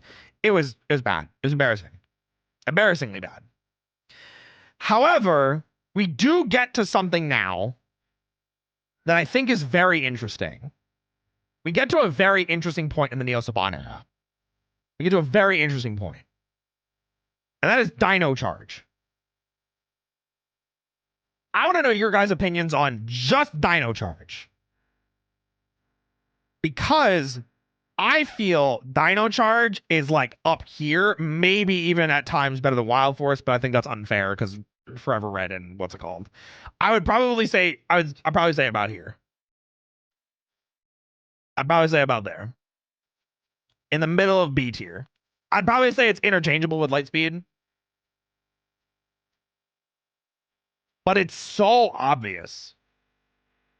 It's so obvious that this is the best season in the Neo Saban era. You know? It's made better because it came right after Super Mega Force. I mean, I guess. But I think the cast is really fun. The opening theme is a banger. I think Tyler is a great Red Ranger. I normally don't like the type of mecha that they had, but something about it like caught me. You know? Yeah, Kyoryuger was a really well-received season in Japan. I heard toy sales were really good for this season. There's so many like small things I could probably say, but like, Jekyll is a freaking fantastic villain. There's just so much good. Keeper is kind of creepy, but like not a bad mentor. Has been the best use of Go-Go Power Rangers since Turbo and has not been topped. I agree. Heckle is Supercharge. No, so he's in Dino Charge as like a villain, and then he starts to become like a good guy in Dino Supercharge. I think is when he and Snide get separated. But I think it's Heckle and Snide are together in Dino Charge. Right? Correct me if I'm wrong. I haven't watched this since it aired, but I remember enjoying it. Okay, good. I thought I remembered that correctly. I think it's just great. I think having a pretty tight cast, because we didn't get all the Rangers right away. It started with Tyler and Shelby, and I think Coda was there technically, but we didn't get the other two until later. And it just, I don't know, something about the show just clicked. The cast felt really good. I think literally my least favorite thing about Dino Charge is the morph. I just think it's too long. I think it's too long. Well, by the end of Dino Supercharge, we had like the massive cast. But yeah, like I feel like in the same way that like Lightspeed Rescue was enjoyable, but I can't like remember a lot about it. That's kind of how I feel about Dino Charge. But I really liked the cast. I really liked the opening. Like I liked Lightspeeds. I think Tyler was great. I think Carter was great. Yeah, just, and it looked cool. That too. It was shot well. Good use of Sentai footage, things like that. Yeah, just it never like amazed me, but I had fun. I think that's the big thing about Dino Charge. But then unfortunately, Dino Supercharge really fell victim to Nickelodeon interference, which was forcing them to tell two not separated stories, but not together stories. I'm kind of in like the realm of like here-ish. I'm kind of in like that range. Where it's like I kind of felt the same about it as Samurai. Unfortunately, just too many Rangers. Plots stopped making sense. I really don't like the finale. The finale makes me really upset. with the alternate universe bullshit again, for no reason. I kind of liked Over Samurai. I think so too, because it still has like pieces of what I liked about the first season of it. Like the cast I like way better, you know? Yeah, it got convoluted, it got complicated. There were too many Rangers. It was just too much going on constantly. So I almost feel like I should take something out of C tier. You know what I mean? It doesn't belong. Just move MMPR up. So I feel like this is pretty good. Yeah, 10 Rangers was nuts. Too much to track at the moment. Yeah, I feel like I'm probably okay with this. I wish this just fit like right here instead, because it fits there. You know, man. Super Dino Charge had its moment. No, it's Dino Supercharge, which is also why it's down a point. Instead of Super Dino Charge, it's Dino Supercharge.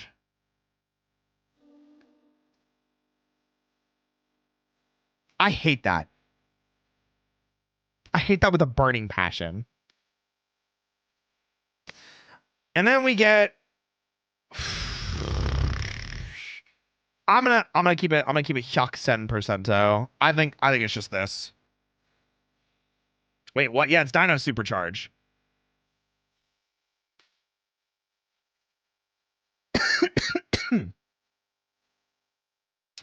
I'm gonna keep this 100%.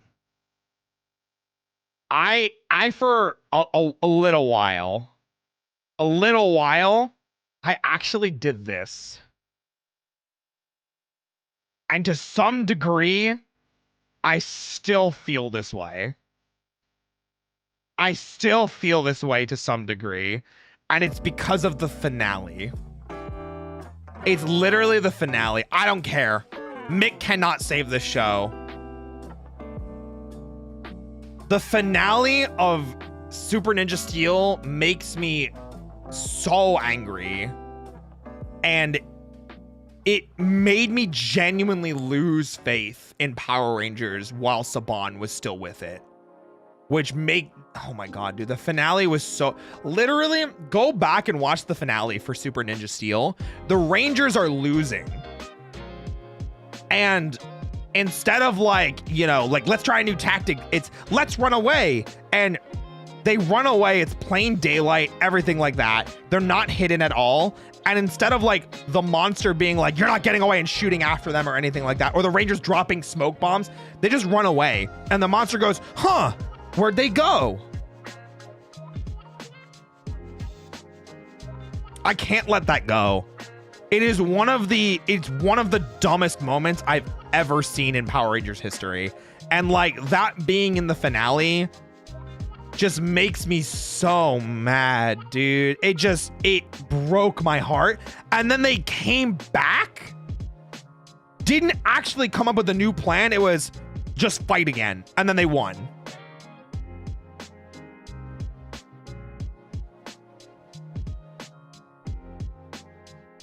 Yeah, and the whole anytime there was a high school subplot was bad. I think it's just because of my visceral reaction to how I remember this finale going. Ninja's finale kind of sucked too. I did hear Ninja was not good, but it's like I feel this way so much just because of how bad of a visceral reaction Super Ninja Steel gives me. Also, I hate the mecha. It might be my least favorite mecha in Power Rangers history. It might be my least favorite mecha in Power Rangers history. I hate Ninja Steel's mecha. Oh my god, I hate it. It is so ugly. Man, it's so bad. God.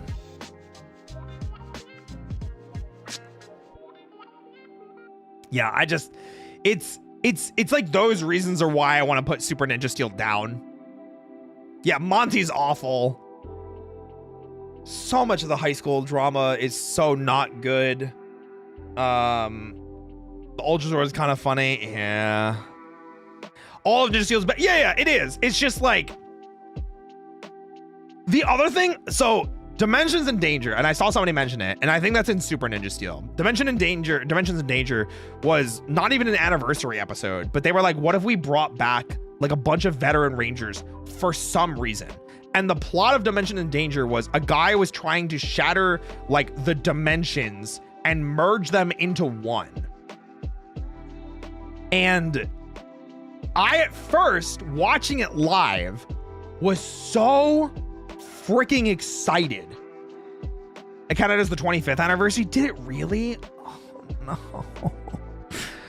So I was so excited because I was like, oh, finally, they're going to stop the alternate dimension stuff and everyone's just going to be in the Prime universe. All of the Rangers are going to be in the Prime universe.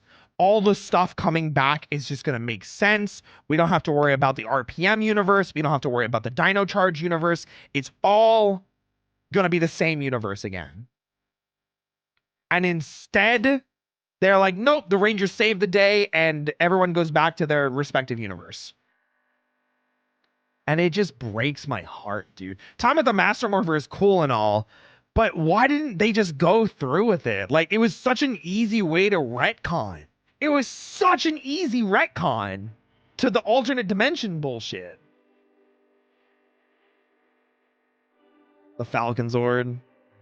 I kind of liked seeing the Falcon Zord again, I'm not gonna lie. But I think it's just because I was like, oh, hey, look at that. It revived out of nowhere. I mean, if you could get the Master Morpher, you know, they'd make Tommy Cat and JJ canon. Yeah, but I'm okay with that too. We already kind of assumed that him and Cat were canon because of future or other things that happened in other episodes in older seasons. So I'll probably just move Ninja Steel here just because the things that piss me off, like, they're probably not nearly as bad as this, but for some reason I have such a more visceral reaction. Sheriff Skyfire. I don't want to talk about that. Also, the fact that they didn't have a crossover with Ninja Storm makes me so mad.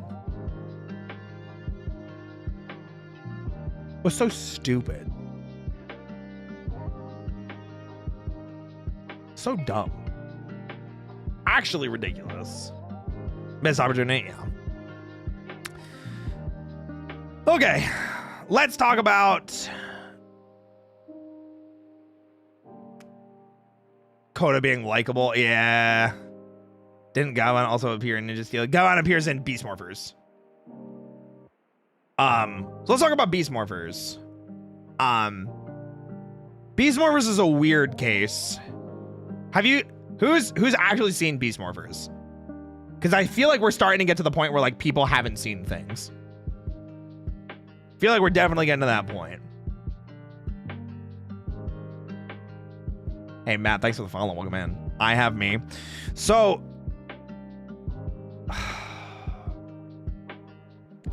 this is a weird one because I feel like it's C, but I feel like it's, again, it feels like middle of the road C. I've enjoyed a lot of pieces about Beast Morphers, but the more I look back at it, the more I'm like, I agree with what Simon Bennett said. Simon Bennett, who is the showrunner for Beast Morphers, Dino Fury, and Cosmic Fury, he was asked in an interview during the filming / airing, during the airing of Dino Fury, I think towards the end of it, he was asked, hey, if you could redo any season that you wanted to do, what would it be? And Simon Bennett, deadass, not even a year after Beast Morphers was done airing, said, I want to redo Beast Morphers. Less than a year after it finished airing, he deadass was like, I want to redo Beast Morphers. And I mean, you watch the show, I think you'll feel it. And this is like, if we felt Nickelodeon's meddlings with Dino Charge and Dino Supercharge and all the bullshit that happened with Megaforce and Super Megaforce, I think Beast Morphers may have gotten it the worst. I genuinely think Beast Morphers had the potential to be an AS season, an SA season. I genuinely feel like it could have been an SA season. There were, I shouldn't say that, an A or an S rank season. There we go. Jesus. Whew. Whew. It had a lot of really good things going for it. Devin was a fantastically written Red Ranger. They basically just redid Wes's plot, but it still felt good.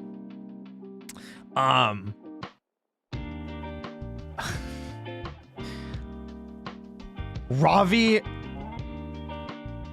or is it Javi? No, Javi is Dino Fury. Ravi, good. Ravi is like, Ravi and Zoe both are two of the most like mismanaged Rangers I've ever seen in any season of Power Rangers. Hey, Avery Scarlett, thank you so much for the raid. Welcome in, everybody. My name is Roy. I'll be your buddy host for today. I specialize in voice acting. I do a bunch of collaborative chaos with my friends. We are doing a complete Power Rangers series tier list, going through everything, single season and the movies. So if you're interested in sharing your opinions or just learning about what I have to say about the franchise, pull up a chair, kick up your feet, let's have some fun. This is the second to last stream that I'll be doing looking like this. Friday will be my last Femboy Roy stream. It's Twink Death time, baby. And then it's time for Twunk Roy. Yippee! Yeah, the comic relief weren't annoying. Betty and Ben were fine. I kind of wish they made them Rangers. I think they would have been sick. But Javi and Ravi and Zoe, I hate that they did that. They gave me a Javi and a Ravi back to back. Ravi and Zoe are so mismanaged because Ravi was supposed to be like the cool, like kind of mysterious, aloof, kind of badass type character. And then when Nate and Steele became Rangers, for some reason they started leaning him into like comedic relief and also like trying to make him a painter. And I'm just like, what?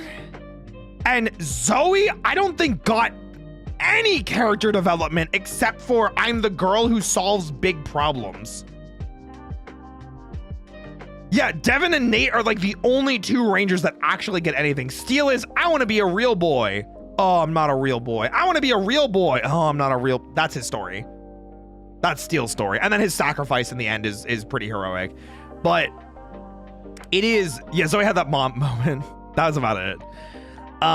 It's just frustrating because like I saw the potential for this season. And the first season had some actually like really good moments with the stuff with Blaze and, oh my God, what was her name? Blaze and Roxy. It was Roxy, right? Hey, thanks for the follow. Welcome in. The stuff with Blaze and Roxy, and obviously Blaze being a huge rival to Devin, and Roxy being Ravi's girlfriend before she went under, was very much it was great. It always made their encounters feel real. It always made their encounters feel like they had weight to them. The rivalry, especially between Devin and Blaze, was fantastic. And there were a lot of really good things in season 1 that I really liked, especially the growing pains of these three working together. Because Zoe was like, I don't know what I'm doing. Devin was like, I'm going to prove myself. Damn right I deserve to be the leader. And Ravi's like, I don't like either of these people because neither of them are supposed to be Rangers. What are we doing here? And those growing pains felt really good in the beginning of season 1. And then as season 1 went on, after Nate and Steele got introduced, and it wasn't even their fault, it feels like they just forgot who Ravi and Zoe were supposed to be. And Devin got the limelight a lot of the time, which was sometimes good. And Steele just was, I want to be a real boy. And Nate was constantly getting shit on. For some reason, he was just always getting shit on, and it just didn't feel justified. Even the stuff that happened with Justin's actor shitting on Blake was crazy, was wild. You know what I mean? It was a really weird. Oh, and then, oh my God. And the Nickelodeon bullshit of, they were like, we're going to air 12 episodes, then we're going to wait 6 months, but it's going to air in a different country before we air it on Nickelodeon. I remember there were so many alternative websites to watch this on, and it was like 3 to 4 months before it aired on Nick. It was crazy. Yeah, it aired on Pop. There you go. And yeah, couldn't have Evil Rangers. Yeah. No Evil Rangers because of the Nickelodeon mandate. Yeah, they did that shit with Korra as well. Yep. Man, Beast Morphers got fucked by Nickelodeon. It sucks. There were so many good things that it had going for it, but because of the really, really bad toys that they had designed, the really, really bad transition over to Hasbro, because Hasbro picked this up, I want to say, like, technically they picked up Beast Morphers before the deal was done. Like, Saban was going to be behind Beast Morphers. That's why Saban's name is still on the logo. I think it was the second season of Beast Morphers that Hasbro had officially taken over, but like Nickelodeon fucked them with so many like mandates and requirements and the bullshit with airing and the toys. We didn't even get one of the freaking Zords from the season. There was just never a Zord made for the freaking lion thing. Like, what? Is there any good merch? We didn't even get the full line. We didn't even get all the mecha. And no, Nate's and Steel's morphers were like under painted, under detailed Nerf guns that didn't even have sound effects or anything. Yeah, Nate's and Steel's morpher was literally, hold on, let me find a picture of it. I'm actually getting angry remembering this because I feel so strongly about this because this is when I became a Power Rangers content creator. Every single week when a new episode of Beast Morphers came out, I woke up at that shit time slot at 8 a.m. on Saturdays on Nickelodeon to watch it, get disappointed, and then I did a video review of it every single week. And I did it for the entirety of Beast Morphers. You can't find it anywhere. I've deleted them. But man, I was so pissed reacting to it every week. Let me find this goddamn Nerf gun. There it is. I found it. Look at this shit. This was the official release toy. This was it.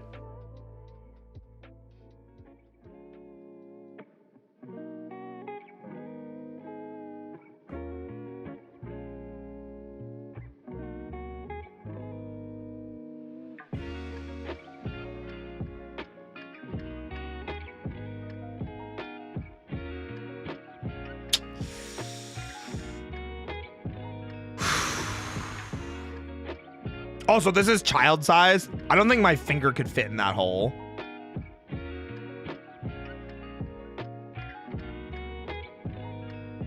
Oh, geez, that Roy is so handsome. Hi, Grimvale. Hi, Tom. Raiding your closet? Please do. Just don't get trapped in there, okay? We don't need more people coming out of the closet when they've already come out. Welcome in, Tom.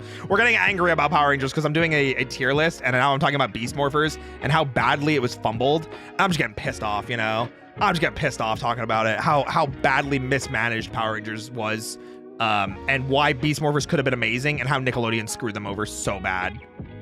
So, yeah, it has been a night. It has been all sorts of fun and other things, you know. So, I just see where my favorite season, and I understand where it is. What's your favorite season?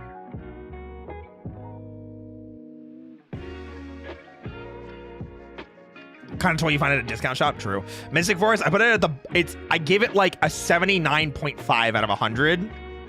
It is barely B. Barely. If you caught me on a bad day, I'd put it at the top of C.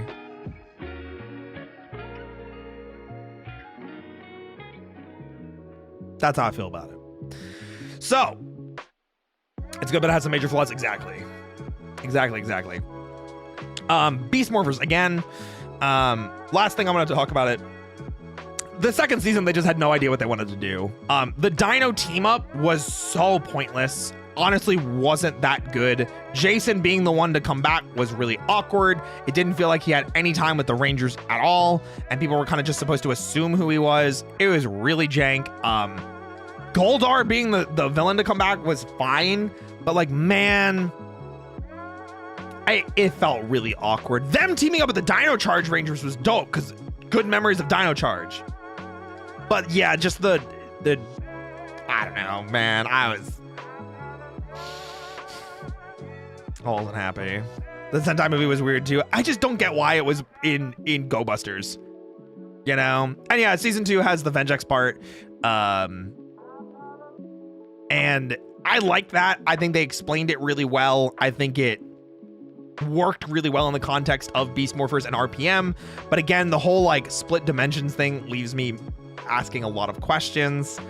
But yeah, Beast Morphers was a mess of a season. It had so much potential. And you go back and you watch it and you can feel the potential. And it feels like, man, it feels like it felt a bit desperate. If you go back and watch it from the beginning, you can see that that's what they intended from the beginning. But I think as it went on, I think Nickelodeon probably got their hooks in them when they're like, you can't do it like this. It has to be done in a different way. And they just worked with what they had. I mean, like I said, Simon Bennett, the showrunner for this and for Dino Fury and Cosmic Fury, literally as soon as Beast Morphers was done and they were airing Dino Fury, they asked him, hey, what season would you redo? He immediately said Beast Morphers, even though it had been less than a year. You know? It just sucks. It's such a goddamn shame. Now, this is a weird one. This is a really weird one. This is a really weird one. Dino Fury. Where are my Dino Fury enjoyers at? Where are my Dino Fury enjoyers at? Where are my Dino Fury enjoyers at?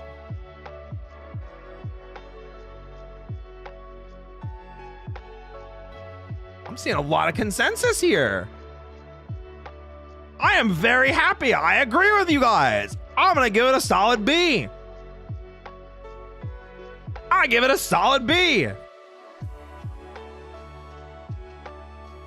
I give it a solid B. Solid B in the middle. Just slightly better than Dino Charge. Now, this is one that I wish was split up. This is one that I legitimately wish was split up. And the reason for that is I feel like, and you guys can back me on this. This was from the beginning, this was only Hasbro season. There was no in-between hand changing of anything. So from the beginning, Hasbro had control of this.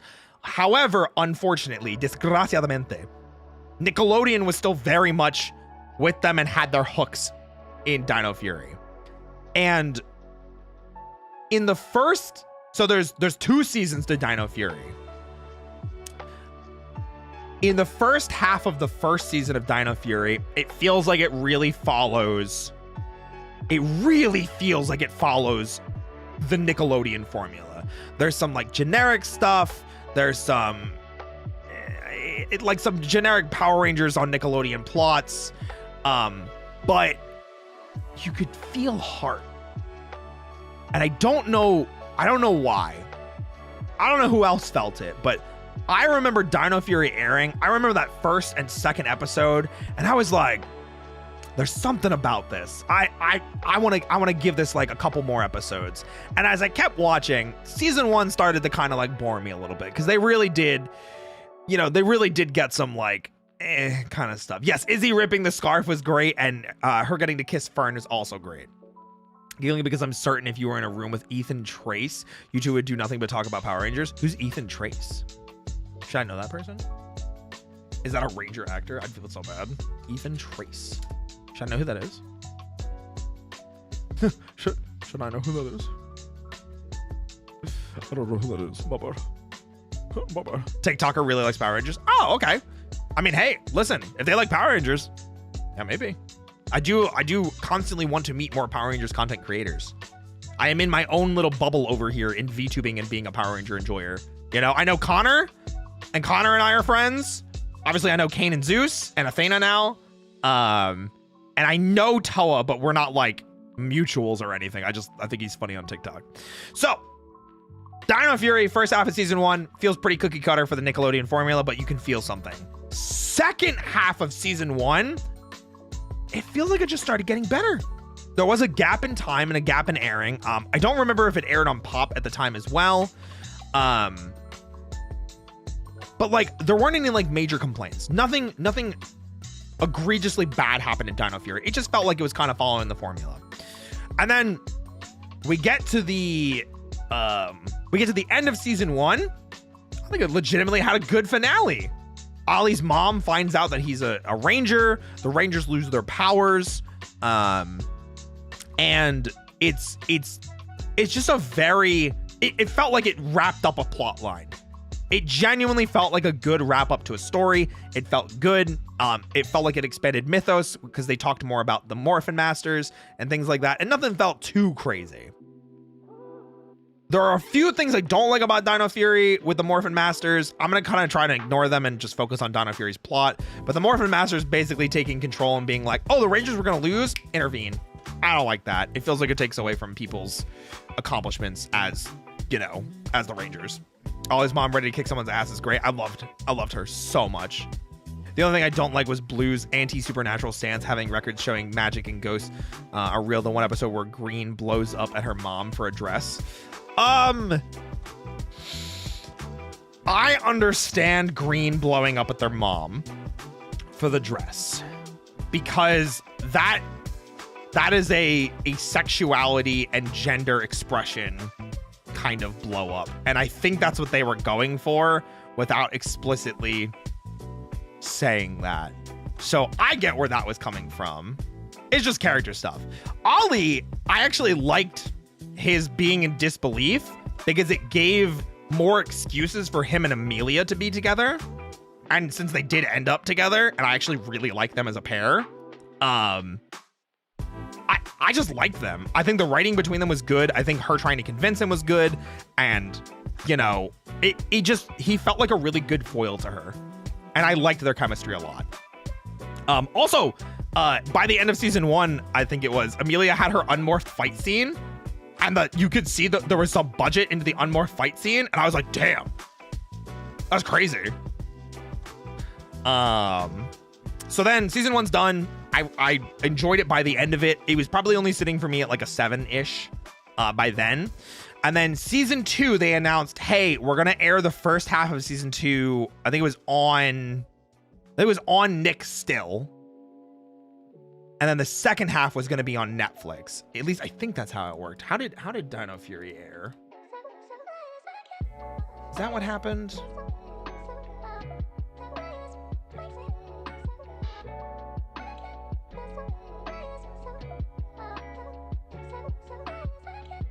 Is that how it happened?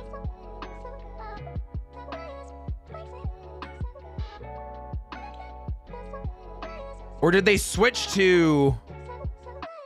Did they switch to Netflix by the end of season 1?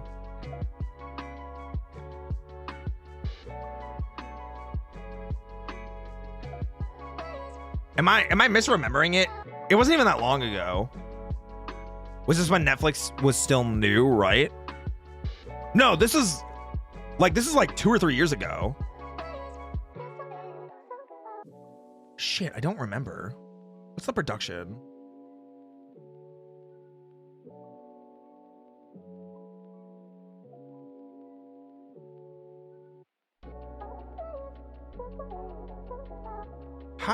Man, I wish I could tell. I think it was halfway through season 1 is when it started airing on Netflix. And then we got the first half of season 2. And then the latter half of season 2 later. Yeah, okay, that's how it was. So, you could feel the shift when they switched over to Netflix. And I thought it got better. And I talked about how the latter half of season 1 felt better and the finale for it was really good. Then we get to season 2, starting on Netflix. And same thing. They did small little plots. They introduced Lord Zed again. From like a plot that actually made sense and didn't feel like too far of a stretch. And with everything, it felt like they were the plots felt better, the stories felt better, the character acting started feeling a little bit better, and you can almost feel there was a shift at the beginning of season 2, and then they took that break, and then the second half of season 2 happened. Bro, I don't know what it was. Something happened with that second half of season 2 where like all the plots started coming together, character motivations felt good, more on more fight scenes, great like actual acting moments, great character interactions with each other, great villain stuff, great reveal stuff with Void Knight, Amelia finding out that Void Knight and Void Queen were her parents, like a lot of really interesting plot lines that made sense, that were sprinkled breadcrumbs over across the entirety of the first season. And it was weird because I remember sitting there being like, and I think I even told Kane about it. I was like, I don't know what it is, but something about the second half of season 2 of Dino Fury made me go, they finally broke free of Nick. And I think this is what if they could have done this from the beginning, I think Dino Fury also had potential to be like a top 10 season. Wait, is this in my top 10? 1, 2, 3, 4, 5, 6, 7. Wait, 7, 8, 9. It's my number 10.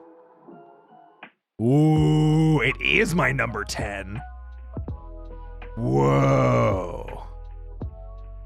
All the alien stuff with Dino Fury is really interesting, especially with it being Zato's fault that the Sporix got out, and it being like a really solemn, like, I have to like do this to like make sure it doesn't happen to another world. His relationship with what's his name? Oh my god, why can't I remember his name? It was Zato and Ion.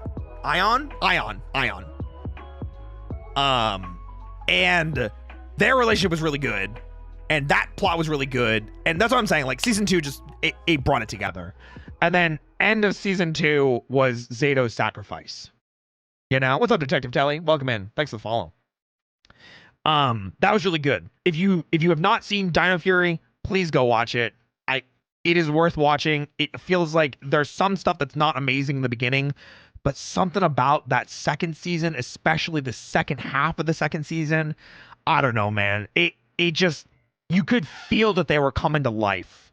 You know, you could really feel that they were trying in the second half of the second season. And I feel like the decisions that they made me remember enjoying this season way more. I remember enjoying Dino Fury a lot because of that. So, what's up, Nightmare? How you doing, Detective? Mr. Nightmare Detective. Hope you're doing well. What's up? Welcome to the stream. We are almost done. We've only got a little bit left. We're going to talk about we'll talk about Cosmic Fury last. Cosmic Fury was the last thing we talk about. It seems like a really fun tier list idea. Yeah. Down to their ass as it should be. Damn right. Damn right. Okay, we're gonna do Power Rangers 2017 movie. Ooh, this is a tough one. Ooh.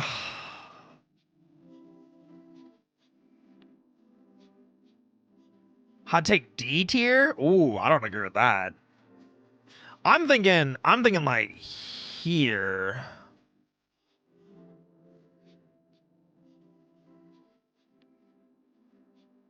I'm thinking like right there. So this is the Power Rangers movie from 2017. This is the one that was a little bit more, air quotes, adult. It was rated like PG-13 or something. D tier is a Power Rangers movie, but I have to look at it as everything. It'd be B tier if you looked at it as not a Power Rangers movie. I agree. I think there are a lot of redeeming qualities of this movie. Unfortunately, most of the Power Ranger stuff is not it. The actors do a fantastic job. I think the script is actually really good. The story is actually really good. It's just so weird, some of the decisions they made. I don't like the suits. I don't like the Zords. There wasn't enough actual Ranger footage of them fighting. I heard there was a whole scene cut out where Jason had the sword, and it was supposed to be like a much longer fight. The Megazord looks atrocious. Goldar looks atrocious. So this has such a good foundation, and it just got it got fucked by people that don't know what Power Rangers is. You know? Brennan, is it Mieja? I always don't know how to pronounce his name. I know that's Tyler though. Talking about why the movie flopped. Why did it flop? Kill the use of Go-Go Power Rangers was very last minute since it was just the theme for the 90s movie. That made me so mad too. I actually really disliked that because we finally get this really triumphant scene of the Rangers are in their Zords, and it's supposed to be really hype, and it's supposed to be like recreating the classic 90s shot of all of them in their Zords, and it's one consecutive shot of them riding and moving forward, and their first time really in the Zords. And the theme comes on, and it's, you know, it's the Red Hot Chili Peppers Go-Go Power Rangers version, and it's so good and triumphant. And then you see Billy's driving backwards, and immediately the scene's like context is shifted from triumphant to joke. And it's like, no, man, you can't do that, you know? You can't do it. Like, give them one triumphant moment, man. What's up, Shin? Welcome to the stream. Too many Krispy Kremes? True. Ashamed of itself, it's infuriating. Yeah. At least it used the theme, because modern reimaginings of any kid show or toy line are too ashamed to use their iconic themes. Looks at Transformers. Very hard to agree. Someone said, oh, thank you for the yippee. Someone said the Megazord looked like they were going back to what Alpha said. Alpha said the words took form of the most powerful things on the planet at the time, and that was dinosaurs. Goldar came. Goldar was the most powerful creature on the Earth at the time. Ew. Ew, I hate that. I hate that from a story perspective. Ew. Ew. But anyway, I think this is a fair positioning for this. I think literally everything that's not Power Rangers in this movie is fantastic. It's not the actors, it's not the script, it's not the music, it's not the it's literally just the Power Ranger stuff. Megazord's ugly, suits are ugly, Goldar was ugly, should have had longer fight scenes.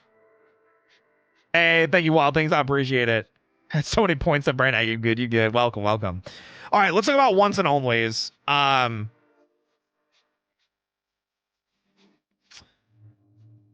Okay, I think I'm gonna put once and always about there. I think I'm gonna put it there.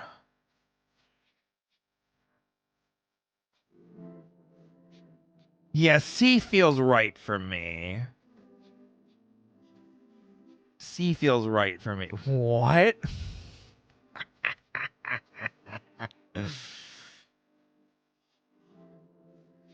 That's a good place. This is such a hard thing to explain without being like this is, yeah, Tippo, this one's hard. What's up, Red Dragon? Welcome in. This is such a hard one to explain. This is the 30th anniversary special, which is once and always. It also canonically kills Trini in universe. It was made and filmed, I think, before Jason David Frank had passed away, so they don't have Tommy die in universe as well. But since Toy Trang, the actress that played Trini, had passed away back in like 2001, yeah, so there's so many good. Let me talk about the good things in this movie. They got so many of the original actors back. Billy and Zach being the main characters feels so right. It feels so right. The people making this clearly love Power Rangers. Yes, and they adapted a script that David Yost had started writing for this. Because David Yost gave, I think, readings of a script that he had been working on that would have explained all of this, but it would have been a passing of the torch movie for all of them. from what I understand. I need to go back and read it still, but it was going to be a mini series of like 6 episodes. And that's kind of where it boils down to my problems with this, because this is like 45 minutes long, I think. And it just doesn't feel long enough. It feels really rushed. It feels not cohesive at times. There's definitely like some love letters and things like that I enjoy. I like them getting some of the classic monsters back. I like the expanded mythos of like other ranger teams doing things. Like I said, I really like Billy and Zach kind of taking the leadership roles and taking care of, you know, Trini's daughter for her and things like that. It feels really awkward to blame Billy for Trini's death, which is, I'm gonna get into some spoiler stuff now. So if you don't want spoilers, I don't know why you're watching a Power Rangers tier list, because we're going over everything. The whole reason for the movie is Billy is like investigating the Morphin Grid, which I'm like, okay, I feel like that's something Billy would do. He's really smart. He would, investigate. And he's thinking that instead of dying, Zordon's energy was instead transferred into the Morphin Grid. And by harnessing it or like locating it, he could resurrect Zordon, was the idea. And from there, accidentally resurrects Rita, and Rita possesses, is it like one of Alpha's clones, or is it Alpha directly? I already forgot. Wait, regardless, Rita comes back for that reason, and then they go to fight Rita, and then Rita charges up like a super attack, almost hits Billy with it. One of Alpha's other robots. I think it was Alpha 7. Okay. And then charges up a super attack. Billy's like down and like not knocked out, but like indisposed or something like that, and Trini takes the shot for him. And it's kind of just like,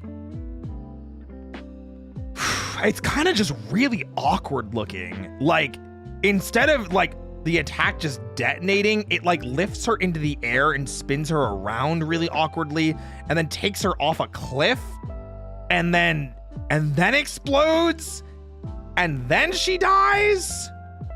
And it's like, it's just awkward, it's just kind of awkward looking to me. I don't know. It just, of like the ways that they could have killed Trini, it felt awkward. And I kind of wish they would have done it differently. That was probably a censorship thing. Why? It was on Netflix. Nickelodeon had nothing to do with this anymore. This was exclusively on Netflix, and it was just a deal with Netflix and with Hasbro. They even said killed. Not destroyed, killed. So I don't think it was a censorship thing. They had a lot more liberties with this. So I'm curious what happened there. I think someone said earlier, Min should have had more screen time as like the actual Yellow Ranger. Yeah, if this was a mini series, like 6 episodes, like David Yost had initially wanted, I think it would have done really well. Introduce Min in the first episode, maybe make her the Yellow Ranger by the 4th or something like that, and then give her the rest of the episodes to kind of like feel it out. It just feels like there wasn't enough time. And it feels like they were constantly trying to jam pack in, references to things and references to previous episodes. And not that they were bad. And going to see Ernie's Juice Bar was great. Zach got to do Hip Hop Keto. And we had, Kat back instead of Kimberly, because I think Amy Jo Johnson wanted too much money. Yeah, the obligatory Space Patrol Alpha reference that was, I don't know, founded by Aisha and Adam, but getting to see them was at least great. But yeah, 45 minutes just did not feel long enough. 45 minutes just didn't feel long enough. And I think the kicker for me was the end. The CG was atrocious. The CG was atrociously terrible. And it just, man, it took me out of it. Like, we finally get to see the Rangers together. with the power weapons, fighting Robo-Rita, you know, and then they get to the CG of the Megazord coming together, and I'm just like, bro, it took me way out of the scene, and it felt like I was watching this again without the charm of it being the 90s. It felt that bad. Like, it is, I don't think it was fine. I think it was rushed. I wish they delayed it by like another month or two to try and even out the scene. It just looked bad, and it really felt like a disservice to the Megazord. Oh yeah, the wonky proportions. Yeah, it was bad. I like the combination sequence, but I really hated the Megazord fight scene. Yeah, that was bad too. Hasbro probably rushed it, probably because they didn't want anything to do with it anymore. But yeah, so those are basically the reasons why I give it a C. There's a lot of things that me as a lifelong Power Rangers fan really enjoyed, and I definitely did get emotional in the end of it when they were kind of like remembering all the stuff that, you know, that Trini did, and when they were talking about the in memoriam. But yeah, I feel like this should have cooked in the oven for like another 6 months to a year. I think they could have made it a mini series instead.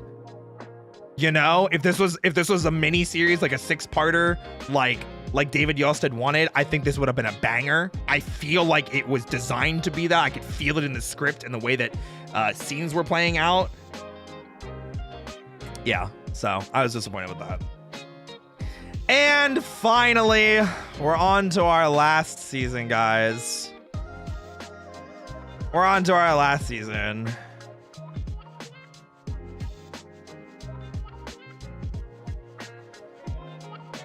This one's awkward. This one's kind of awkward. Man, this is tough. All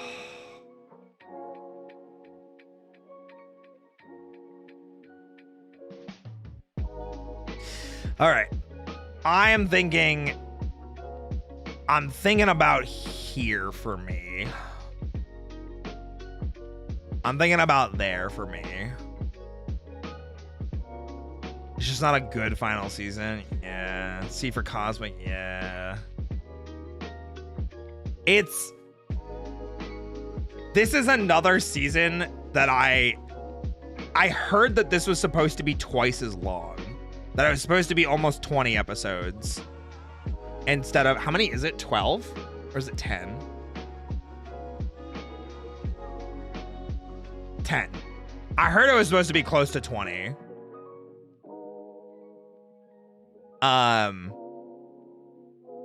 It feels really rushed. I think the first episode is actually really freaking good, with the Rangers losing their powers and needing to get new powers, and Zed being established as the threat, and them losing Ollie, and like that kind of thing. The suits, I think, look like, even in this picture, the suits look so fantastic in concept. I love how these suits look in concept art. They look so good in concept art. They did not look that good in person. I did not like how they looked. I was gonna say, yeah, Javi losing his arm was pretty nuts in the first episode. For a first episode, was pretty nuts. Billy coming back and filling the role for Mentor, because Zato was still dead at the time, and Ollie, I think, was kidnapped, brainwashed by Zed. So there wasn't, you know, there wasn't any, they didn't have a Blue Ranger, so, you know, Billy being kind of the fill-in felt great. I loved that. And it started off really strong, but as it went on, there were some like really bad pacing issues.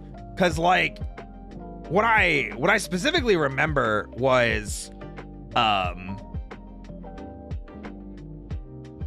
I'm trying to like remember anything except for like, it's like first episode happens, Javi loses arm. Second episode happens, they get the Cosmic Fury Zords, and we find out more about the Morphin Masters.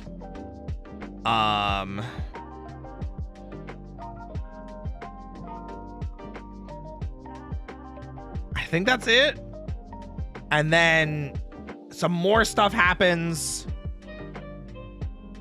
I don't know, man. I'm having a hard time even remembering it aside from like the finale and the first like episode or two.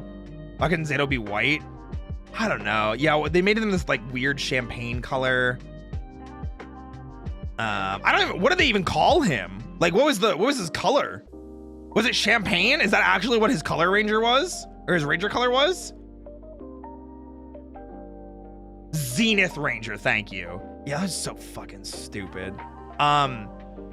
You could feel that this was supposed to be more episodes. In the same way that like Once and Always felt like it was rushed, Cosmic Fury felt very much the same way. There was some really cool stuff, like Zato basically being dead. And he kept using, you know, Morphin Master energy and power that he shouldn't have been using. And he was draining his own life force, you know? Ollie is literally evil until what? The second to last episode? Yeah, I think like Ollie doesn't join the team again until like the second to last. Until the second to last episode. Which is insane. We got a real female Red Ranger. I think Amelia deserved that. I will say that is a highlight. Amelia got the Red Ranger role, and I think she deserved it. Amelia was such a well-developed character in Dino Fury, and I think she deserved it in Cosmic Fury. I wish Cosmic Fury was longer for that reason. Fern becoming a Ranger, I was totally fine with. I kind of wish we got to play out a little bit more of the whole, like, Izzy wanting to defend or keep Fern safe. Because yeah, that did get resolved really, really fast. But it was kind of whatever. We never really got to see the Rangers with their Cosmic Fury weapons, and then they put them together, and then it didn't do anything, and then they were useless. So that was cool, I guess. Evil Ollie just lasted too long. Evil Ollie was because Kai Moya was visiting his family for a bit. Yeah, but it's like it just feels like it should have been like just make it longer episodes then. Like have Ollie, because like he's in all the promotional material as Cosmic Fury Blue, but he doesn't become Cosmic Fury Blue until like the second to last episode. He's evil for 80% of the season. Actually, for 8 episodes, 8 out of 10 episodes, he's evil. Man, it's so Cosmic Fury does some cool stuff though, I will say. Master Zed was a cool concept. I liked the idea of like corrupting the Morphin grid with Zed's energy. I like the explanation of the balance of good and evil through the Morphin grid, because it gave context to what the Z-Wave did. And it's like one of the few things that I feel like Cosmic Fury / Dino Fury did well, was explain that the Z-Wave just reset the balance. Didn't delete evil, didn't destroy evil, it just resets the balance. And it's up to like the Rangers in the constant fight against evil to keep it balanced, you know, because one can't ever be too far ahead of the other. A lot of other concepts I didn't like because they explored more of, yeah, we've been helping Rangers forever. Yippee! And that's like, oh, so did none of the other Rangers actually win? Did everybody else lose and you just kind of helped them win in the last second? It feels like it took away from a lot of other Rangers stuff. Zordon seemingly coming back to life through Zato's Morphin Master form. In the end, I'm very interested to see how that would have played out, but now we don't know. And yeah, ultimately, I saw somebody else say it earlier. Cosmic Fury is not bad, but like it's bad as a finale because it's only 10 episodes. It doesn't answer every question. It feels rushed. It feels like it's not finished. And we have more questions at the end. And I don't know, man. Yeah, I feel like Cosmic Fury also got the Hasbro treatment of they were done with Power Rangers. They didn't want to spend any more money. They were cutting their losses because we got Q Reno, which was the mecha for this. It was so shit. The Cosmic Fury Megazord that we got for this was so bad. Did we ever get a Morpher? No way. Did we never get the Morpher? Cosmic Fury Morpher? Oh, we did. It was the shitty one. I remember this now.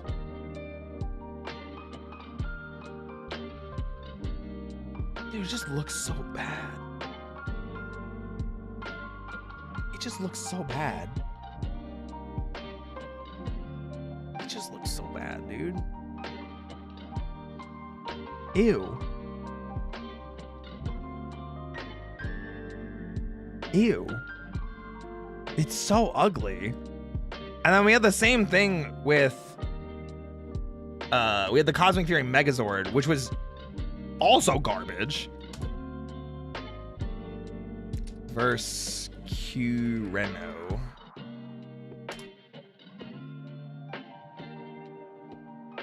So here's a great depiction of it. The left is Q Reno, which was the Q Ranger mecha. The right is the Power Rangers one.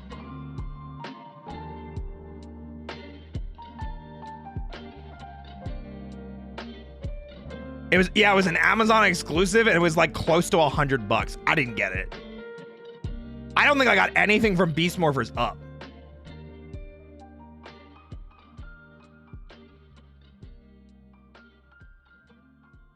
Yeah, it's changes the swordfish to a shark. Yeah, for some reason. The other one looks like a discount ripoff. That's what I'm saying. Yeah, I think it looks terrible. It's garbage. And it just shows you how little they cared, you know? So, again, literally same problems as Once and Always. Is it felt rushed. It felt like they slashed budget. It felt like they were scrambling to get it out for the 30th anniversary. And as a finale to the Power Rangers franchise, it is embarrassing. And because we're coming up on 2 years, I think it'll be 2 years November? Is it 2 years in November? Or is it September? 2 years in September. 2 full years coming September of zero Power Rangers news whatsoever. So, all my homies hate Hasbro. All my homies hate Hasbro. I'm just saying. But that does at least bring us to the end of the Power Rangers tier list creation. Let's zoom out. So here is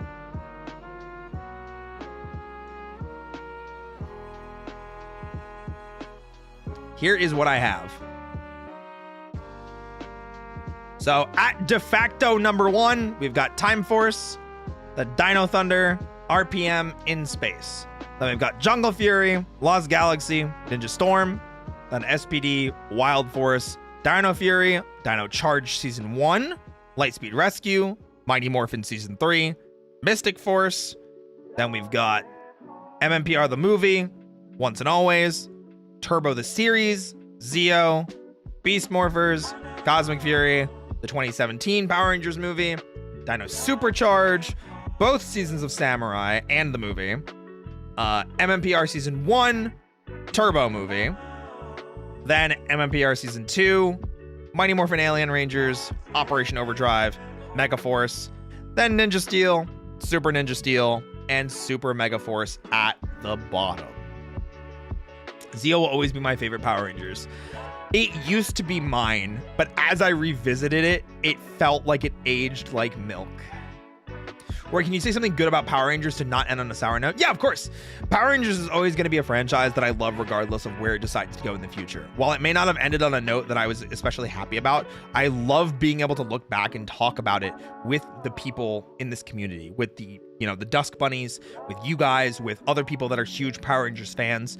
It is something that I will continue to do because right now, especially since Hasbro is clearly not going to be doing anything with it, it's up to us. It's up to the fans and the people that love this franchise and that it means something to them. It's up to us to continue to talk about it, to keep making it a conversation point, to keep bringing it into, the limelight, to put it in front of people. And I will continue to do that. I will continue to make it a part of my content. I will continue to talk about it to some capacity. I will continue to react to people's videos and to anything that I can do to uplift the Power Rangers community in that regard. Time for more fan-made content. I mean, it's gonna be like that. It's like I have more Connor stuff to react to. Like I said, I have somebody that I plan on indoctrinating as well. It's not Athena, it is someone new. So I'm gonna be starting over MMPR again with this other person. So that'll be very exciting, and I'm sure I'll be able to kidnap them very often for that kind of thing. Power Rangers Unworthy. If I can react to that live on stream, I would do that, but I would have to find the person and ask them for their permission. I would love to. I think that'd be super cool because I've never watched Power Rangers Unworthy. I am familiar with it. I have heard of it. I know of it, but I've never seen it, and I don't know the people. I mean, hey, if you guys want to ask them for me, take a picture of the DMs and everything, or have them message me or something like that. So I would love to. But yeah, the theme's awesome. True. I really love Unworthy. I mean, hey, works for me. So. All right, well, let me go ahead and take us back to my room. We'll always love Power Rangers, as you should. All right, guys, that is going to do it for me tonight. I really appreciate everybody coming and hanging out with me tonight. I sincerely appreciate it.